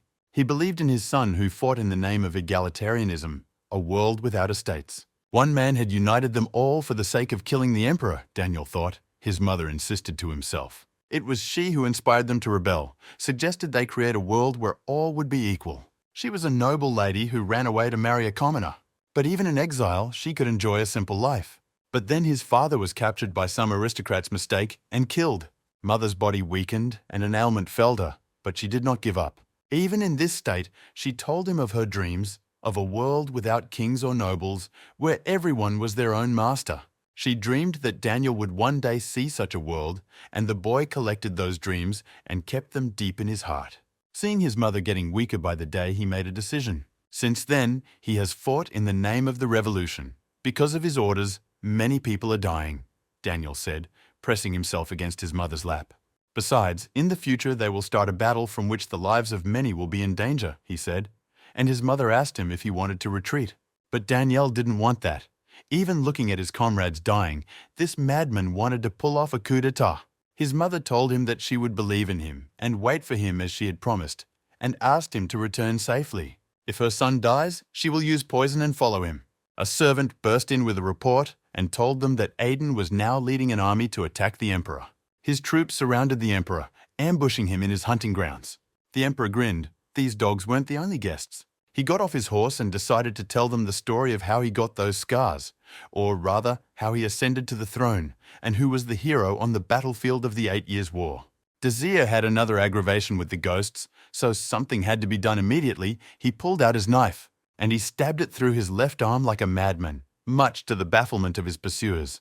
In this way, he managed to ward off a little of the hallucinations of ghosts that were blocking his vision a lot. He waved his hand and smiled. It was much better that way. He kept asking his pursuers who was the hero with no name, with the fragment in his heart, and why the emperor had no guards. The rebel leader said there was no point in listening to this nonsense and ordered the emperor to be killed, but lost his life at the same moment. Dazir told them to be careful with the forgotten. They swarmed all over him, thinking that quantity could solve something in this case. A man that does not remember his past is forced to repeat his mistakes over and over again, Dazir recalled the old wisdom. If they had prepared properly and learned about his background, they would have been aware that during the 7 Years' War, he had been on the front lines with everyone else. In that case, they wouldn't have attacked him with such a weak unit without preparation. He wielded his sword with ease with one hand and slashed his enemies left and right. His swordsmanship was powerful and unrestrained, so the rebels grabbed his mantle. They wanted to make fun of him for wearing a robe during battle, but it didn't deter Dazir in the slightest. The emperor was so strong, as if he could cut through the heavens and shatter mountains. He grinned and told them not to underestimate the enemy, even if it was the emperor. And then the goon rebels, the unemployed students, realized who they were dealing with. Dazir's talent was hidden behind the titles Tyrant and Emperor. He killed all but one to interrogate. His robes and the symbol of a bird on his arm were well known. But as far as he could remember, the rebel leader wasn't so stupid, Dazir asked. Now he could no longer fear their gang, for he had just defeated many of them. There were many people that carried a fragment of the hero, but among them, Dazir stood out for his strength. He bandaged his arm. It was clear that these goons had been sent by the Duke, who knew they were no threat to him, used the revolutionaries to kill the emperor, but didn't really want to get rid of him. The goal of the revolution is equal rights for all citizens, but the Duke's goal is the highest title, which means he will abolish them sooner or later, Dazir thought. There was confusion at the headquarters of the revolutionaries. They lost 1/9 of their forces, the Duke skillfully strangling his enemies among themselves. Daniel praised Paul for gathering information and said he could leave. The revolution had taken so long to gain momentum and was back to what it was. Ever since the emperor himself began to enter the battlefield, it had become difficult to keep track of his position, but Aiden had somehow managed to find out the exact location. Daniel had a hunch. The only one who could know such things was Duke Luther, who helped them with one hand and punished them with the other. The last person who saw them was a witness who contacted Aaron. Duke and Aaron broodingly mouthed Daniel and realized that they could have planned the whole thing from the beginning. The emperor calmly made his way to his stake all alone. The chancellor was surprised that he had blood on him. It meant he had been attacked on the way, to which Dazir condescendingly stated that if one died over such nonsense, such would be his fate. The chancellor objected that he was the light of the empire and could not speak of himself in that way. The emperor laughed, his servant taking the simple joke too hard, and the chancellor huffed. Dazir was once again immersed in memories of times past. His sister wanted the kingdom to be rich, to make everyone happy. His brother wanted the kingdom to be reckoned with. In other words, he wanted to turn it into an empire. They could talk all day long about their ambitions and plans. However, because of what he accomplished, neither his sister nor his brothers were able to accomplish their goals. and Desir was taking responsibility for their wishes going unrealized. He never got off the path he chose, all thanks to the Hart brothers. But he himself still has a lot of things to do. Who would think of death when there is so much to do, said the emperor.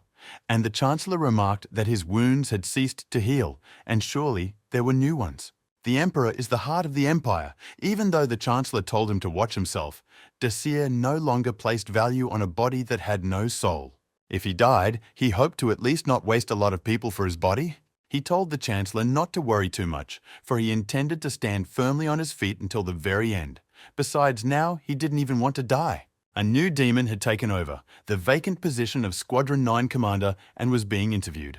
His name was Trower, and he knew how to use an earthquake. He looked tough. Despite the fact that demons consider magic out of specialization, they fight using their trained bodies.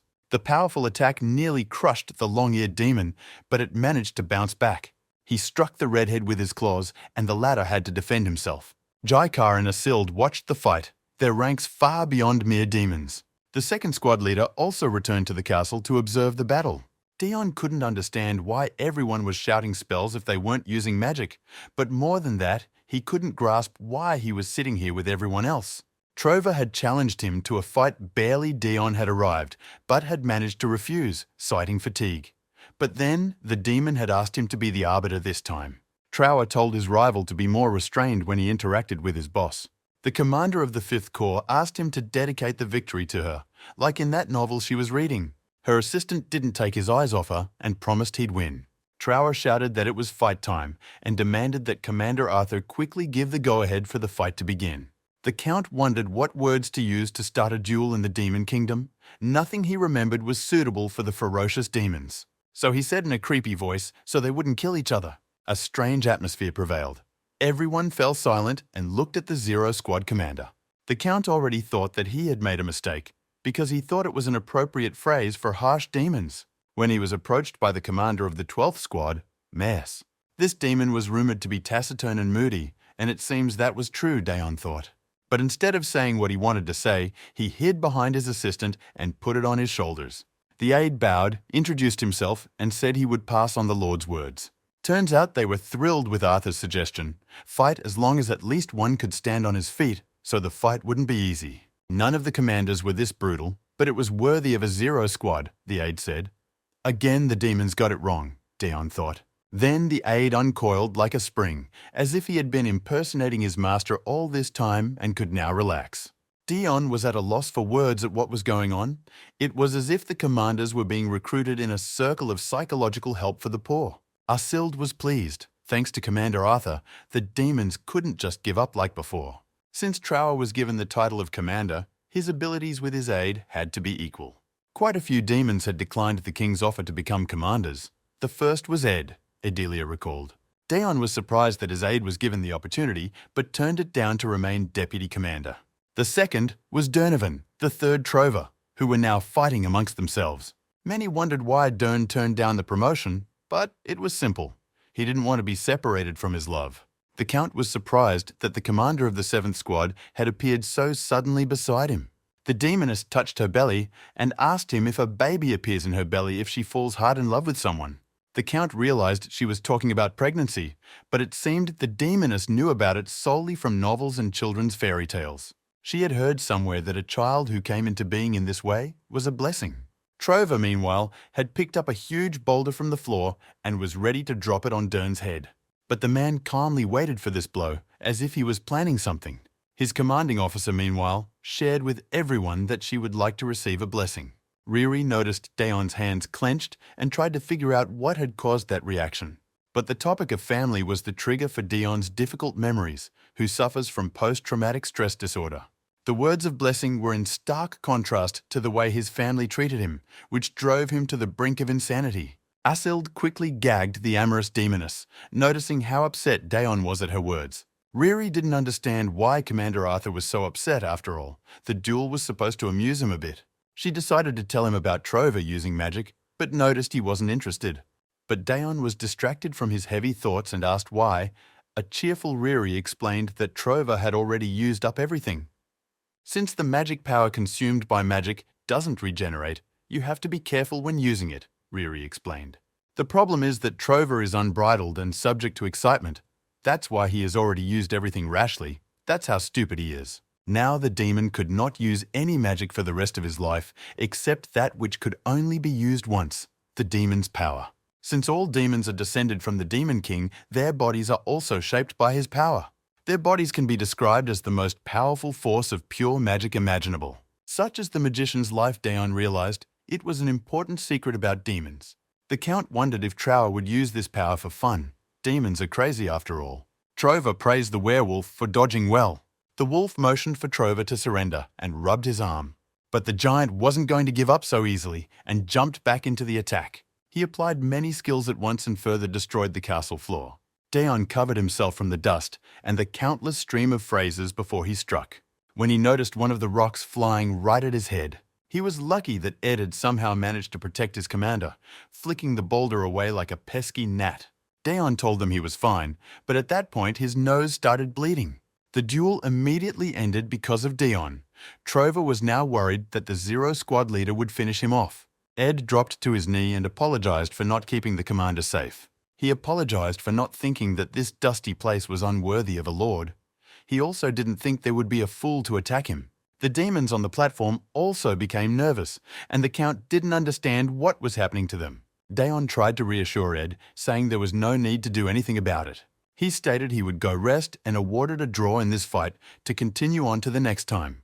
The Count hoped the demons would settle down, or fight in his absence, and left everyone in awkward silence. Dr. Ben came to him as soon as he saw the signal from his pendant. The Demon King summoned him to his house after resting and informed him that he needed Arthur to go to the human world.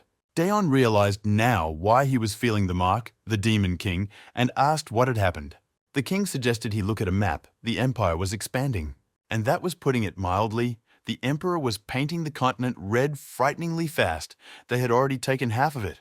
The Count remembered one conversation with the butler Rem. He had asked him then what he had been doing before he arrived here. The servant was too strong and suspicious for a mere butler. Then Remus replied that he was from Esperance, a small kingdom in the north. And now the empire was at war with this kingdom. If it continued like this, it was a matter of time before the war against the demons began. There was no point for the Demon King to sit idle, and from now on he decided to participate in the big game as well, and turn the whole empire game upside down. Fight in human territory will become a war for the existence of the human world and the demon world, said the king, and burned the map. He ordered Daon to move out immediately, as it was dawn now in the realm of men, and he would be able to arrive at the location by noon. The king determined the time by a pocket watch that Daon had given him earlier, and it came in quite handy for telling time. The king told him lastly that no gifts from the human world were needed this time. But if he wanted it badly enough, the king asked for information to be brought to him. The king sat alone and thought about how he didn't want to let Daon go, or it would be a violation of the rules. It's a game, a fight between him and the emperor, for a reward called Daon Heart. There is one rule: if you tried to stop him or kill him, then you lost as a coward, and you have to follow the rules to make it more fun. Right now, the king had to use Daon very carefully because he was extremely useful. But just as dangerous, from here on out, Daon Heart is going to get tired a lot. Daon thought about the war. There would definitely be situations that would arise where he would have to get personally involved, and thought about whether to pick up the rag again. Then someone noticed his mouth bleeding and held out a handkerchief. He was told that it was a normal massacre between soldiers, and the weakest were attacked first. You had to swallow the blood or spit it out in a rag.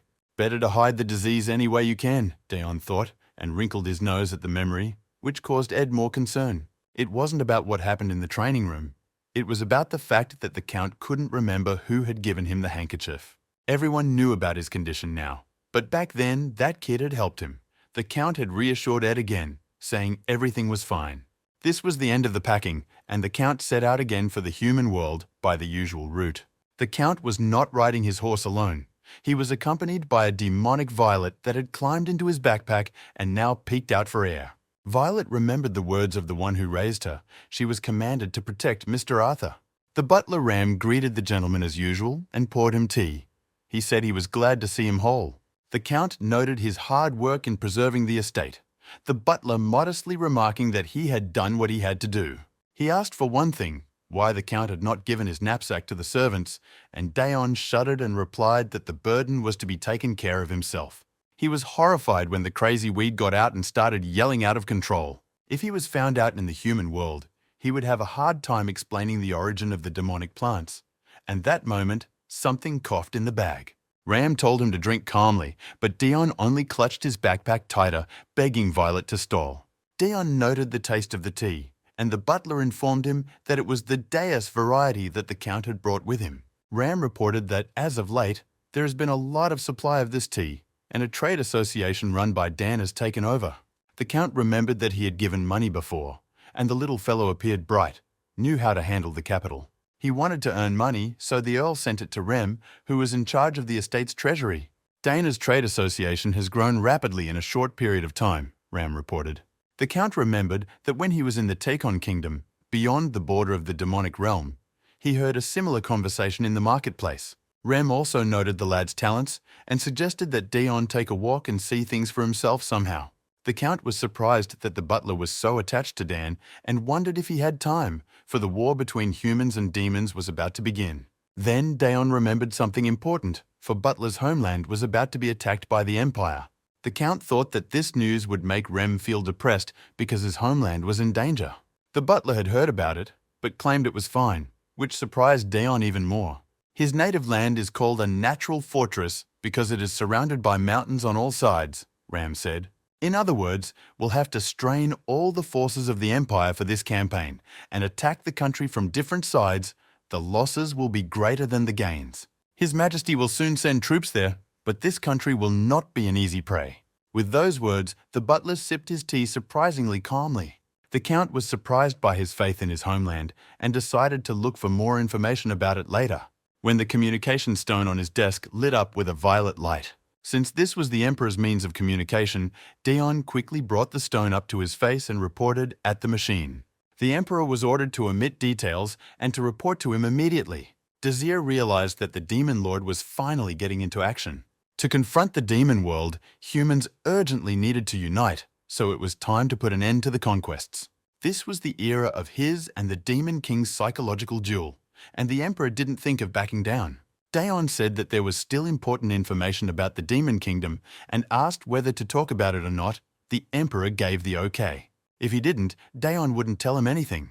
Having gotten the Earl's consent, he informed him that demons had been activated on one border. He also revealed that a portal had been discovered in the kingdom of Tehon to the realm of demons. The Emperor praised him. This information was very valuable. He told Daon that they would see each other in a week at a hunting competition, and the Count was surprised that they would be held at such a time. The Emperor has already sent an invitation, as well as a gift of clothing that must be worn. There were indeed many boxes on the table. One of them had a stamped envelope on it. Cruel was nervous, not understanding why the Duke still hadn't given any instructions, since Dion Hart had already returned from his mission. He thought that as soon as the Duke heard about it, he would immediately send a revolutionary army or a band of mercenaries. While he was thinking, the Duke entered his office and asked if Cruel knew of his brother's return. He told Cruel that he personally had to take the case personally this time. It's execution time, and the hunting competition is just right for that, Luther informed. A week later, the Count went to the Trade Association. He was terribly embarrassed by his flashy outfit, but there was no choice. Rem assured him that it suited him very well with these clothes that the Emperor had chosen for him personally. They entered a large hall where it was quite lively. People came here to make deals and exchanges, no matter what they involved. It was mostly about medicinal herbs of the highest quality. The scope of the organization was larger than the Count had believed, and he wondered how to find Dan here. But at that moment, noticed Dan, who was giving instructions to his men. He knew all the trade routes well and was quick to make decisions. He was very busy, the Count noticed, dealing with a lot of issues literally on the fly. Dan ran up to the gentleman, scarcely noticing him, and was very glad to see him. Dion praised him. The organization looked great. Dan replied that it was all because of his name. It was worth mentioning it. Everything resolves itself. Dan found out that the Count was going to a hunting competition and said he needed an assistant. He asked to take him with him, but the Count resolutely refused. Dan was surprised and asked why, for he had already learned to handle the sword and would not be a burden to the Count. Of course that wasn't the problem. Dion simply wouldn't be able to get rid of the weed in the bag if Dan was with him. He had already tried to do this many times in the manor, used a knife, fire, tried to throw it away, added poison, but all to no avail. The hunting grounds were his last chance to get rid of the devil Violet, and if anyone followed him, it would be problematic. But then the butler stepped in and told him how hard the boy had worked for the Earl. Dion grabbed his head again. It wasn't about trust at all, he said. He just wanted to be left alone. But then he saw their puppy eyes again. The old man's request, "The boy is not a burden," was red in their eyes. The Count clenched his bag from their demanding stares, but eventually had to give up and take the happy guy with him. Daon was still dejected because he was so weak in spirit. Now he didn't know what to do with the weed if he just threw it away with the bag, but he was worried that it might jump with her. He decided to wait until the hunt was over and deal with the flower afterward. Weeds really were a problem, the Count reflected, and he didn't notice the hand being offered to him as he stepped out of the carriage. The Count noticed the knight's glances, then shifted his gaze to the hand Dan was holding and realized everything. He jerked his hand away sharply as if in disgust, and Dan asked him if he was okay. There were too many problems piling up on the Count at once to top it all off. Leon saw the weak gesture and hurried over to them. She clutched her head, for the Count was not a lady in an uncomfortable dress or even an invalid in need of support. It was degrading to the Earl's dignity, though she thought that perhaps her master had allowed it himself since the curse had weakened him. But still, Dan, in addition to insulting his master, tarnished his honor as a hero. Though the Lord was patient, Leon doubted he would leave it that way. Dion glanced at Dan and noticed he had a keen eye. He patted him on the shoulder and told him that his condition today left a lot to be desired, so he thanked him for his help, but asked not to do that next time. Hearing this, the knights whistled cheerfully, greeting their commander. They admired his calmness, in a situation where anyone would have gotten angry. The Count walked forward under the rapturous stares of the stupors. Somehow he managed to avoid ridicule again. Leanne was bursting with pride in her master, who is magnanimous like all outstanding people that condescend to minor mistakes. In the demon world, such gestures were natural, so the Count forgot for a second that it looked strange in the human world. He realized it was pointless to tell Dan, or you'd be a laughingstock if you made a mistake, and Ram wouldn't help either. Leon greeted him formally and asked him if he was tired from his long journey. One of the knights asked him what was in the bag and offered to carry it, but the Count immediately grabbed his bag tightly. In the eyes of the knights, he clung to her like a capricious child. More importantly, he asked Leon where the others were and was told he had just called him too soon. Crown Prince Edward approached them and apologized for such haste. The Count greeted him formally with a bow, and the prince asked him if he knew that they would be attacking monsters on this hunt. The real reason for the hunt was a show of force, that even in times of war, the Empire is capable of such events, politics being everywhere. The monsters really became numerous, so they decided to mop them up in the hunt area first and then go on to the end of the competition. The heir hoped for the help of the Order of Rofteg and the Imperial Knights in this endeavor. Of course, it wasn't an obligation, so the knights themselves could take care of everything Edward reported. During the night, the knights made a debauch so that they did not show up in full, for which they earned Dion's scornful and angry look. The Count bowed and gladly handed over to the prince the command of his mad dogs, which he had long dreamed of getting rid of. He himself wasn't sure if the heir could handle it, but figured it wasn't his problem and said he could do whatever he wanted with them. But the heir was of a different opinion and said that it was the Earl who should lead the hunting team. The Imperial Knights marched into battle in tight formation and attacked the hordes of monsters. But Dion's mad dogs went into battle fiercely and without any plan, just to kill everyone. Everyone knew how peculiar this squad was, just like its commander. The commander of the Imperial Knights was horrified at the contempt with which the dogs regarded the fighting order. He glanced at the Earl, and the latter caught his glance, but could do nothing, for he himself was shivering at the sight of them. Dion pondered. Not that this was the first misunderstanding that had happened to him. The situation wasn't that bad. He thought he'd be able to go home soon anyway. After many mistakes, he decided to quickly hurt himself and so go home. The Count laughed at his cunning, and his men mistook it for battle excitement. Just at this opportune moment, a werewolf burst through their orders and leapt at the Count. He was about to set himself up for a hit, but Leanne defended him. She instantly and violently shredded all the monsters around the Count. Daon strained a smile and admired her abilities, giving her a thumbs up. Leon thanked her for the praise, and the Count thought with annoyance that no one had asked her to do that. She promised that she would see to the Earl's safety in this battle. Therefore, he need not bear his sword. It wasn't bad, but there were still a lot of monsters. If this continued, Daeon would have to continuously participate in these hunts. And to hurt yourself, you have to fall off your horse on purpose, the Count decided. But in that instant, the horse stopped listening to the Count, as if it had read his thoughts about the fall. Dan apologized and said he tripped in the mud and touched the horse, causing it to spook. Though in words Dan was apologizing, he looked strange and frowning, and he kept his hands behind his back as if he were plotting something. The Count noticed Dan's strange mood, but decided not to touch him. He sat down on the ground and started to check his bag because the flower had gone quiet. Dion had hoped the violet was dead, but it wasn't, of course. Such nonsense certainly wouldn't have finished off this monster. Dion told the flower to stay down and slammed his mouth shut the moment Dan approached him. It wasn't until the Count turned around that he realized there was no one near them, and Dan must have taken it all personally. Dan asked him why the Count wasn't angry. Ever since they'd met, the boy had been acting more and more cocky. The Count did not understand the question and then asked what the boy meant.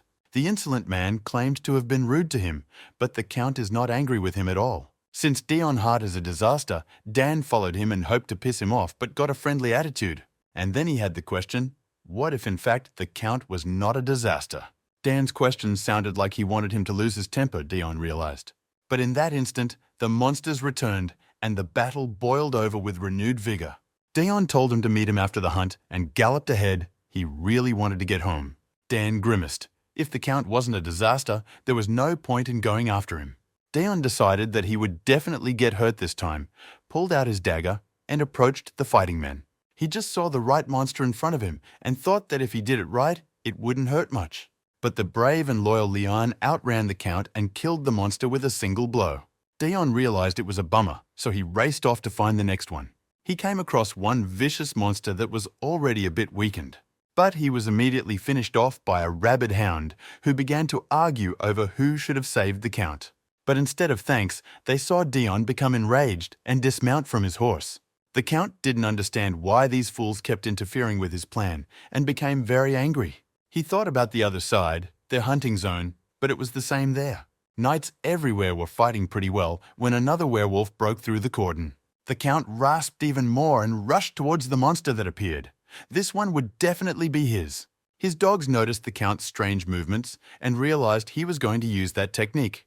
They grabbed their heads because it was ridiculous to use this for some monsters and didn't understand why the Count was so serious. Dion had already gotten close to the werewolf, who froze in indecision at the sight of the fearsome man. But at that instant, the rabid dogs got in the way of the Count to seize him.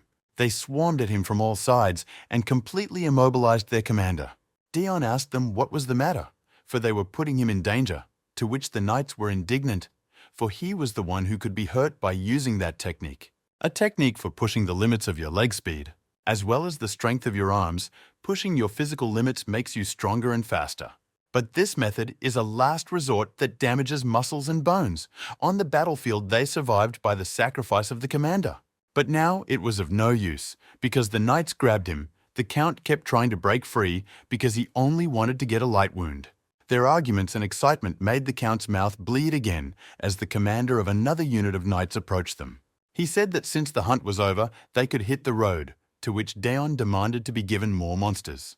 The mad dogs comforted the Count that soon the competition would begin and that he could kill as many monsters as he wanted. Alone Dan stood nearby and watched the gentleman with a grim expression. Dion had never been able to call in sick, so he was resting in the field tent. To the howling of violets, the Emperor was soon to arrive. He assumed that the Emperor wanted to see him because he had something to say about the war. The war brought back bad memories for the Count. He didn't want to go there. The mere word made him nauseous. To make matters worse, this was a war against the Demon Kingdom, and he's been playing the role of double agent for far too long. The flower pestered him again, and Dion told him not to touch it. But at that moment, one of the mad dogs burst into the Count's tent. He found the Count engaged in a strange occupation, standing by his bedside and waving his arms. Dion quickly excused himself by saying he was warming up and asked if there was any problem with that.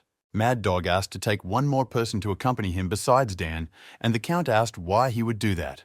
The knight felt uneasy leaving the Earl alone. Moreover, he caught Dan's baleful gaze directed at the Earl. The boy looked on with an impermissible anger, and the knight didn't trust him. There was a frightening doubt, anger, frustration, something like that coming from the guy. The Count accepted this news calmly, and the knight was glad of it. Daon smiled sweetly and motioned for Lian to lead the slanderer away. Lian grabbed the troublemaker by the ear and dragged him away. The knight became indignant and said he wasn't kidding. He insisted that Dan's look was bad and another helper should be brought along. Daon clutched his head. The weed was giving him a lot of trouble. One witness was enough of a problem as it was. Lian let the knight go and stated that although she didn't know much about it, she agreed with the aide's opinion. Both volunteered to go and accompany him, and with glee. He immediately began to argue who was more deserving of the honor, the one responsible for his safety, or the one who first spotted the threat. The Count turned down both of the annoying servants and grabbed his bag. The knight followed, but Daon firmly stated that he didn't need an assistant and left them. Mad Dog was extremely upset that his commander didn't believe him and didn't want to keep himself safe, though the Count himself felt suspicious about the guy. He really was uncomfortable with the looks and expression of the young talent. But even if he attacks him, he can handle one boy after all, thought the Count. The knight kept whispering in his ear like a pesky fly, but the Earl brushed it off. Somehow he had survived until now, without their tutelage. He was on his way to the hunting ground when someone blocked his path with a full title. Some nobleman decided to taunt Daon by calling him not a real Earl. The Mad Dog was about to go for the insolent man's throat, but Lian stopped him. This could get the Lord in trouble. But Daon himself didn't realize what kind of an underdog was sticking it to him. The other nobles also wondered who it was that was allowing himself such insolence, as if he didn't know what kind of tiger was pulling his whiskers. Daon asked who it was, and his men echoed him, asking if the insolent man knew who he was talking about. The insolent man declared that he was the head of the Hart family, the real Earl Hart, and proudly jabbed his finger at himself. He stated to Daon that he wasn't some fake, and again caused a wave of whispers. He was from a side branch of the family. The rabid dog was eager to tear him apart again, but Daon held him back, he and Cruel relinquishing the title to his parents. And eventually, some dandy from a side branch with manure under his fingernails took over the title. The Count stepped closer to him, and placing his hands on his shoulders properly congratulated the distant relative. He informed him with an eerie grin that pretty soon the Hart family would be erased from history. Daon was glad to bits. The cocky dandy walked away, saying he'd see who the winner was. Obviously, the greedy vassals put a fool at the head of the race who is easy to control and easy to remove at the right moment. The heir raised his hand, calling attention as everyone gathered. The heir realized that everyone here was a busy man and thanked them for coming. He expressed his hope that no one would be disappointed and everyone would have a good time and signaled for departure. In the Empire, there is a tradition of giving ribbons to lovers and handkerchiefs to friends with the hope of a speedy return. The knight may accept the lady's gift and dedicate the victory in the contest to her, Daon asked, just in case they were going to give him handkerchiefs, and the knight was surprised that he cared about such things. Lian smiled hearing their arguments. The knight promised to get a handkerchief for the Count immediately. She saw a little girl give her brother a handkerchief so he wouldn't hurt himself. Lian remembered how she had once done the same for her older brother. She gave her brother a handkerchief before he went off to the 8-year war. The Count was surprised that her brother was in the war. Lian wanted to go too, but her parents wouldn't let her. She was healthier and stronger than he was, therefore she felt anxious for her brother. She couldn't accept the fact that her sick brother was gone, so she became a knight herself, so her parents couldn't stop her. The Count thought about it. This story sounded painfully familiar, but had its nuances. The ending of the story was quite different in their families, grimaced the Count. Daniel stood next to Cruel and noted the perfect preparation of their forces for the operation. They had many weapons and assassins, each with a heavy crossbow that pierced even armor. Even Daon Hart couldn't handle one of those, Daniel said. This was the best moment for them to kill him. The Duke had informed him of the plans before the hunt in case the assassins failed again. Cruel was to take care of it.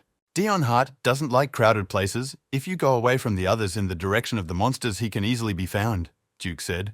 He knew him well, Cruel noted to himself. His brother, on the other hand, did not know the Duke at all.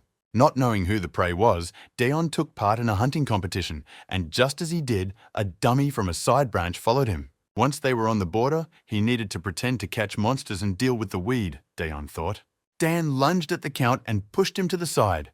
At that instant, several crossbow bolts pierced the ground. They tumbled across the grass, the Count losing his bag. Before they knew it, another arrow fell from above from the forest, aimed at the Count, but Daon reacted in time. The assassins realized that arrows were useless and came out of their hiding place with their swords at full draw. They swarmed on the Earl, and the Earl began to fend off a slew of assassins. There were many enemies, and Daon barely fought back, gritting his teeth. He was already regretting not taking more escorts, and he ducked under the assassin's kick. The Count resented it. He had to fight to the death again. The goofy dandy hid in the bushes with his pants wet and weighed down, completely useless. Dan had only recently started wielding a sword. Though he was pretty good, he lacked stamina and strength. The Count realized he was surrounded by enemies. Those had no problem attacking sneakily from the back. He himself also lacked the ability and stamina to handle everyone. He pressed himself against a tree so that no one else would come in from the rear. But at that moment, the gunners gave several volleys and raised a shower of arrows into the sky. Daon was taken aback. He didn't know how to dodge such a thing. Death was coming at him from the heavens. But in that instant, someone grabbed him and threw him off the line of attack so that they rolled and all the arrows went into the milk. The Count rested his head on Cruel's shoulder, thankful he wasn't hurt. At first he thought it was Dan covering for him again, and he'd already said thank you. But then he saw the face of his hated brother. Daon grabbed his brother's hand and squeezed it with force. He recognized him even in the silly Robin Hood robe. The Count asked him what he was here for and how his presence could be construed. But Cruel only looked sadly back. Someone struck the assassins with their spiked tentacles and they died instantly. They didn't realize where the huge flower came from and started waving its cuttings. The aggressive plant quickly killed all the assassins that were nearby. It had tremendous power. Seeing his master, the violet waved happily at him, the Count was glad the assassins were dead. But now he felt even more threatened. At the cries for help and sounds of battle, other knights rushed to the scene of the battle. When they came to an open clearing, they were horrified, for they had never seen such a monstrous plant. Squinty Heart came out of the bushes and immediately began to stink that a flower had come out of the Count's bag and saved him from the assassins. They were greatly surprised that Daon Hart was capable of controlling such a monster. The knight thought it was as the Count calmly approached him.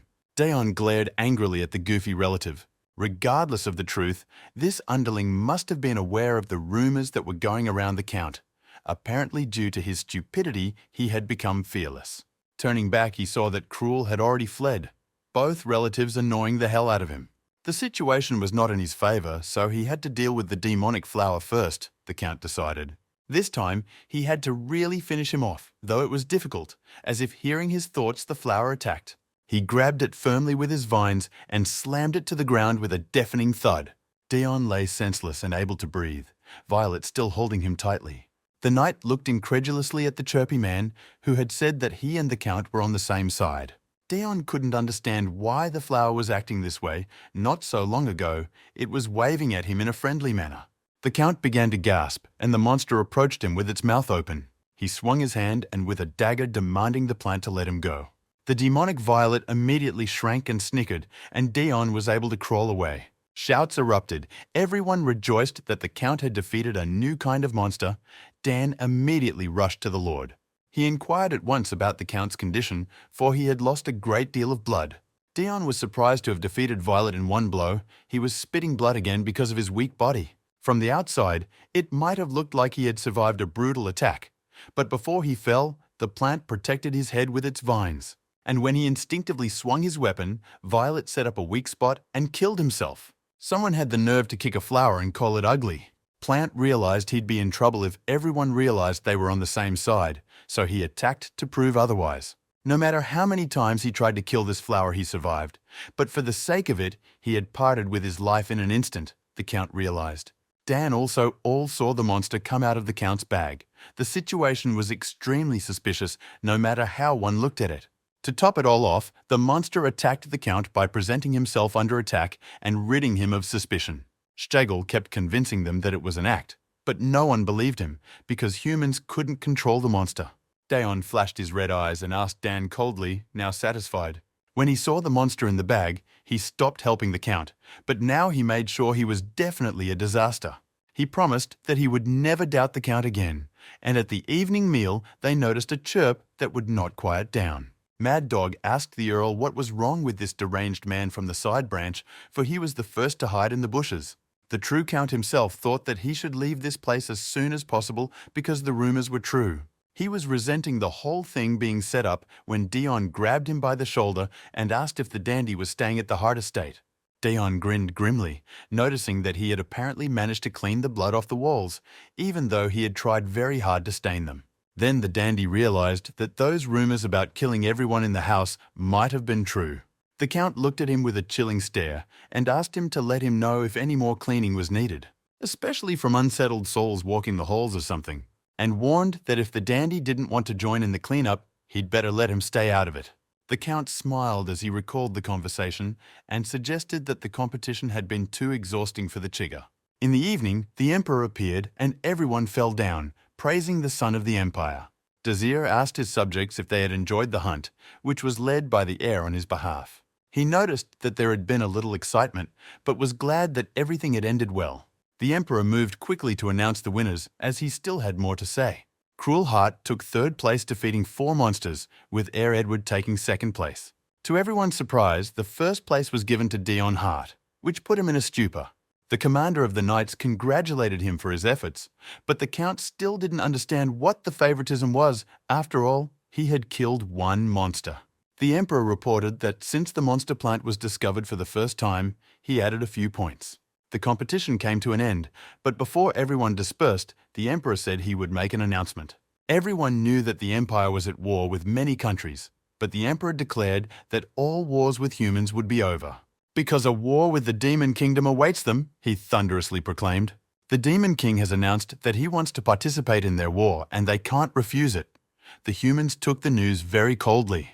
They asked if other human countries would accept it, and the Emperor said they had no choice because their country was the only one that could stand up to the demons. Daeon wondered if that was odd, since there was no consideration of the possibility of the kingdoms joining the demons.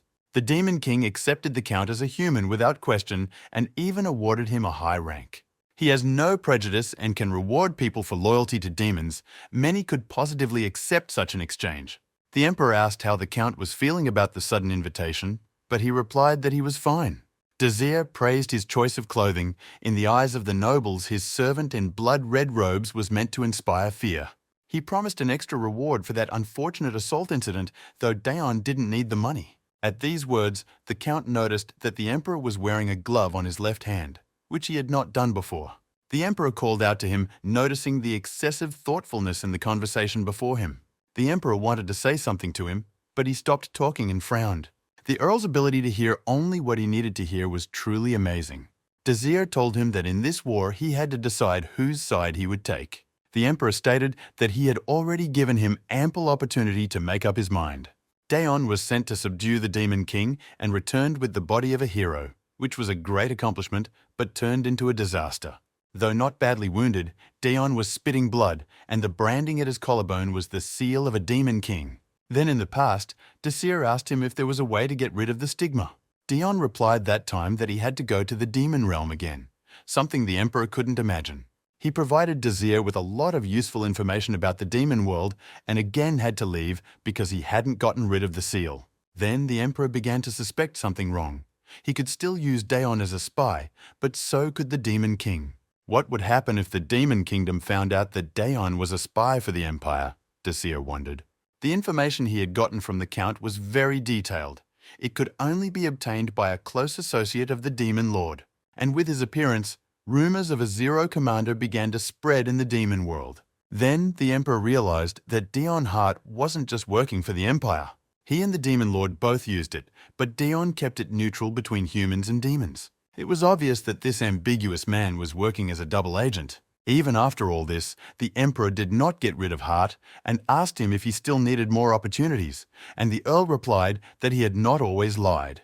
The Emperor agreed. That's why they didn't touch him, and the Demon King, the Count, had been cheating from the beginning, but it was convenient to use him. Although the Count was not on his side, he was not an enemy either. He never spoke first unless asked directly, and obediently answered a direct question. Although Daeon did not act alone, he faithfully followed orders. Though it was strange, he had outstanding talents. The Emperor realized that if he could attract the Count, he would have a very valuable figure. The sword is held by the wielder, and so it began. A game against a demon lord with vague rules. It was natural to think that the Demon King thought the same way. Who would be able to utilize Dion Hart and be the first to recruit him? That was the big question. They were waiting for him to pick a side on his own and solve this dilemma. Everyone prepared to respond to any choice the Earl made and wanted to know about it as soon as possible.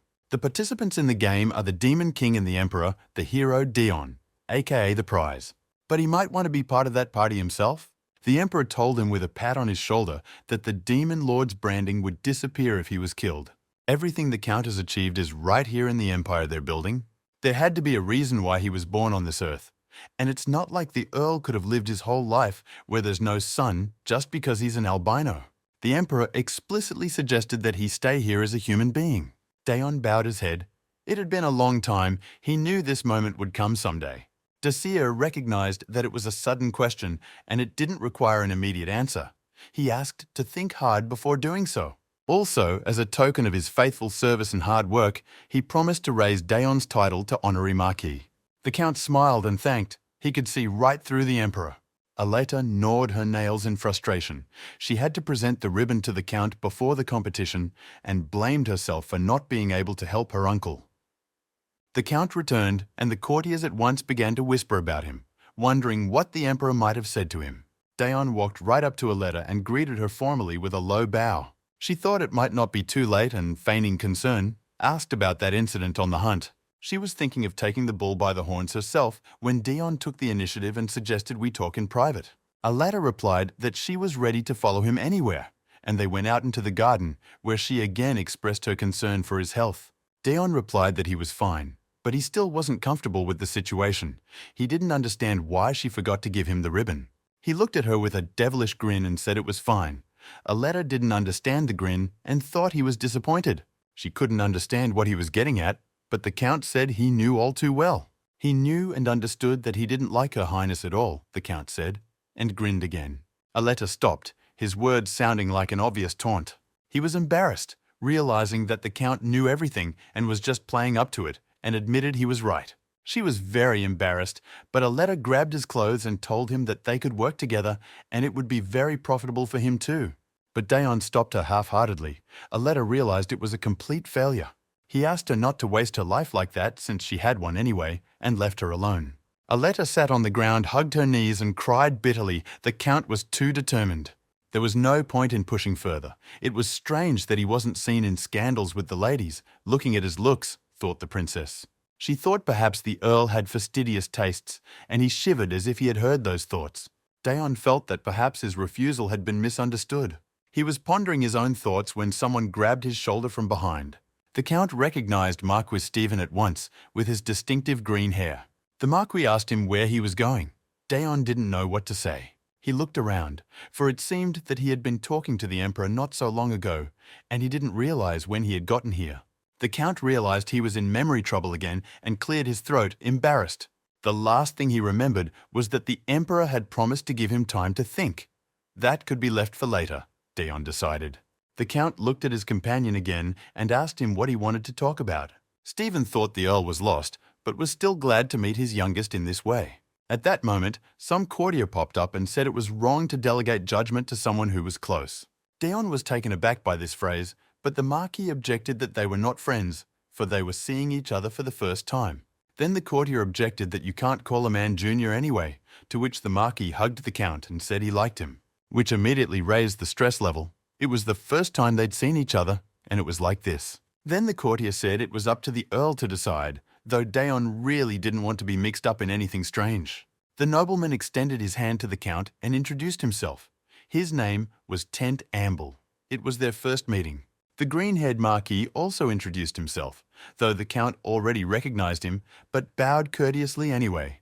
Daeon couldn't figure out what was wrong with these two, for they kept interrupting each other, so he asked what the judgment was. Marquis Stephen explained that they just had a difference of opinion. Stephen began to tell of the savages on the frontier with whom he had fought.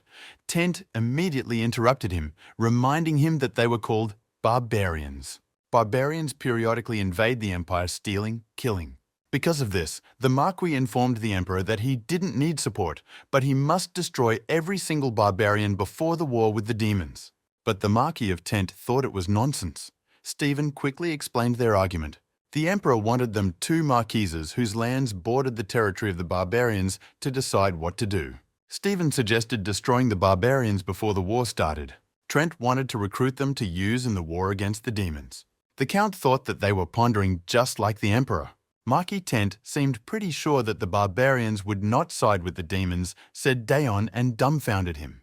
Tent didn't understand how it could be otherwise since they were all of the same race, albeit feuding, but would not be allied with a demon. At these words, Marquis Stephen laughed, calling Tent sentimental. He liked the Count's words. Stephen leaned over to his ally and said that people are affected by overwhelming force and hatred, not racial prejudice. If the demon world is strong, the weak will join it to survive. Besides, if it's about destroying their enemies, the barbarians will sell their soul to the demon lord, and race won't matter. Stephen was glad that his junior had taken his side in the matter. He let his neighbor go and said he would report everything to the emperor himself. That's how Daon unwittingly decided the fate of many tribes. He wanted to leave, but the Marquis said he wanted to talk to him personally. Daon flinched, but couldn't refuse the more powerful man. He was uncomfortable with the piercing stares all around him, and the Marquis agreed with him. They were attracting too much attention, and Stephen realized that the younger one didn't like that either. Once Stephen flashed his eyes, everyone reacted, and Daon was surprised at the strength of the Empire's second hero. Stephen smiled and asked smugly if the Count was still uncomfortable. But Daon suddenly noticed that Stephen had brown eyes and involuntarily said it out loud. The Marquis grinned grimly and replied that it was a common eye color, quite common, and the same as his mother's. And then the Count realized what a foolish thing he had said, for the Marquis was the illegitimate child of a servant girl. He saw Stephen grab the tea bottle and was afraid he was going to hit someone with it. But Stephen was not at all angry. He decided that their conversation would be a long one and suggested that they have tea. He poured the carcade into glasses and asked me to just call him Stephen. Daon decided he would call him Mr. Stephen and thought he hadn't had tea in a while. But then he caught the surprised look of the Marquis and asked what was the matter. The one laughed, replying that you can't believe rumors.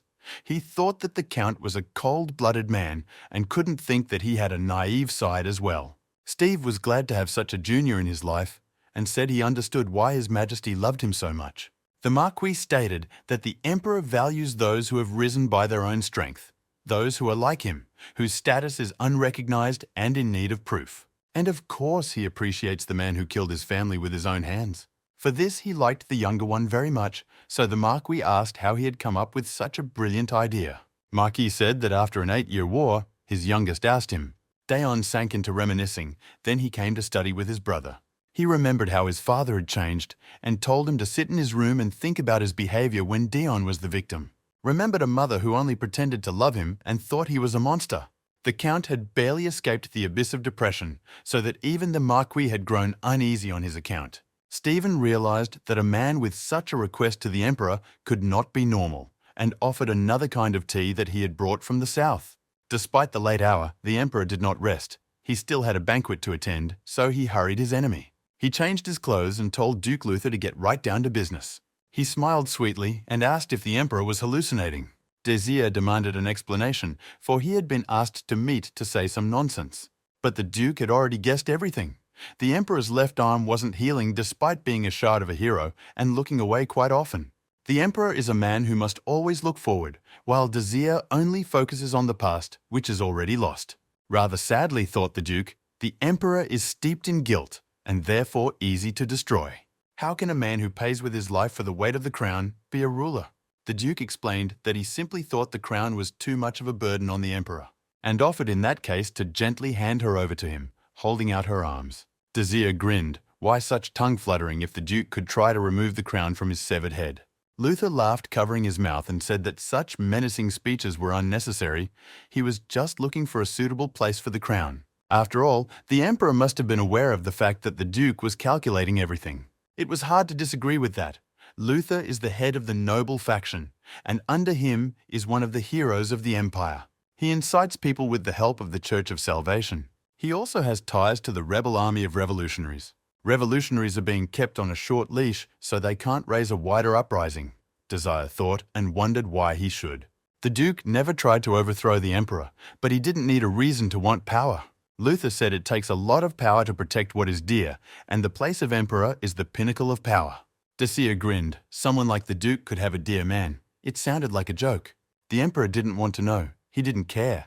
He declared that he would not give the crown lip service. A heavy and gloomy silence fell between them. whereupon the Duke declared that the psychotherapy session with the exchange of pleasantries was over for the day. The Duke noticed that Dacia didn't feel a crisis in this war, and even the bells that were ringing didn't make him think of betrayal. Lots of possibilities. He could be betrayed by his own nobles or allied kingdoms, not to mention enemies. All of these possibilities, Dacia didn't even consider them as such. Luther realized that he had no other choice and ordered him to give Aaron the order to spread bad rumors about demons. Any rumor would do. Betrayal, cruelty, cannibalism, whatever, as long as people couldn't trust demons. Luther decided to help the emperor enjoy a game of demon warfare, all because he didn't want to rule over a fragment of the empire after the emperor was overthrown.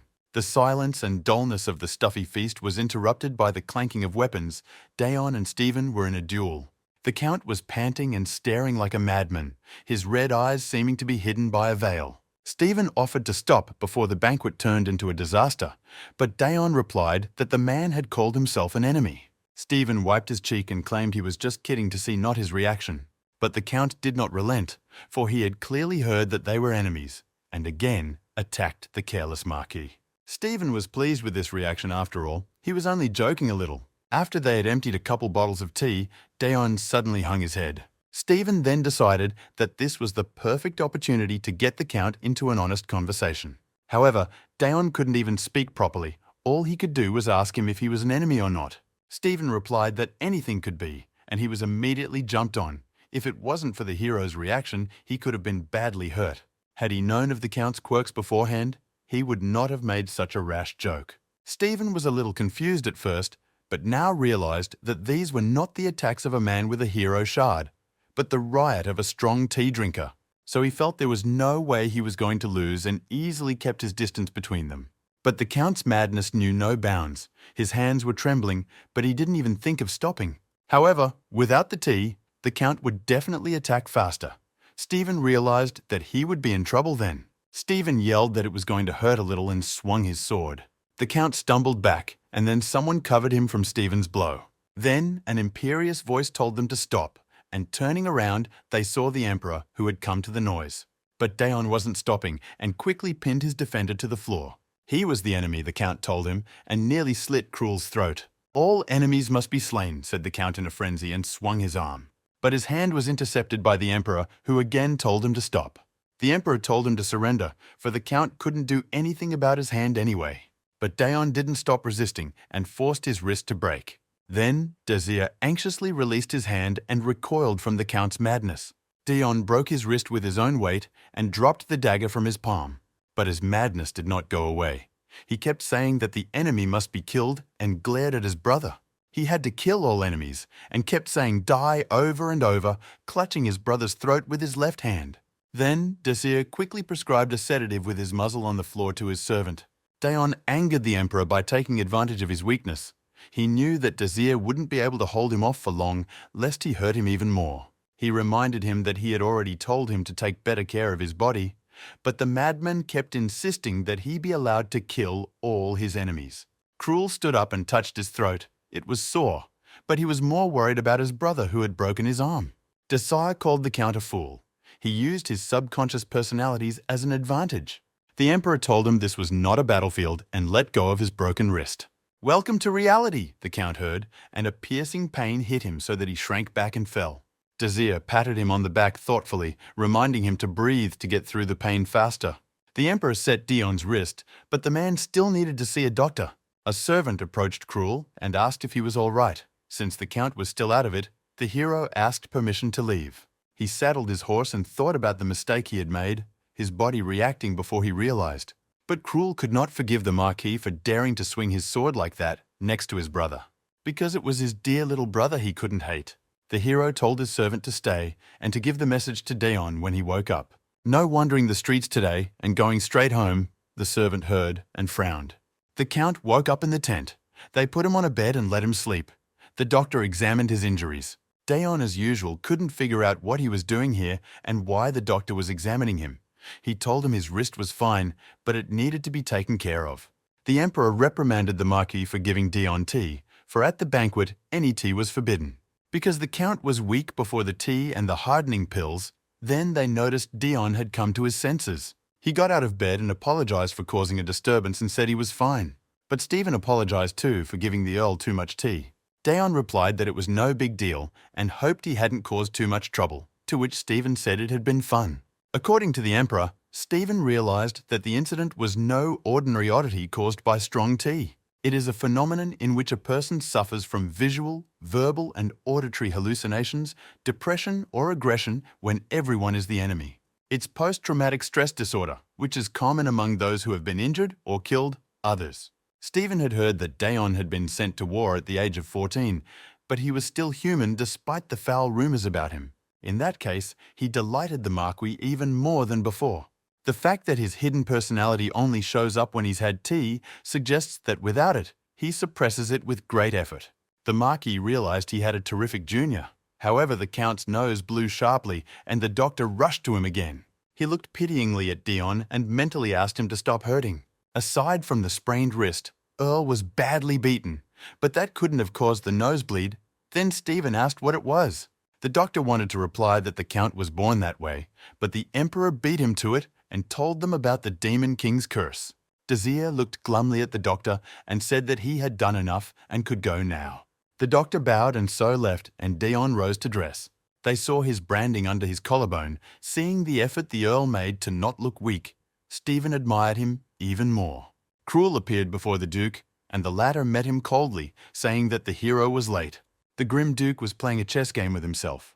Cruel asked what was the matter, and the Duke replied, tapping his piece on the board ringingly, that he had to kneel first. Cruel flinched at such an order. Normally, the Duke didn't show his anger. The dagger that stabbed the hero in the leg made him fall to his knee. Beside the smirking Duke stood not ordinary bodyguards, but real experienced assassins. The Duke said he'd heard an interesting story, and his tone didn't bode well. Cruel already realized what this was about to be about, but he didn't care. Luther said he was a busy man and offered to get right to the point. He threw a horse figurine at the hero and said he knew everything. It was reported to Duke that Cruel had twice defended Daon Hart, whom he was supposed to eliminate. Daon was outraged at the message he had received. His brother telling him not to roam the streets was unheard of. The servant confirmed that it was. Daon only hummed and climbed onto his horse. Naturally, he thought nothing of listening to his brother's advice and galloped off into the deep night. The servant thought about why Cruel had given him such a strange order. The hero looked at him thoughtfully, thinking what to answer. Cruel said that his brother, like a child, would not listen to anyone and would stagger around and only hurt himself. Daon was riding and resentful. He didn't understand what it meant to go nowhere or why. There was a carriage waiting for him at the right place, Dan and Leon meeting him. Leon obligingly opened the carriage doors and offered a ride inside. But it was as if Daon didn't hear her, just skipped past out of spite. They both decided to accompany the Count and moved toward him, but Daon coldly told them he would go alone. If he went home now, he would definitely lose because he said he wanted to get some fresh air. The caring Dan handed him his cloak and said that since he had decided to go for a ride, it would be better if no one recognized him. He asked to take it in payment for his boldness and desire to test the Lord, and as well as not to burden himself with trouble. Grinning his face, the Count still accepted the robe. Dano's face reminded him of someone, the same obliging guy, only in the demon world. Daon ended up in the nearest town where the festival was held, despite the country's involvement in the war. The streets were busy with townspeople, so the Count left his horse at the gate of the town. Just like the imperial hunt, the festival was meant to show that all was well in the empire. The Count usually avoided crowded places, especially when he was tired. But Cruel had told him not to wander the streets and to go straight home, so now he couldn't ignore it. Daon pondered on why his brother would do this. It's a trap, a scheme. Maybe this is what his brother was expecting him to do. He remembered how they played chess.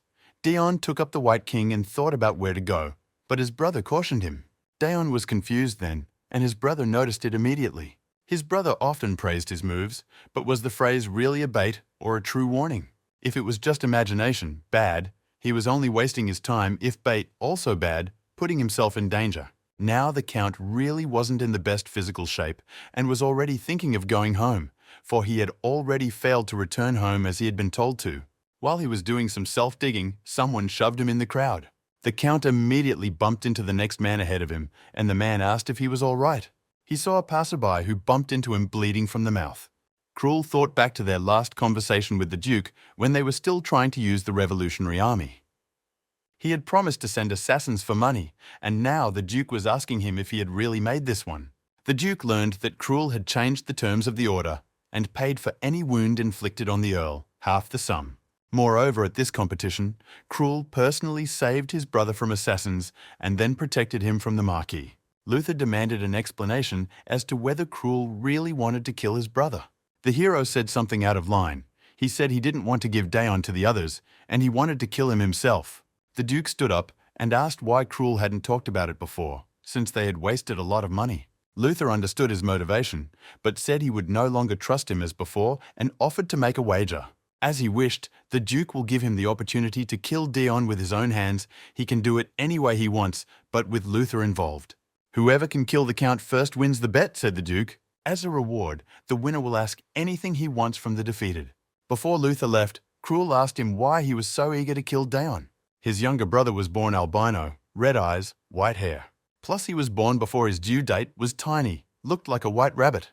Cruel often came to babysit the boy as he grew up. Despite his weakness, he remembered very well how his parents had glowed with happiness that they had a child. However, it turned out that the brother coughs up blood when stressed, his body was very weak and needs to avoid sunlight. My parents didn't understand how this was possible or why it was so.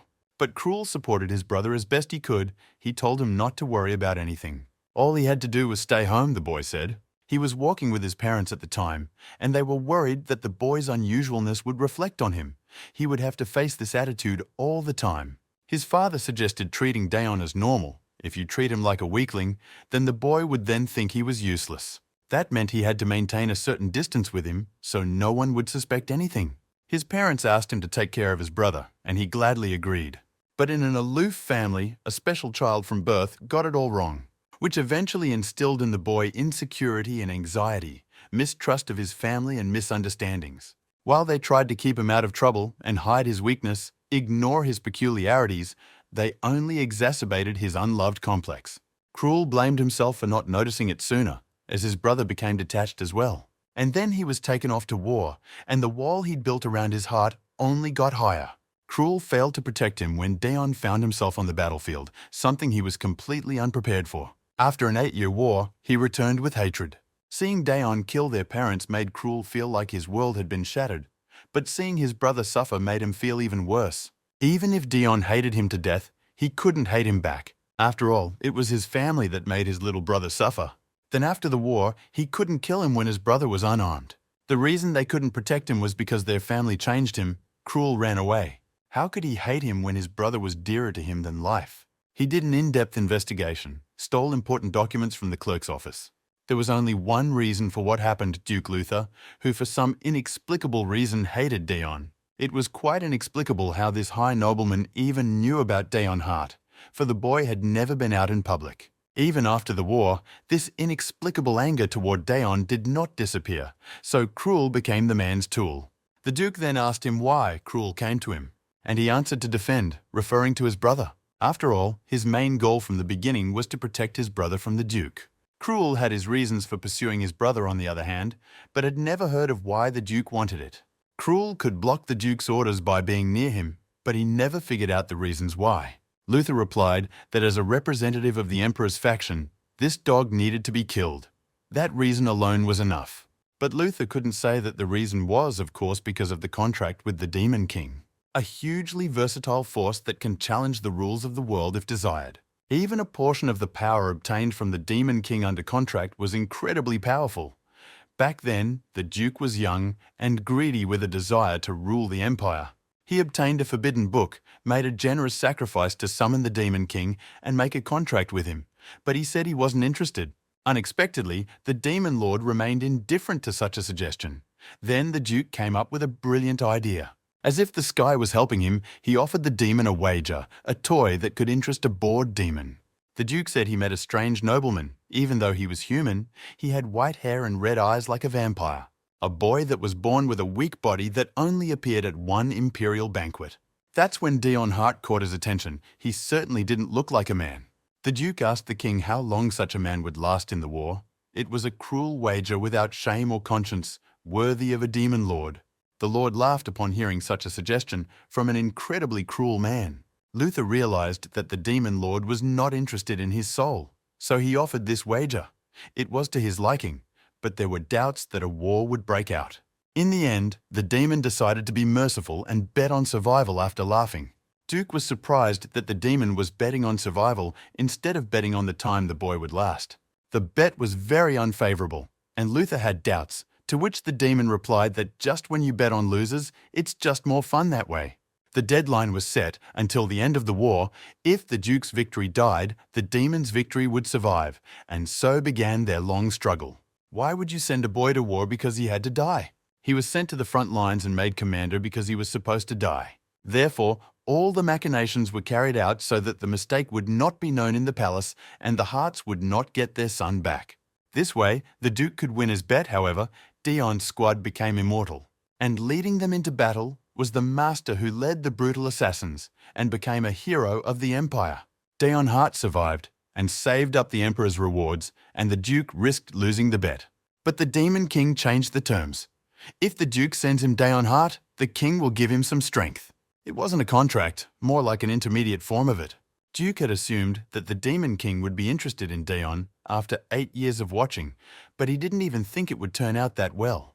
Luther agreed. Sending Dion to the Demon King's castle was no problem, but he didn't know how to leave him there, but the king promised to solve that. That was already his business. It was important that the Duke just send the guy to the demon world. It was Luther who suggested using Dion to subdue the Demon King. The Emperor asked him what he was up to, and the Duke replied that it was nothing.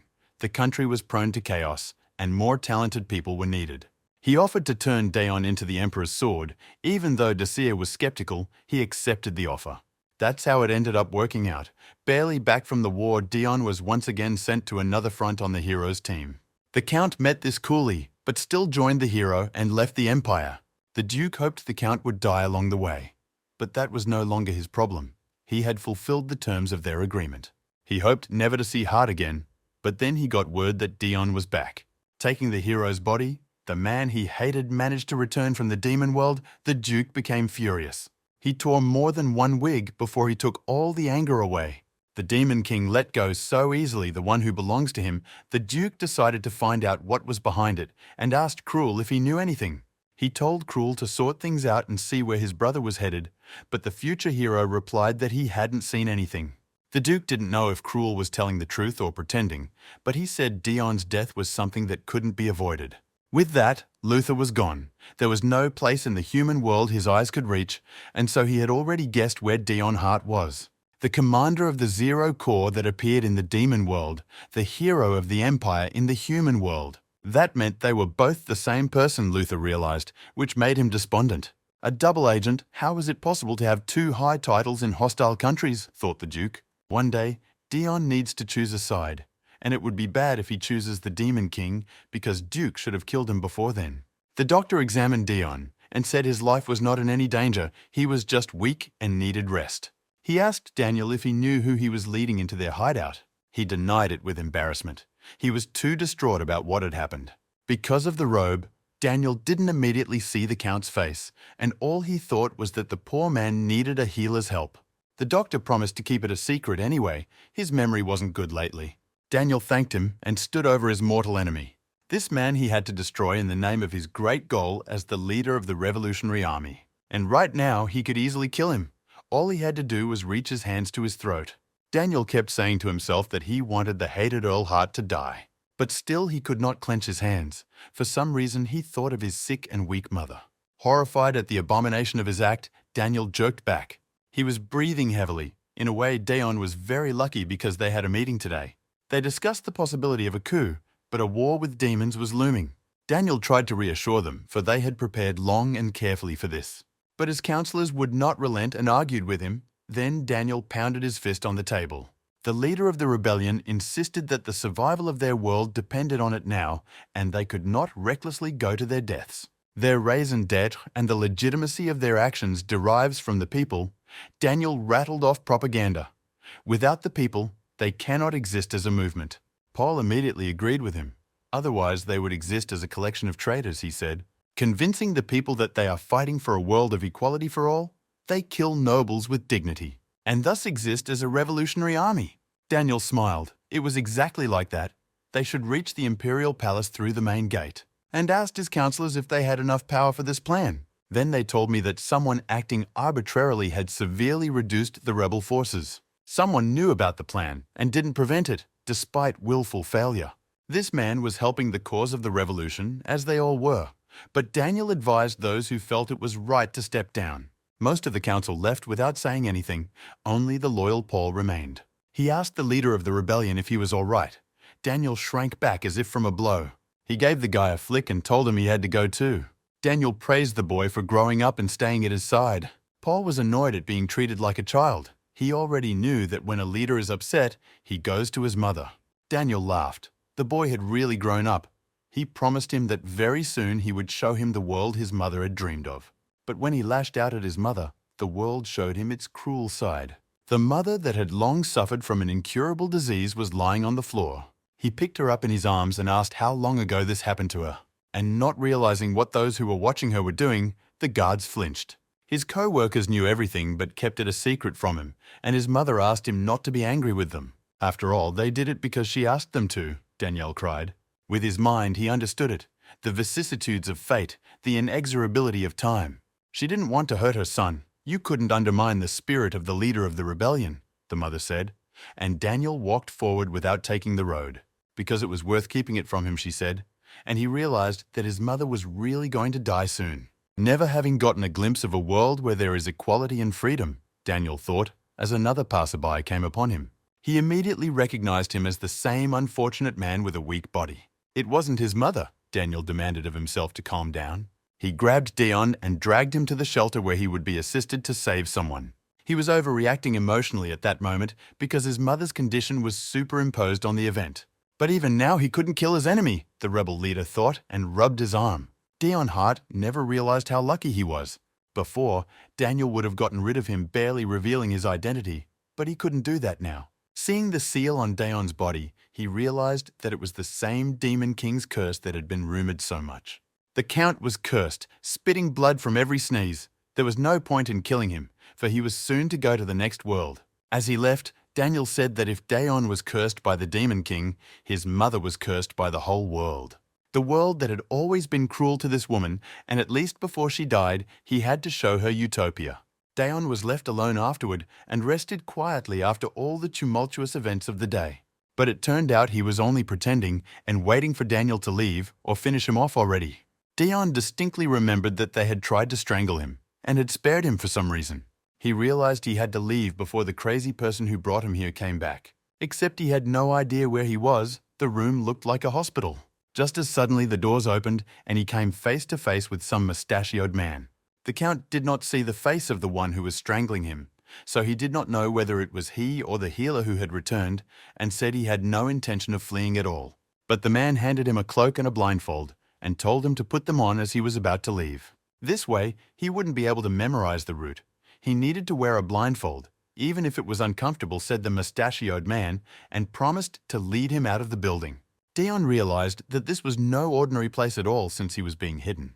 The Duke met Daniel and asked what he was doing at such an hour at his place, without warning and out of plan. He noticed at once the unusual mood of the revolutionary. Daniel reported that they need to do some serious planning for the coup they're going to pull off. He demanded an answer from the Duke when they had already gotten underway. Luther stated that as the war with the demons approaches, the strength of the empire is important, and internal dissension is poison to the state. But Daniel's advice every day required him to be active, and the Duke noted this change in the revolutionary's demeanor. Daniel stated that he didn't think it was acceptable to sit around and do nothing, but that was exactly what Luther was demanding. He suggested that the revolutionary put everything on hold and get some proper rest. For now, Daniel was behaving within expectations, though he was quite shocked. The Duke had told him he was in too much of a hurry, and that was a mistake. Now on the brink of war, it was better for Daniel to focus only on her. Luther patted the revolutionary on the shoulder and asked him what he thought about it, albeit surreptitiously. The latter agreed. Thanks to the Duke's words, Daniel was actually able to calm down and understand the whole situation. The Duke used to tell them to wait until the Empire had taken over half the continent. Luther then ordered one of his generals to attack the Emperor. The rebels lost troops. The Duke and Aaron, who ran the Church of Salvation, were conspiring to pit the Emperor and the revolutionaries against each other. Of course, the Duke didn't want the fall of the empire because it was sinful to give up such a high status. Then Daniel realized that from the beginning, the Duke had supported the revolutionaries just to keep them in line. He was a fool to trust a nobleman to wage war against class society. Daniel noticed that Paul had not yet left and was approaching him. The boy recognized that the leader was bringing Dion Hart with him, and Daniel was startled to ask him how he knew, for the Earl was supposed to be wearing a robe. He immediately pinned the boy against the wall and asked if anyone else had seen it. Paul swore he was the only one who noticed. He saw the Count walk away in his robe and blindfold, but it was hard not to recognize his white hair. The old doctor had done enough as it was, but he still could have wrapped the Earl more tightly, Daniel thought. Paul didn't understand why the leader didn't kill their enemy, or at least keep him captive as a valuable hostage. After all, this rascal was the Emperor's lapdog, and if they did anything to him, it would deal a blow to the tyrant.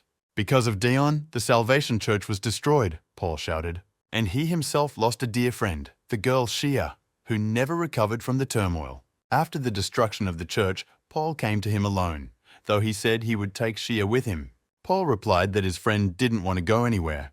He held out his hand to her, but she didn't even look at him. Daniel calmed him down, telling him that the little girl just needed more time to think things through. He then consoled the guy that he would go with him later and look for her, but even if she didn't want to go after him. Then Paul himself must become stronger and protect the little girl. Daniel spoke and ruffled the boy's hair. It seems like just yesterday the boy was shedding tears. Now so grown up, Paul replied that he was depressed then and asked why Daniel did that. To which the leader responded with strange admonitions, saying nobody is perfect, not even him. Look, absorb, filter what doesn't make sense. He had a lot to teach him in a short period of time because the receiver role won't be easy. Paul came to dread his role and then realized why he was dragged everywhere with him. The boy didn't understand why he was, for he was from the lower class, yesterday's beggar, who didn't even have an education. Daniel promised he would teach him everything, for not long ago the boy himself said he had grown up. He told the guy that being young is wonderful, as is having a flexible mind and not being afraid of change. In the Empire, Paul knew only an orphaned marginal life in the slums, without support from the care of the state. The Revolutionary Army is made up of people that come from different countries, and the fact that he is not tied to the Empire increases his faith in justice. It was one of the many reasons to make him the successor. Plus, he knew what love was, even though the boy had never been in a relationship. While his feelings were not a crush, he still felt affection and anxiety, so it could be, if not love. Yes, having attachment meant weakness. Daniel was also attached to his mother, which often caused him to show his dark side. Since their ideology is to create a world of equality for all, you need someone who knows what humanity and understanding is. Someone like him, Daniel said. Paul replied that even after hearing all this, he did not consider himself worthy of such a role, and did not understand why he would be in a hurry to find a successor, but said that if Daniel were to teach him, he would do his best. The man smiled and accepted his answer to accomplish the revolution they needed to eliminate not only the emperor, but also the duke, Daniel realized. Paul thought it looked like the leader sympathized with him as Daniel rose from his seat. The one said they didn't have much time and needed to start quickly, so he lowered a stack of books in front of the boy. Even dukes have their weaknesses and affections, Daniel thought. He patted the guy on the head and said they'd talk about human rights first. The emperor was hunting. He hit the target with a skillful archery shot and killed the monster. He told the chancellor that the duke's chief affection and weakness was his arrogance. The duke plays looking down on everyone, thinking he's the smartest. It wouldn't even occur to him that someone could look down on him. Desir spoke, and his eyes blazed with fire. There have been instances where someone foolishly took advantage of the emperor, but this game can be played with two people. The day the end of the war in the empire was announced was the day the war against the demons began. Some kingdoms were happy to survive, some were angry. Many people didn't like an empire built on conquest, but if it fell, the world would be invaded by monsters and demons. None of the neighbors even thought of joining the demons, and it was the duke who took care of it, even though no one asked him to. Even those who knew nothing of demons and were far from them bowed to the influence of the duke's propaganda. It was convenient for the emperor. He deliberately acted as if he didn't even consider betraying people, because he knew Luther would intervene and take action for the sake of the empire. It's ridiculous to think that the great emperor wouldn't think of the obvious, Desir said, and drew his bow. In the end, thanks to Duke's efforts, the problem was solved, and he didn't even have to lift a finger, another successful goal. The Chancellor did not approve of such a thing. Putting important decisions in the hands of the enemy was too bold a decision, but Desir could put the onus on the Duke to do so. The empire is what he wants most. Therefore, he will not let it fall for anything, and so he himself fell into the trap, though he thought himself the smartest. One thing was clear: the Duke's arrogance would catch up with him one day. The Emperor really wanted to see his face at this moment, the heir holding a dazzlingly gorgeous bouquet of blue roses, and then passed it to Dion Hart, who accepted without hesitation. Edward said he had come to visit a friend, only to be given this bouquet. Dion didn't know what to say or think to that, so he asked why he did it. To tie Dion Hart to the Empire, thought the heir. A letter convinced him that perhaps the Count was playing for the other team in the Battle of the Sexes. Though she conceded defeat, did not give up trying to tie the Count down. She told her brother of her observations, for there were no women around the newly minted marquis, only men. So there was a mistake in their strategy from the beginning, and it's not her job to tame Dion, but the heir. Edward still had his doubts, and then a letter reminded him of the incident at the Emperor's banquet, no matter how many ladies looked at Dion. He had never shown any interest in them, paying more attention to the tea. It was hard not to recognize that fact, Edward thought. For some reason, his environment is predominantly male, and always quite close, even too close, the heir recalled. And then he began to think that perhaps there was a grain of truth in his sister's words, and determined to test it, the Count looked at the flowers with disgust. He and his sister were both desperate to get Dion and were pulling any strings they could. Edward congratulated on getting the title of Marquis. And then he added that Cruel Heart had become an honorary earl, and immediately regretted his words, for Dion grew gloomy. Dion realized that the heir had stopped by to congratulate him on his title and grinned at his suspicions. Edward thought about it. Whatever his sister Dion had done, he had never smiled, but now he was happy about the bouquet. The heir asked about his political views now that his status had been elevated, and Dion was surprised by such a question. Edward crumpled, and Dion thought the Emperor had instructed him to talk about the war. Then, as if angry at his own awkwardness, Edward asked what would happen if the Empire strayed a little from tradition and spirituality. An awkward silence hung. Even the servants became uncomfortable with the heavy atmosphere. The heir was already begging Dion to say something so he wouldn't burn with shame. Dion stood up resolutely and headed for the door, saying that he had urgent business to attend to. But Edward grabbed his arm and said that he had been misunderstood. Dion grimly replied that he didn't judge such things and thought anything was possible as long as it didn't harm people. The Marquis said he shouldn't hide it. After all, it was a matter of personal preference, but he liked women. The prince didn't know what to do. The flushed prince raised his fist and also shouted that he really liked women. The maids with ruddy faces escorted the prince. They heard him shout and thought the heir obsessed with finding a woman. This was good news, so the Empire would have no problems with heirs. The prince chided himself for even thinking of such a thing. He was so disturbed that he stopped thinking rationally and promised to punish his sister for speculating. Dion walked hurriedly down the hallway, accompanied by the faithful Dan. The one still could not quiet his laughter and could hardly keep himself in check, and promised always to be with his master, in spite of his tastes. Dion jabbed his finger at him and asked why he was here, since he had said he would only take him with him for the duration of the hunt, and ordered him back to the Alliance. Dan was looking for any excuse to stick. He had heard that the Lord was going on His Majesty's mission and offered his services. Dion said that he was more effective alone, and Dan reminded him that the gentleman had been out all night after the contest and had only returned in the morning. Dion immediately remembered why he had gone for a walk, for his brother had told him not to. But he came back wounded, the annoying servant added. Dion admitted it was definitely dangerous, like he was caught in a hospital psycho. At first they tried to strangle him for no reason, but by chance he was spared. And then they took him out with a blindfold over his eyes and left him alone in the middle of nowhere. Dion realized that he had so many enemies that it was hard to know who he had met, but he was definitely lucky that day. But he again told Dan not to follow him, or one of them would definitely die. Anyone who witnesses the border crossing of the demon world must be killed. Dan realized he'd been overly persistent. He hadn't intended his distress to be threatening in its usual state. Dion was surprised at Dan's reaction. He looked happy and thought, this guy is well weird. The Marquis entered the hall. The butler Ram immediately greeted him. The knights also shouted loudly in greeting to their commander, one of them offering the Marquis his sausage. Dion told Rem he had to leave soon and asked if everything was ready. The butler said 10 more minutes. The captain of the knights took umbrage, saying that they should all address the lord, according to his title, Marquis. But at the same second, he fell face first into the salad, to the great surprise of the others. Ram was surprised. The knights were awake 10 minutes after they had taken a dose of sleeping pills capable of putting an elephant to sleep. Marquis sighed heavily. After all, his rabid dogs were never normal. He thanked Ram, for he had been tired of those annoying dogs since last time, and now he would be able to ride in comfort. Daon arrived at the border that existed, only for one person who even then could hardly enter the demon world. Until he determined his place, the two absolute monarchs decided not to divulge the location, for his safety. So even the not numerous chaperones don't follow him up the mountain. Who knows how the demon lord would react if he found out that the emperor had decided to win? Daon pictured the face of the demon who would learn of the emperor's decisive action. Now was really the time to make a decision, thought he. Even his 9 lives had come to an end. But a strange sight awaited him at the entrance. He saw Cruel kill 2 masked and dark-clothed men who were easily mistaken for assassins.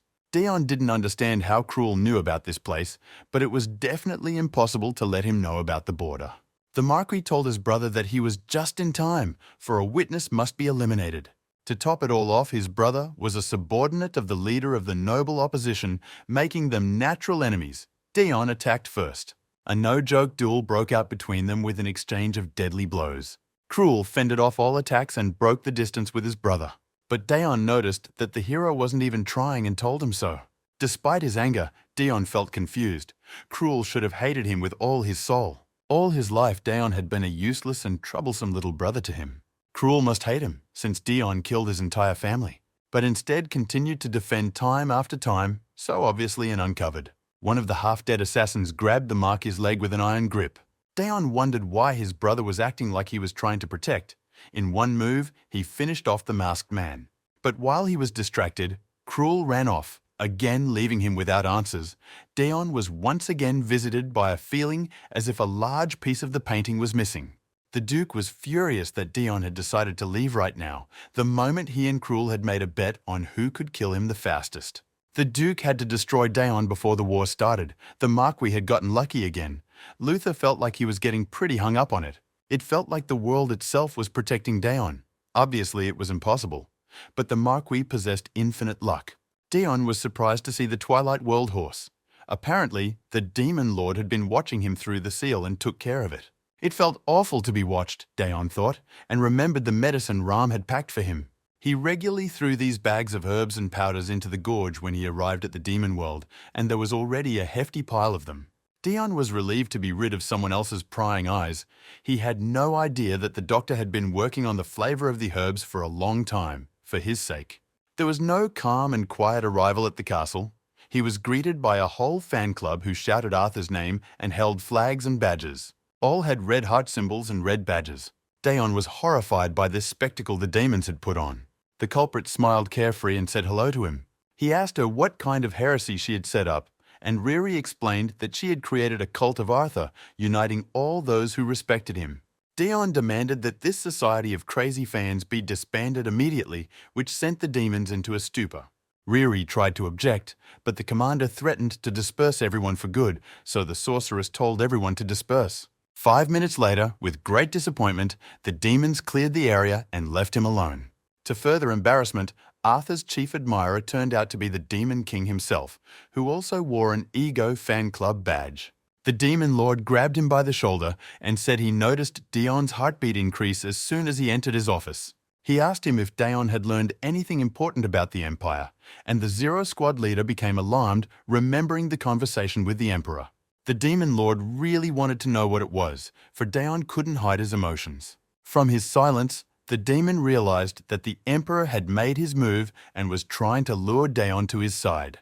He also realized that the Marquis wouldn't have told him anything if he hadn't been asked about it, and read his reaction. Daon apologized, but the Demon Lord still grabbed him by the throat like a kitten.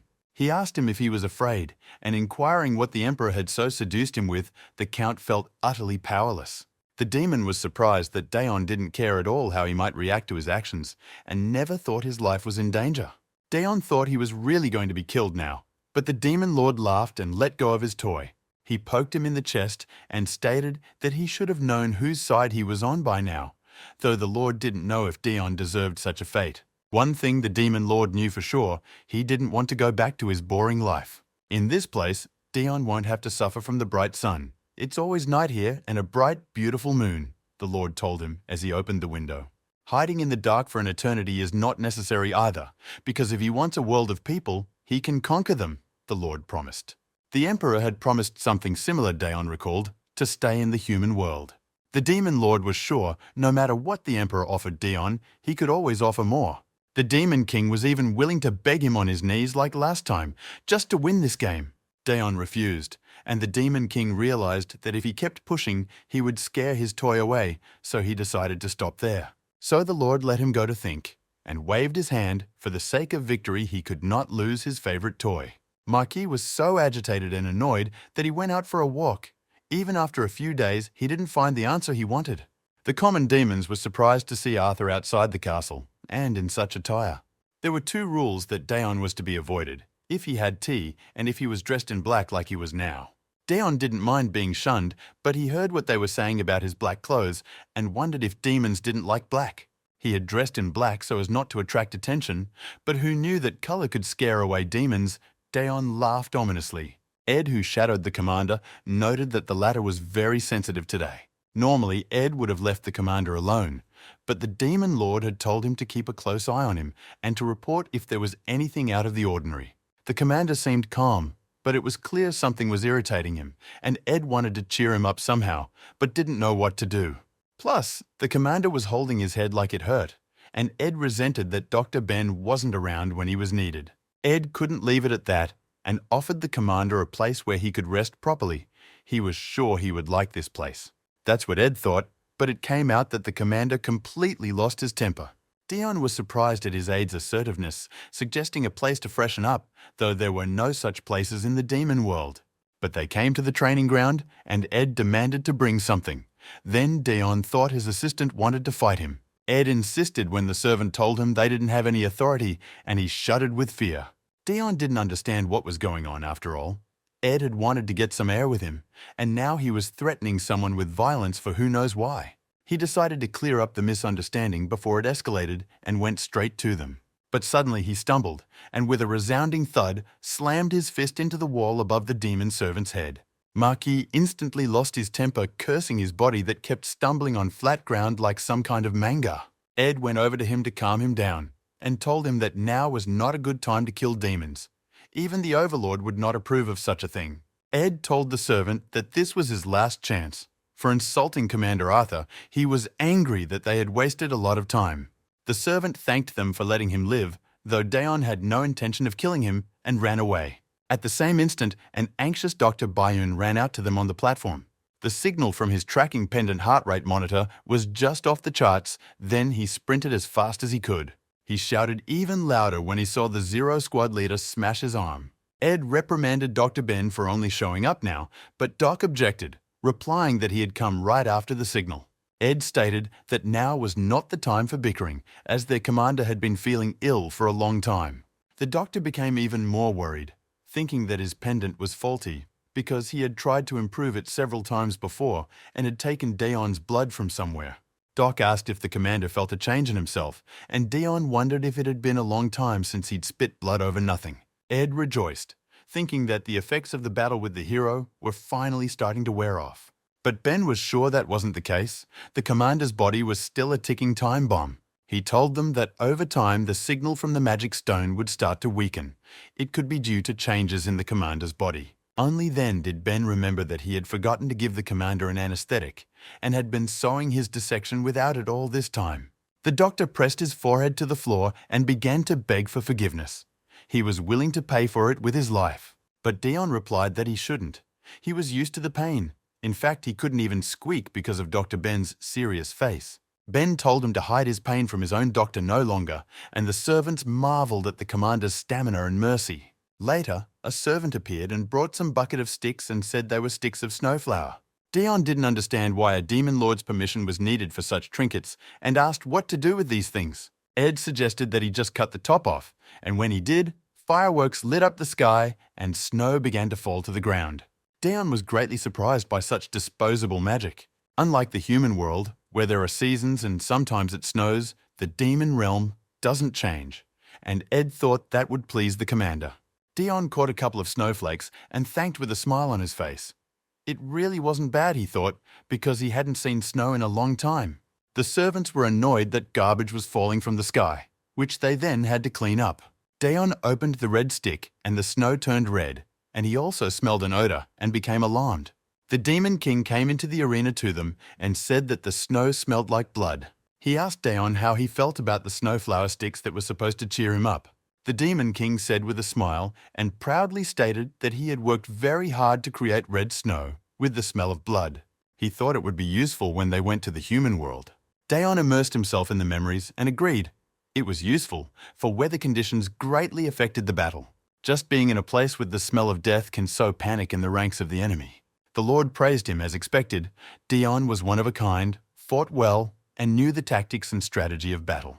He whispered ominously only to him that he was glad Dion was on their side. The commander's mood left much to be desired, so the Lord told him to follow him. The Lord did whatever he wanted, but Dion had no choice but to follow him to survive, and they moved instantly. In one fell swoop, they moved to the land of the elves, a beautiful lunar land. Lord asked how he liked this place, considering it was in the middle of nowhere. It was beautiful, which was not to say that the elves that lived here were not. The Elf King came out to greet his guests and called the Lord's words nonsense. The head of the elves resembled a beautiful woman more than a man, but such is the characteristic of their race. The two lords began to argue about which of them had caused the other more trouble, and Dion couldn't figure out why he was here. The elf noticed the man and asked why the Lord had brought him here. The other elves noticed that even the world tree was alarmed by the guests. They looked intently at such a rare visitor to these parts, perhaps the first of its kind. Dion Hart had the world's attention. Marquis didn't understand why everyone was staring at him like that, but he waited patiently. The Demon Lord hurriedly closed his toy from the others and asked the head elf why he had appeared, though he himself had come uninvited. The elf handed him a strange thing and told him that he should take responsibility for it. The object looked like an avocado pit. Because of the Demon King's aura, the sensitive seeds changed. The Emperor summoned Chloe, who worked as a gardener. Incubus began looking around dazedly, not realizing where she was. She was even more surprised to see the Demon Lord in front of her, and Dion noted that after magic was banned, it was still used quite often. The Lord ordered her to look at the seed and see if it could be recovered. The Incubus gardener was surprised that the seed was covered in mold and began to examine it. After examining it properly, she stated that she could make it grow, but she couldn't do anything about the demonic energy. The elf started to get indignant, saying that this was a very important thing that they were entrusted to protect, as they valued peace more than anyone else. The Demon Lord called them dogs. If the world finds out that the seeds have been harmed, they must become real dogs. The elf declared that Mir respected their race. They began to argue again, so vehemently that Chloe hid behind Dion. The elf rebuked the Lord for not dealing with demonic monsters at all, and Chloe was pierced by a hunch. She asked them if they needed this seed she had been given. The elf replied that she could have it, and Chloe smiled happily. After all, she was a gardener obsessed with plants. Another creature emerged from the watery surface of the lake that was nearby. It was the Mermaid Queen proper, so important that she, as well as the head elf, had no name. The fishtail turned to evening dress, and she walked over to Dion to greet him, for they had met again. The last time they had seen each other was at a reception for the Demon Lord, and the mermaid had stated that she had wanted to talk to him for a long time. Dion didn't understand why she was looking at him so good-naturedly, wanted to take his hands away, but the girl grabbed him again and said she foresaw the future.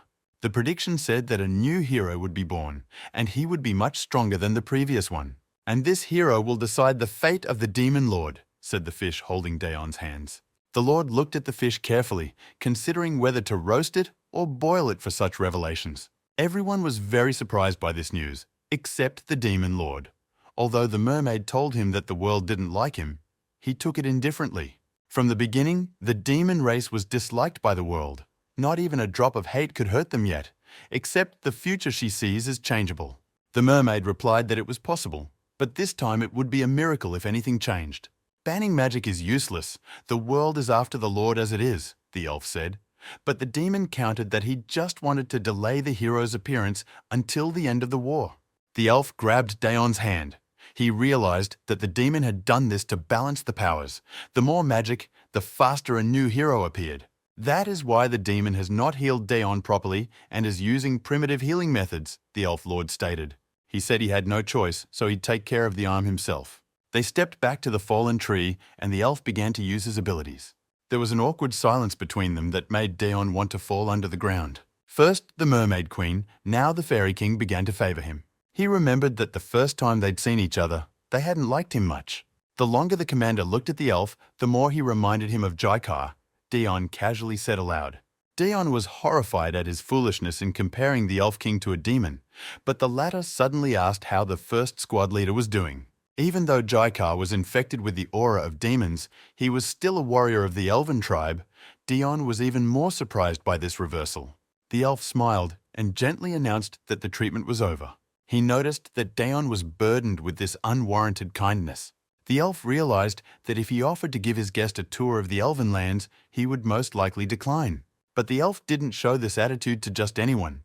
The reason was because the whole world was paying attention to him. Daeon felt the strange feeling again and questioned the elf what he meant. And he explained that as the leader of the elves, he understood the will of the world better than anyone else. The world was definitely expecting something from this man, but there were more questions than answers. What was so special about him? The elf didn't understand. Red eyes, sensitivity to the sun, very weak body were immediately noticeable. At first, the elf thought there was nothing special about this man. He asked Daeon if he often got lucky. A man who was constantly on the brink of life and death in war, being a double agent, all the while surviving, the elf grabbed him by the collar. Things happened to Daeon all the time when he should have been killed or badly hurt, but he got off lightly. Because the world that normally doesn't interfere with the chain of events protected him, giving him immense powers for nothing. The ability to take a huge hit or his body exceeded its limits at opportune times. But if you then look at the body and see if it has changed, it turns out that nothing has changed. Daeon remembered Ben's words that his body was a time bomb because it had changed what it was made of. The elf spoke of the reasons why he was able to survive, and it is a blessing of peace. Daeon began to realize something. In the not-too-distant past, there was a hero who worried about his companions, even on the brink of his death. He asked to save his friend, and in exchange he gave his soul, and the world responded by granting his wish. The world told him not to worry, for it has been looking out for the man for a long time. The will of the world is adamant. The next hero is Daeon Hart. The elf shouted to his fairies and spirits to fight. The enemies were many, but they were weak. Squads of elves struggled to resist the monsters that had invaded their world. The invasion happened suddenly. They stood watching it, and Chloe asked him if he shouldn't have intervened in the fight. Daeon grimly remarked that his participation was not needed at all, and thought the monsters had lost their minds. Why bother when the Demon King and other leaders of their races were here? Because of the strange monsters, the conversation with the Elf King was betrayed. Daeon heard the elf report that the monsters had gotten stronger due to the contents in the pouch. The monsters got stronger and scarier, squeaked the fairies, while the elf looked at the very packets of medicine. The pouches were filled with a strange brown liquid that affected the monsters. The mermaid wondered who had scattered this liquid here and why. They quickly concluded that no one else could have gotten into the Twilight world and dumped this here, and looked over to where Daeon was standing. Chloe said that the commander pretended he wasn't interested, but he was actually burning with the desire to fight. Turning around, they saw the Zero Squad leader furiously chopping monsters. The elf and mermaid wondered if this was his plan. He wouldn't have fought so fiercely. They were quite uncomfortable with Daeon's suspicions. The shame of his own stupidity gave him strength. He could only wonder what kind of medicine the Empire had come up with. It was definitely the medicine he'd thrown down the gorge out of self-harm. Daeon didn't understand why monsters would eat such things and how they got stronger from it. Now he was fighting out of his guilt. The Demon King stopped his commander because he became worried about him. He told Daeon they would talk later and stepped forward. They had to get this over with quickly and get back.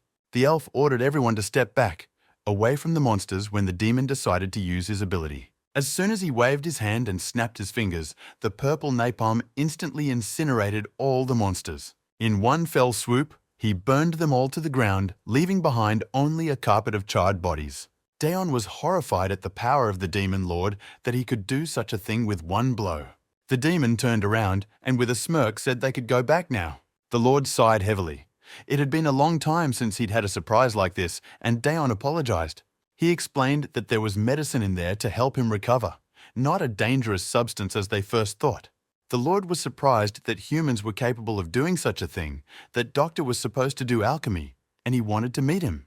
The demon asked him why he threw the medicine away, and Daon replied that it was no use, though he didn't really like the taste of it. The Lord appreciated Daon's desperate desire to reinforce, but this time it didn't work. Somewhere far away, one doctor cried longingly. The Demon King reassured the commander that it wasn't on purpose and let him go easily, which surprised Daon. He also warned that it was not necessary to come to the commander's meeting this time, as Daon must have been tired from the battle with the monsters. Although the Lord said so, he still showed up to the incomplete commander's meeting. Riri was happy to see him, and Jaikar noted his diligence since he had come after the battle with the monsters. The 5th Squad commander didn't understand why he'd come if he said he hated it all, and noted that his body was more honest than he was. Her aide gagged her and told her that this was not the best place for such words here. The Lord was surprised that Daon showed up, even though he had been given some rest, but the man said he would be fine. He smirked at his wits, for who knows what the Demon Lord would have decided here without him. It was the only way he could survive. The Lord thought for a moment. Daon seemed to realize that he wanted to reduce the information leak. If the commander was brought in against his will, it would be a violation of the game. However, if he came back with no information at all, the Emperor would become suspicious of him, the Demon Lord decided, while Daon just wanted to kill time.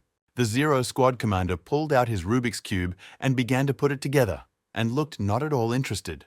Daon should have felt embarrassed, for it was about war with his people, but he came to the meetings and played with the cube.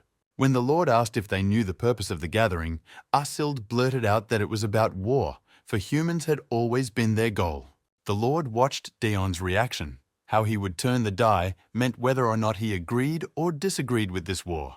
They were discussing that although the war was disadvantageous to the Empire, the Emperor wants to die. Hearing this, Daon flinched, and something clicked in his cube. The Emperor is a stubborn man and feels guilt over the deaths of his siblings, which overrode his responsibility.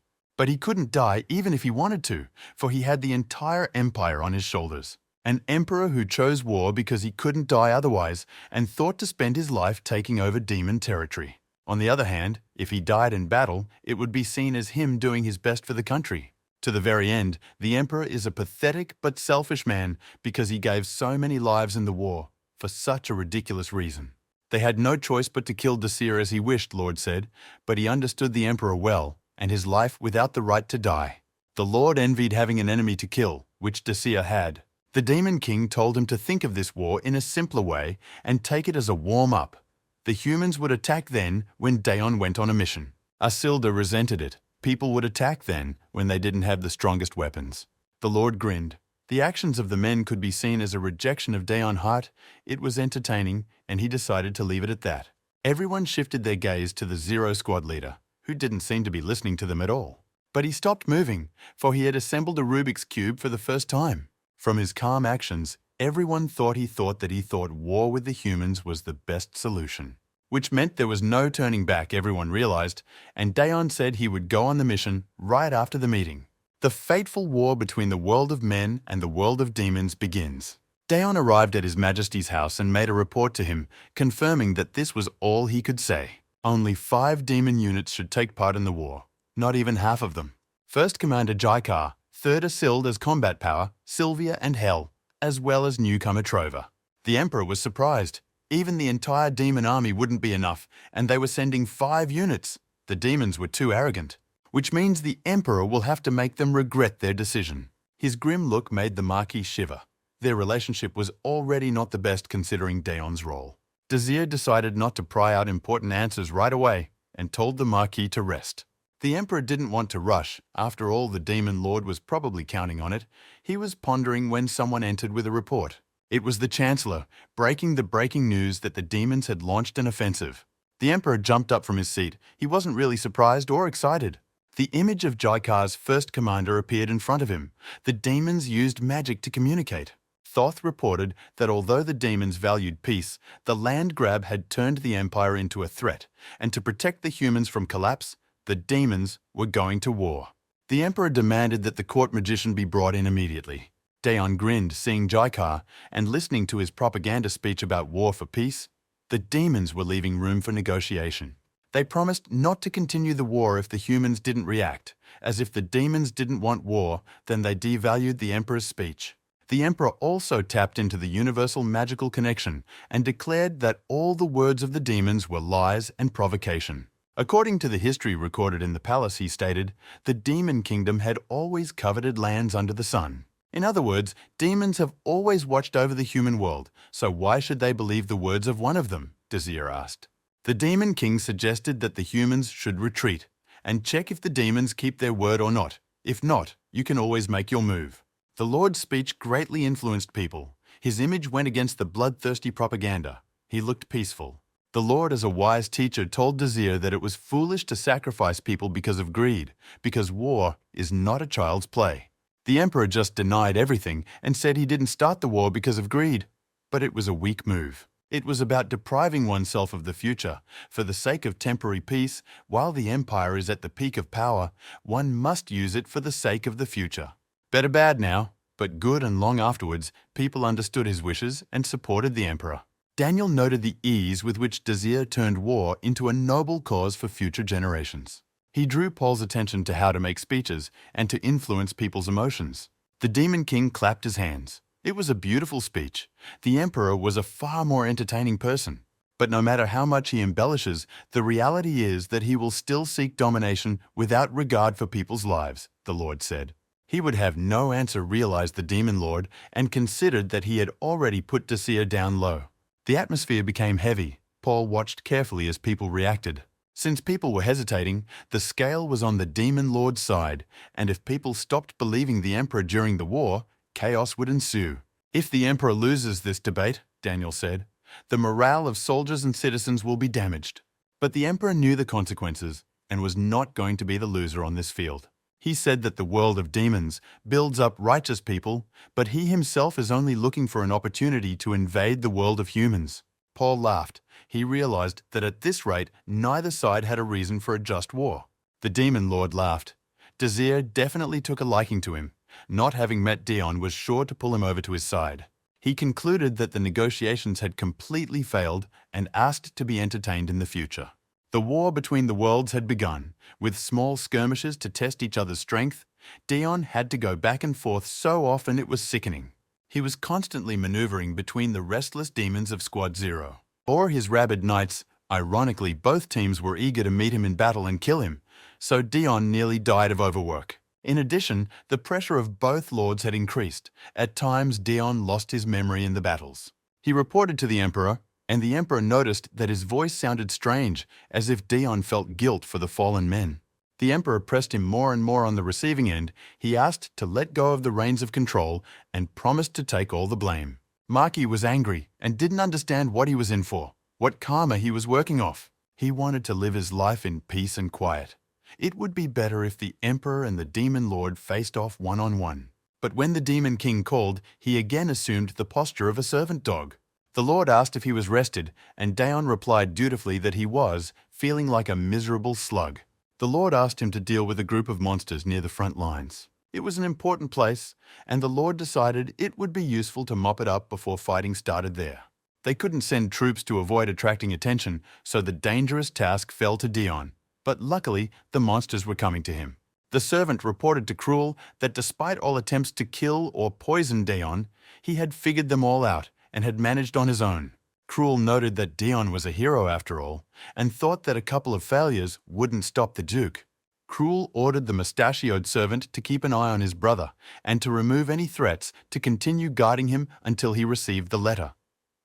Now that Cruel has thought about it, a certain guy from the Assassin's Guild has gotten orders to kill Dion.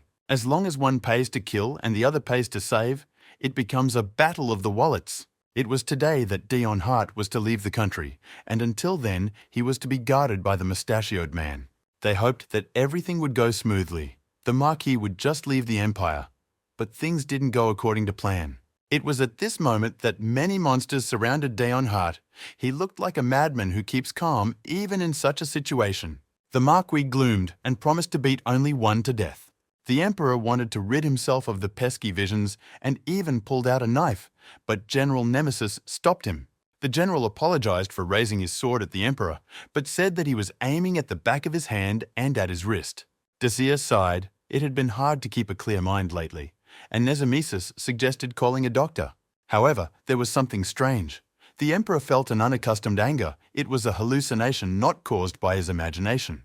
So he asked to call a shaman, not a doctor, which surprised the general. To top it all off, Dacia asked him to address the rumors that the Zero Corps commander and Daon Harath's fighting style was similar. Nemesis was about to leave to sort things out quietly when they received a signal on the magical link. Dacia said he had to go somewhere and the meeting with the shaman had to be postponed. Nemesis bowed, saying he would fulfill everything, but actually began to suspect that there was definitely a connection between the Zero commander and the Marquis. Daon, meanwhile, was busy with his bloody business and terrorizing the monsters. It was strange that they didn't run away like they usually did when he was butchering one of them like a butcher. Daon suggested that the monsters were so starved that they might have gone insane. On the other hand, that might not have been the reason. The fact that he looked too easy prey, the Marquis thought, and jumped to the side. He fiercely attacked the monsters because he couldn't allow himself to be looked down upon. Other than that, everything else was fine. He was cutting them to pieces one by one. Even if something else is added to his infirm body, it won't change anything, the Marquis thought as he was hit. But the world still protected him, so even with such a weak body, he didn't die from the blow. But looking down on himself, Daon certainly couldn't allow himself to be looked down upon. For the first time in a long time, someone had hit a nerve with him. He threw a few punches at the monster and quickly backed away to avoid being set up. But from the constant work, his weak tendons in his wrists had torn. His legs hurt like hell. His whole body refused to move, but the Marquis couldn't stop or he would die. Because he had to kill everyone, Daon felt the monsters that were coming from behind stop. The skin in the cuts began to go numb, and he realized there was poison in their claws. They were just waiting for him to weaken. The Marquis tossed them a piece of his skin and laughed. To prevent the poison from spreading from the shallow cut, he decided the matter radically and suggested that they end it altogether. Then the monsters realized he was a real madman and ran away. Needing to get out of this filthy place as soon as possible, he collapsed to the ground without strength. It hurt so badly that Daon couldn't move on his own. The monsters would quickly forget their fear and return in search of food. He pulled out a communication stone and gave a request for reinforcements to the Demon King. He should have stood up, but suddenly he felt a soft touch on his head. It felt good. His brother sat in front of him and said it was time to get up, as if he had fallen asleep somewhere in the garden outside the house. His brother gripped his shoulders tighter and shouted at him to pull himself together. He yelled for him to open his eyes, and when Marquis opened them, he realized he was asleep, and the monsters were already standing over him. Daon panicked. He remembered fighting them on the orders of the Demon Lord, but he didn't realize when he had managed to pass out. The monster extended a clawed paw, and the Marquis realized he wouldn't have time to dodge, and covered himself with his hand. But at the same second the cavalry arrived, the Emperor himself chopped off the heads of the monsters. Dacia told him that he had mixed up the communication stones and was too scarred for a spy. Then the Marquis realized what a mistake he had made. The Emperor chided him that since his talent was asking for help, he should have come personally. After all, he couldn't send anyone when it involved the Demon King. Still, it's thanks to this that he's seeing Zero Squad Commander Arthur for the first time, Dacia told him. Daon, who was covering a large wound with his hand, shuddered at such a statement. But Dacia said easily that there was no need to be so nervous, for he was not going to do anything about it, and the Marquis complained again about his crazy life. He left clothes, bandages, and medicine for Daon, and said he would send a knight to help him walk. Since he acted on the Demon Lord's will this time, he would have to act on his will next time, Dacia warned. Whether it was the Demon Lord or Emperor Dacia, they were all trying to use him for their own convenience, the Marquis thought. But it wasn't the first time he'd been injured, so he decided to forget all about it until the night came, when he saw Dr. Ben coming toward him through the woods. Ben looked alarmed as he recognized his commander. It was strange to see him outside of the demon world. Ben said he got a strong signal from the necklace and headed straight for the commander. He ran away secretly from everyone. But while they were talking, a knight sent by the Emperor to help the Marquis walk came after him. And then Daon realized they had been caught. On one hand, Ben recognized him as the Marquis of the Empire. On the other, the knight saw him in the company of a demon.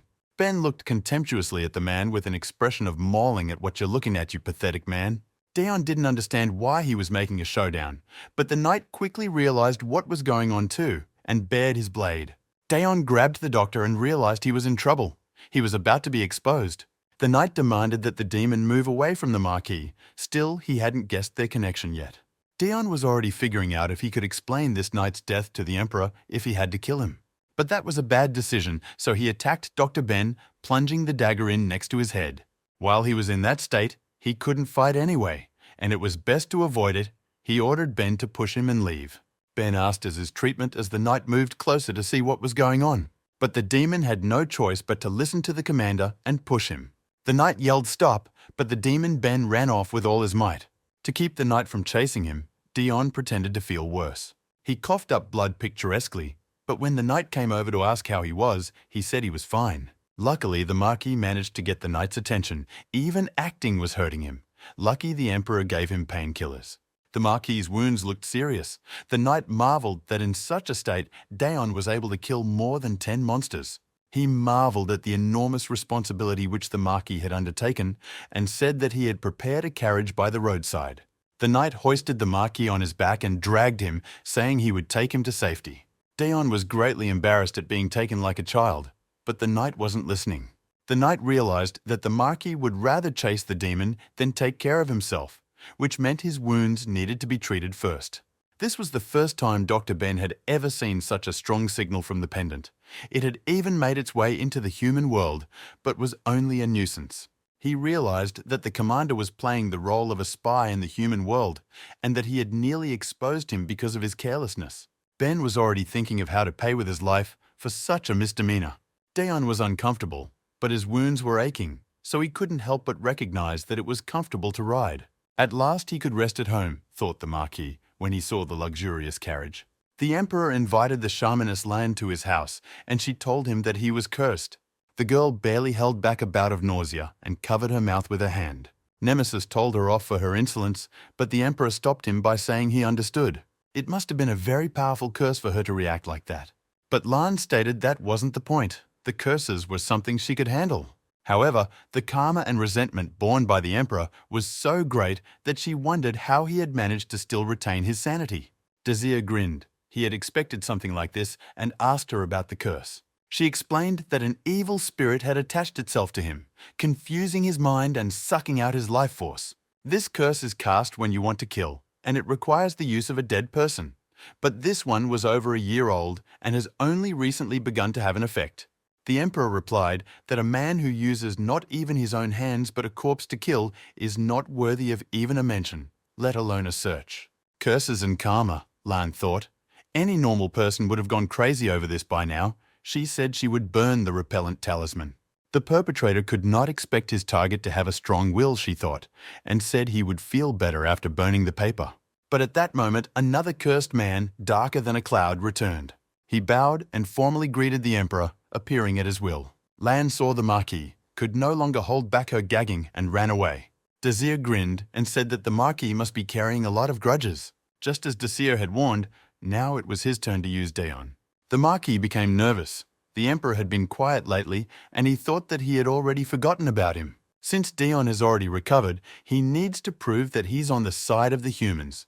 Or there are already rumors in the troops that he's related to the Zero Squad commander. Again, the Marquis found himself on the front line and standing watch. At this moment, he was joined by the Marquis Stephen, who was looking for him. Stephen was waiting for him, though he hadn't heard Dion arrive for he was on a scouting trip. They hadn't seen each other since the royal hunt. Stephen pointed out that since 2 heroes were sent here at once, when there were not enough hands everywhere, it was a very important place. Dion hated teamwork and just wanted the hard work of killing monsters, he thought. A noise came to them from below. His squad of personal guard rabid dogs were rioting again. They were fighting with the local garrison for no particular reason or sense. In the short time they'd been away from Leon, who'd gone away, the dogs had made a lot of noise. Dion resented. He wanted to stop them, but another knight with a fancy haircut did it for him. It was Milan, the vice-commander of the knights, who was supposed to subdue them. The argument was that one of Stephen's knights was a candidate for hero, and the hounds were clinging to that. The argument broke out with renewed vigor. Only now the deputy commander shouted the loudest. Stephen noticed the mess and said that Junior should have taught the knights a lesson before letting them into battle. He said that the greatness of the head extends through his subordinates. Stephen's knights were all of a piece, completely different from his mad dogs that fought over nothing. A true elite. Stephen said this because he was worried that the younger man would be looked down upon when they left camp. Daon flashed his eyes. It seemed his knights could really use a lesson. He looked at one of the disputants and thought how a man without a fragment could be a hero. Milan accused the Stephen Knights of being envious, their commander. Though Stephen's elite warriors were stronger, in terms of unrestraint, Dion's hounds outnumbered them. In the 8 Years' War, they were the advance party, a motley group assembled from all sorts of scum that everyone else had given up on. They were barely hanging on. Many had never held a sword in their hands, but had to fight to survive. They were made a convenient bargaining chip that no one hoped would survive. They didn't even think of coming back alive from the war when they saw a kid doing the bloody deed. One of them grabbed the boy and told him to stop, and he only flashed red eyes. That's when they first met Daon Hart. He was young, but he had been promoted to commander. Up close, he seemed like a child. The madman told them that you can only stop when your arms and legs can't move. Then they realized that the boy was broken because he was fighting a dead body. The mad commander ordered him to pull himself together. After all, they are on the battlefield. The weak will be left behind. They weren't strong enough to worry about morality or other people anyway, the madman told them. In order for the weaklings to survive in this place, it was necessary to instill fear in the enemy. Then, none of the soldiers responded because they realized it was true. It was a battle on the level of psychology. You need to make your enemies feel fear even before the battle. The predator must remain calm for the hunt to succeed, Hart told them. Prey that gallops around is harder to hunt, so they should all be consumed by madness, the commander said. Making fun of the dead might have seemed insane. But it was those words that saved all the mad dogs. They were doing everything they could to survive this war. As it happened, they survived on each other. Daon Hart was not only their benefactor, he was their savior. Taking advantage of the tension on the main front, the demon army attacked the human world through a different route. But the emperor read the demon lord's intentions well, so he sent the troops on time. But defense proved to be a difficult matter, so the emperor had to gather all his forces. Thus the two heroes found themselves together on the southern frontier. Hero candidates were assigned to them that contained fragments. Thus unfolded the battle with the demons, which was gradually coming to an end. Daon was rampaging as usual and fighting in his usual manner.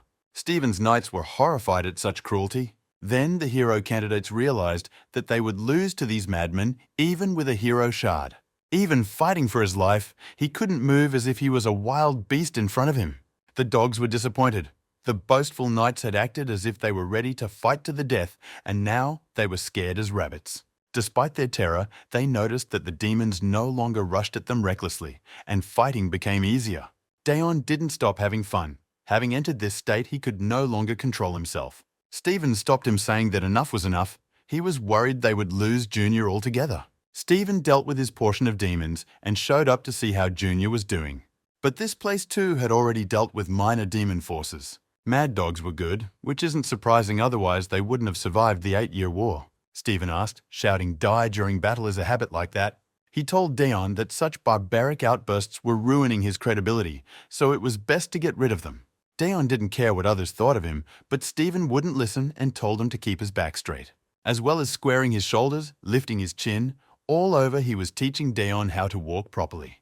He advised him to make eye contact with his interlocutor, to walk with confidence, for simple changes could make a lot of difference. Again, Stephen pestered him with inane advice, just as he had done then during the battle. As the eldest, he saw fit to keep an eye on him and worry. Some tips were useful, but always ended with the same phrase, about how that advice wouldn't be useful to someone with overwhelming power.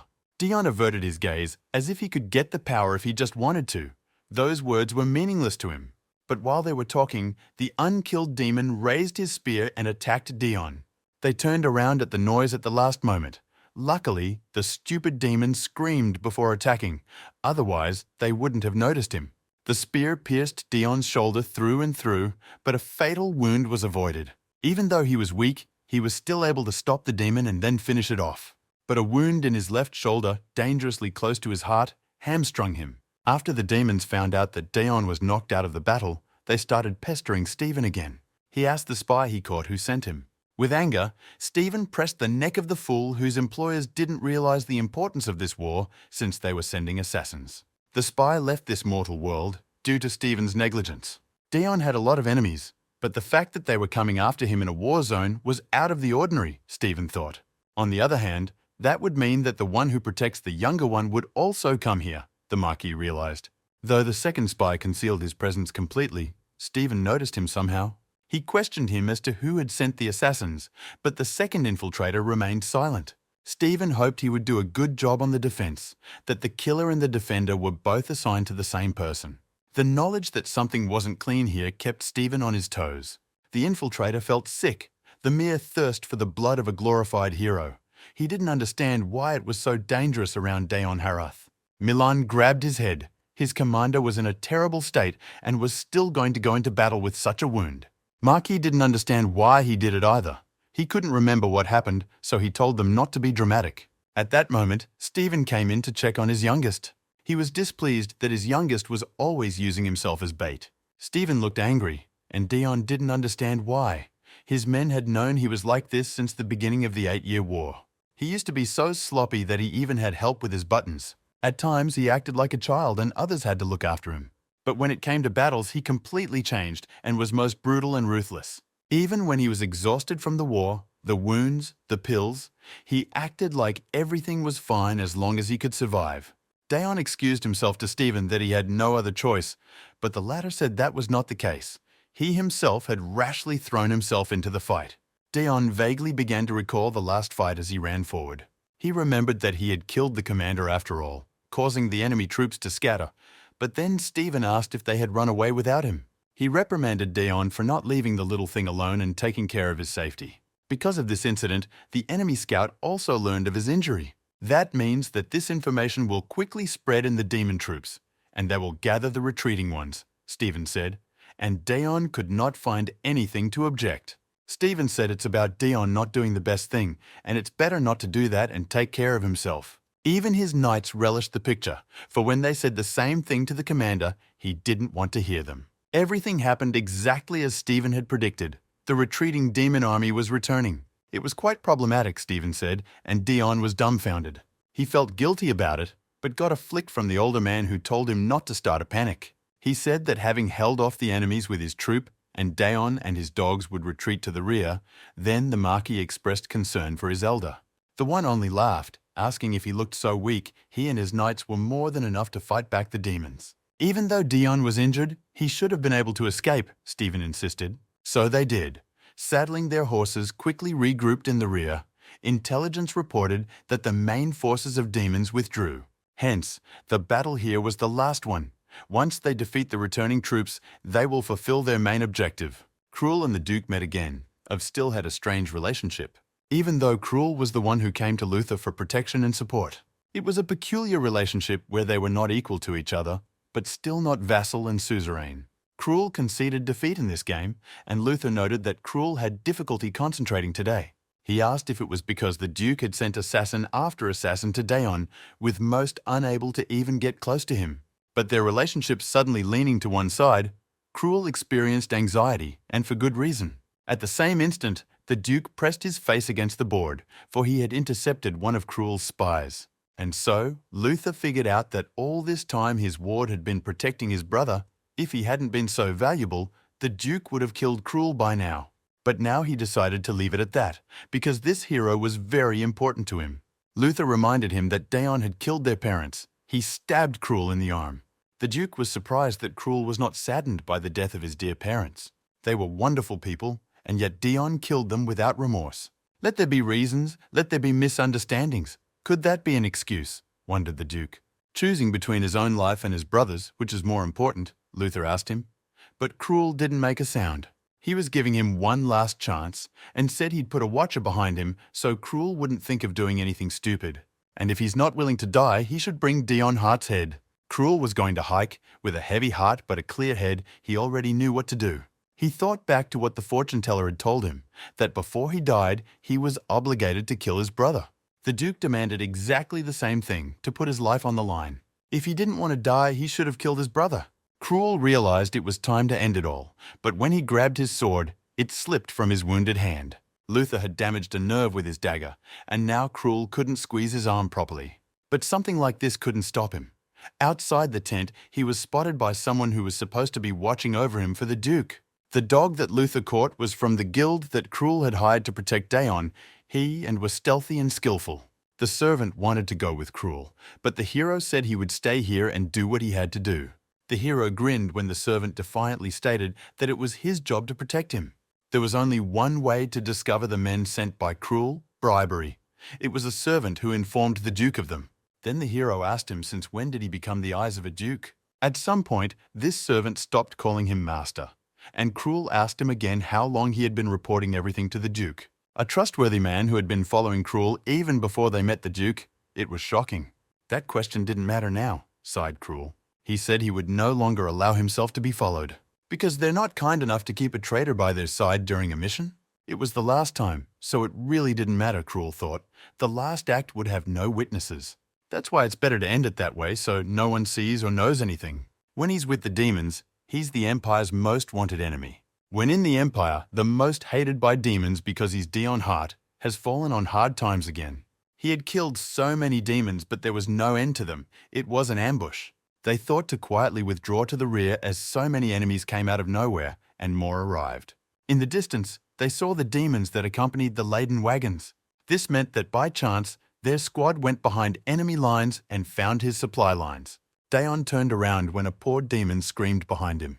He started yelling like a madman and sped away, Dion rushing recklessly after him.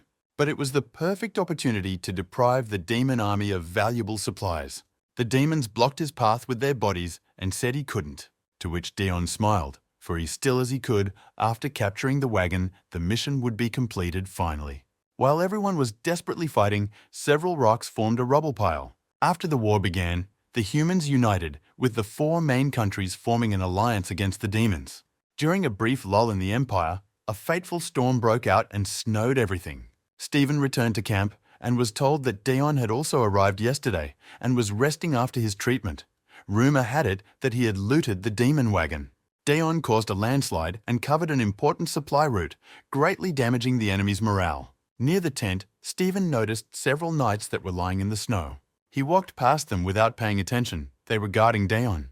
But when Stephen went into the tent, he didn't find Junior there. Dion demanded to be let go, his cheeks red from being bitten by frost. But he didn't have the strength to break free from the arms of his brother, who was dragging him away. Dion continued to balk, saying they had nothing to talk about. But he still didn't understand why his brother suddenly appeared and clenched his mouth. He whispered for Dion to follow him because he had something to tell him without explaining anything. Then Dion said they should talk right there, and the brother stopped. Dion felt bloodlust and thought his brother wanted to kill him, but he drew his sword and covered him with it. Cruel ordered him to move on in the same direction they were going.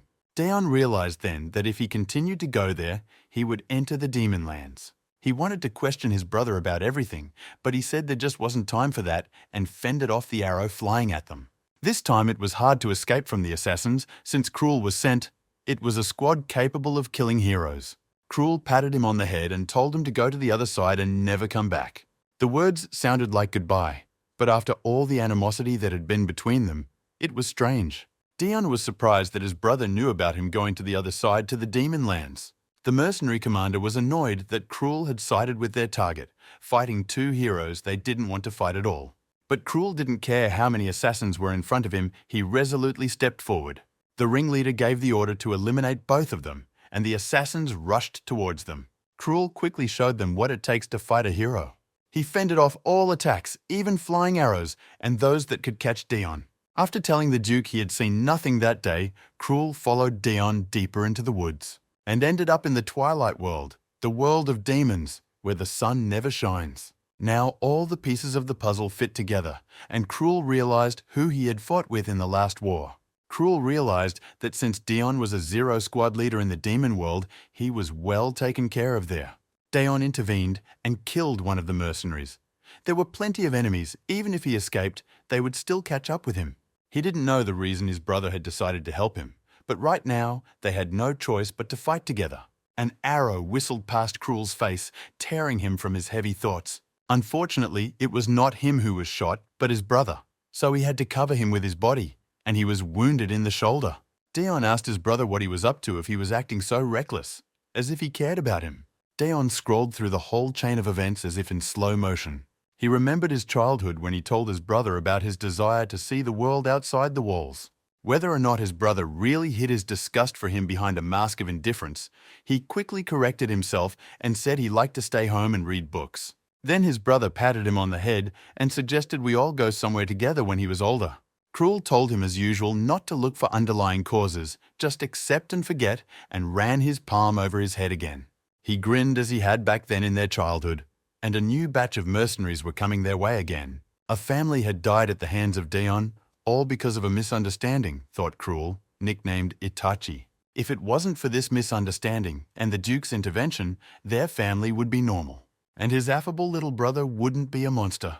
The day his only brother's hands were covered in his parents' blood, Cruel made a decision. It was now that he was remembering all the pain the Duke had caused him, and awakened his hero powers, his eyes glowing with a green light. In one fell swoop, Cruel killed the pursuers that risked thinking he was weakened from his wounds. It was his decision to protect his only family, his little brother. However, Daeon was not himself to perceive the whole truth now. Otherwise, he would have gone into a frenzy of revenge and killed everyone and himself included. Cruel dismissed him again and told him to just leave. It was his last request. He didn't want his little brother to know the truth. Daeon didn't understand anything. He just turned around and started running away. The assassins screamed in frustration, not understanding why they couldn't eliminate one single person. The mercenary commander ordered them to take care of Cruel first. The hero thought only that his brother would not remember his participation in the 8-Year War, and hoped he would focus on hating him, then feel relief after his death. Even if what Daeon had done was unforgivable, Cruel was sure they would forgive. If Daeon wants to know the whole truth, he'll have to face reality and remember everything he's done. Cruel fell to his knees. His brother could no longer fight, and Daeon realized that this was his end. People could laugh at Cruel's miserable life, at the fact that he couldn't stop his brother, by how much effort he put into being a hero and protecting his brother, working for his enemy. And yet he was satisfied, for he had lost his life protecting him as he had wanted to. All he could hope for before he died was that his brother wouldn't go mad with the truth and live a long, happy life. He sincerely wished his brother happiness and smiled. Even after death, he would keep him safe. The assassins were breathing heavily. The victory had come at a cost, but the main task was not yet accomplished. They realized that he carried the title of hero for a reason. They only had a handful of people left. Now it's time to do away with Dion Hart, who's a table among the trees. He went into a stupor and couldn't believe his brother was dead. Their hatred was personal. No one else was supposed to take him away. He was the one who had wanted to kill him for so long. But his brother had committed unimaginable meanness, making revenge impossible. He had sacrificed himself. Dion thought he would be happy when he saw his brother die, but instead, tears rolled down his cheeks. He didn't understand why Cruel had done that, whether he had any reason to do it. Dion's head was splitting. In pieces, he wasn't worthy of this treatment. His brother's ghost stood in front of him and called out to him. Dion flinched. His parents showed up next and asked him not to think about it. But if he wants to know the truth, accept reality, the brother said, and face what he did. An arrow hit Dion, but bounced off the protective barrier. The stone Riri had given him disintegrated again. The assassins didn't realize what had happened. They were confident that the attack would hit the target, but something went wrong. He should have moved, but he didn't want to, had worked his ass off to get to this point, and now he didn't know what to do next. His brother's voice whispered live, and only then did Dion tear into the woods. Everything he believed in crumbled in an instant. His brother died before his eyes for his own sake, the cold air cutting into his lungs. Daeon didn't understand anything now. All his fragile personality held onto was his hatred for the family he continued to live for. But he didn't know which of those things was true, though deep down he probably did, Dion thought, and jumped into the portal. Daeon was afraid to accept it because he thought there was no turning back. With all his might, he avoided the truth. If it was a mistake, could he further turn a blind eye to everything? Therefore, he decided to accept everything. The demons recoiled in horror against the castle walls to avoid being hit, because Dr. Ben was rushing so fast, but he was held up by Ed and asked what was wrong. Ben showed the crystal and said that this heart rate monitor had never shone so brightly with alarm. That meant Commander Arthur was in great danger, Ed realized. Riri shrieked along with them, her protective stone breaking as well. The wall that Dion spent 10 years building has completely collapsed. Once he stopped resisting, it was only a matter of time, his head splitting with pain and regret. All the memories he'd dislodged were slowly coming back to him. He crawled on his knees and asked why Cruel didn't just kill him. The emotions of that time flashed so vividly that he stopped breathing and only whispered why he hadn't been killed then. Riri found him first. He was still lying like that at the very entrance to the demon world. Daeon's eyes were trippy. He could barely make out what he was seeing. He collapsed without strength, unable to withstand his emotional shock. Somewhere far away in the mountains, a shaman woke up the whole village and shouted that they must flee. The last wall had fallen. The calamity had awakened. The people were alarmed at this late hour. The old woman had taken up again, they said. Lan stated that her grandmother was right this time. They all needed to find shelter because they were in danger. Dan asked Rem's butler if he really didn't know where the Lord was now. The third hero of the Empire had disappeared. Ram sighed and replied that he couldn't know that. There were rumors that he had been kidnapped, or that he had killed his brother and escaped to the demon world. His rabid dogs only hoped that the commander was well fed. Where could he run away to with such a weak body, they wondered. Lian said to stop worrying needlessly and get busy training. She was sure the Emperor would send people out to search. But even having said all that, she was still worried about him. All of his servants and loyal men were worried about him, and she hoped the Lord wouldn't forget that. The Emperor listened. Another disappointing report: both brothers were still missing. They were last seen in the Northern Territory, but no trace of them has been found since, Nemesis said. Desir looked flustered and said to focus on defending the Empire and finding heroes. Luther praised the defector for his good work and promised to keep him alive. The Duke grinned. Cruel sacrificing himself for his brother had done a real foolish thing. But they missed a good chance to kill Daeon Hart. The Duke had no doubt that he had escaped to the demon realm. Daeon never regained consciousness. He kept lying in bed and coughing up blood. Riri was crying as well and wiped the blood and tears from the Zero Squad leader's face. She asked Ben to do something, but in their era, antidepressants hadn't been invented yet, and Doc had already treated the usual wounds. The Demon Lord entered their chamber and wondered what Daeon had seen since he was in such a state. He realized that Arthur had decided to accept a truth comparable to hell. At this rate, the young apprentice could die quickly, the Demon Lord thought, and decided that this was a good opportunity to check the fate of the guy. He told them all to get out, in a voice that did not tolerate objection. Riri was still crying, but had to leave with everything. Perhaps this will affect future life-related things and may require payment, the demon thought, and used magic. He only wondered he couldn't let the guy die, so he cast a soporific spell on him. From the power of the magic, the entire castle glowed with purple light like a huge candle.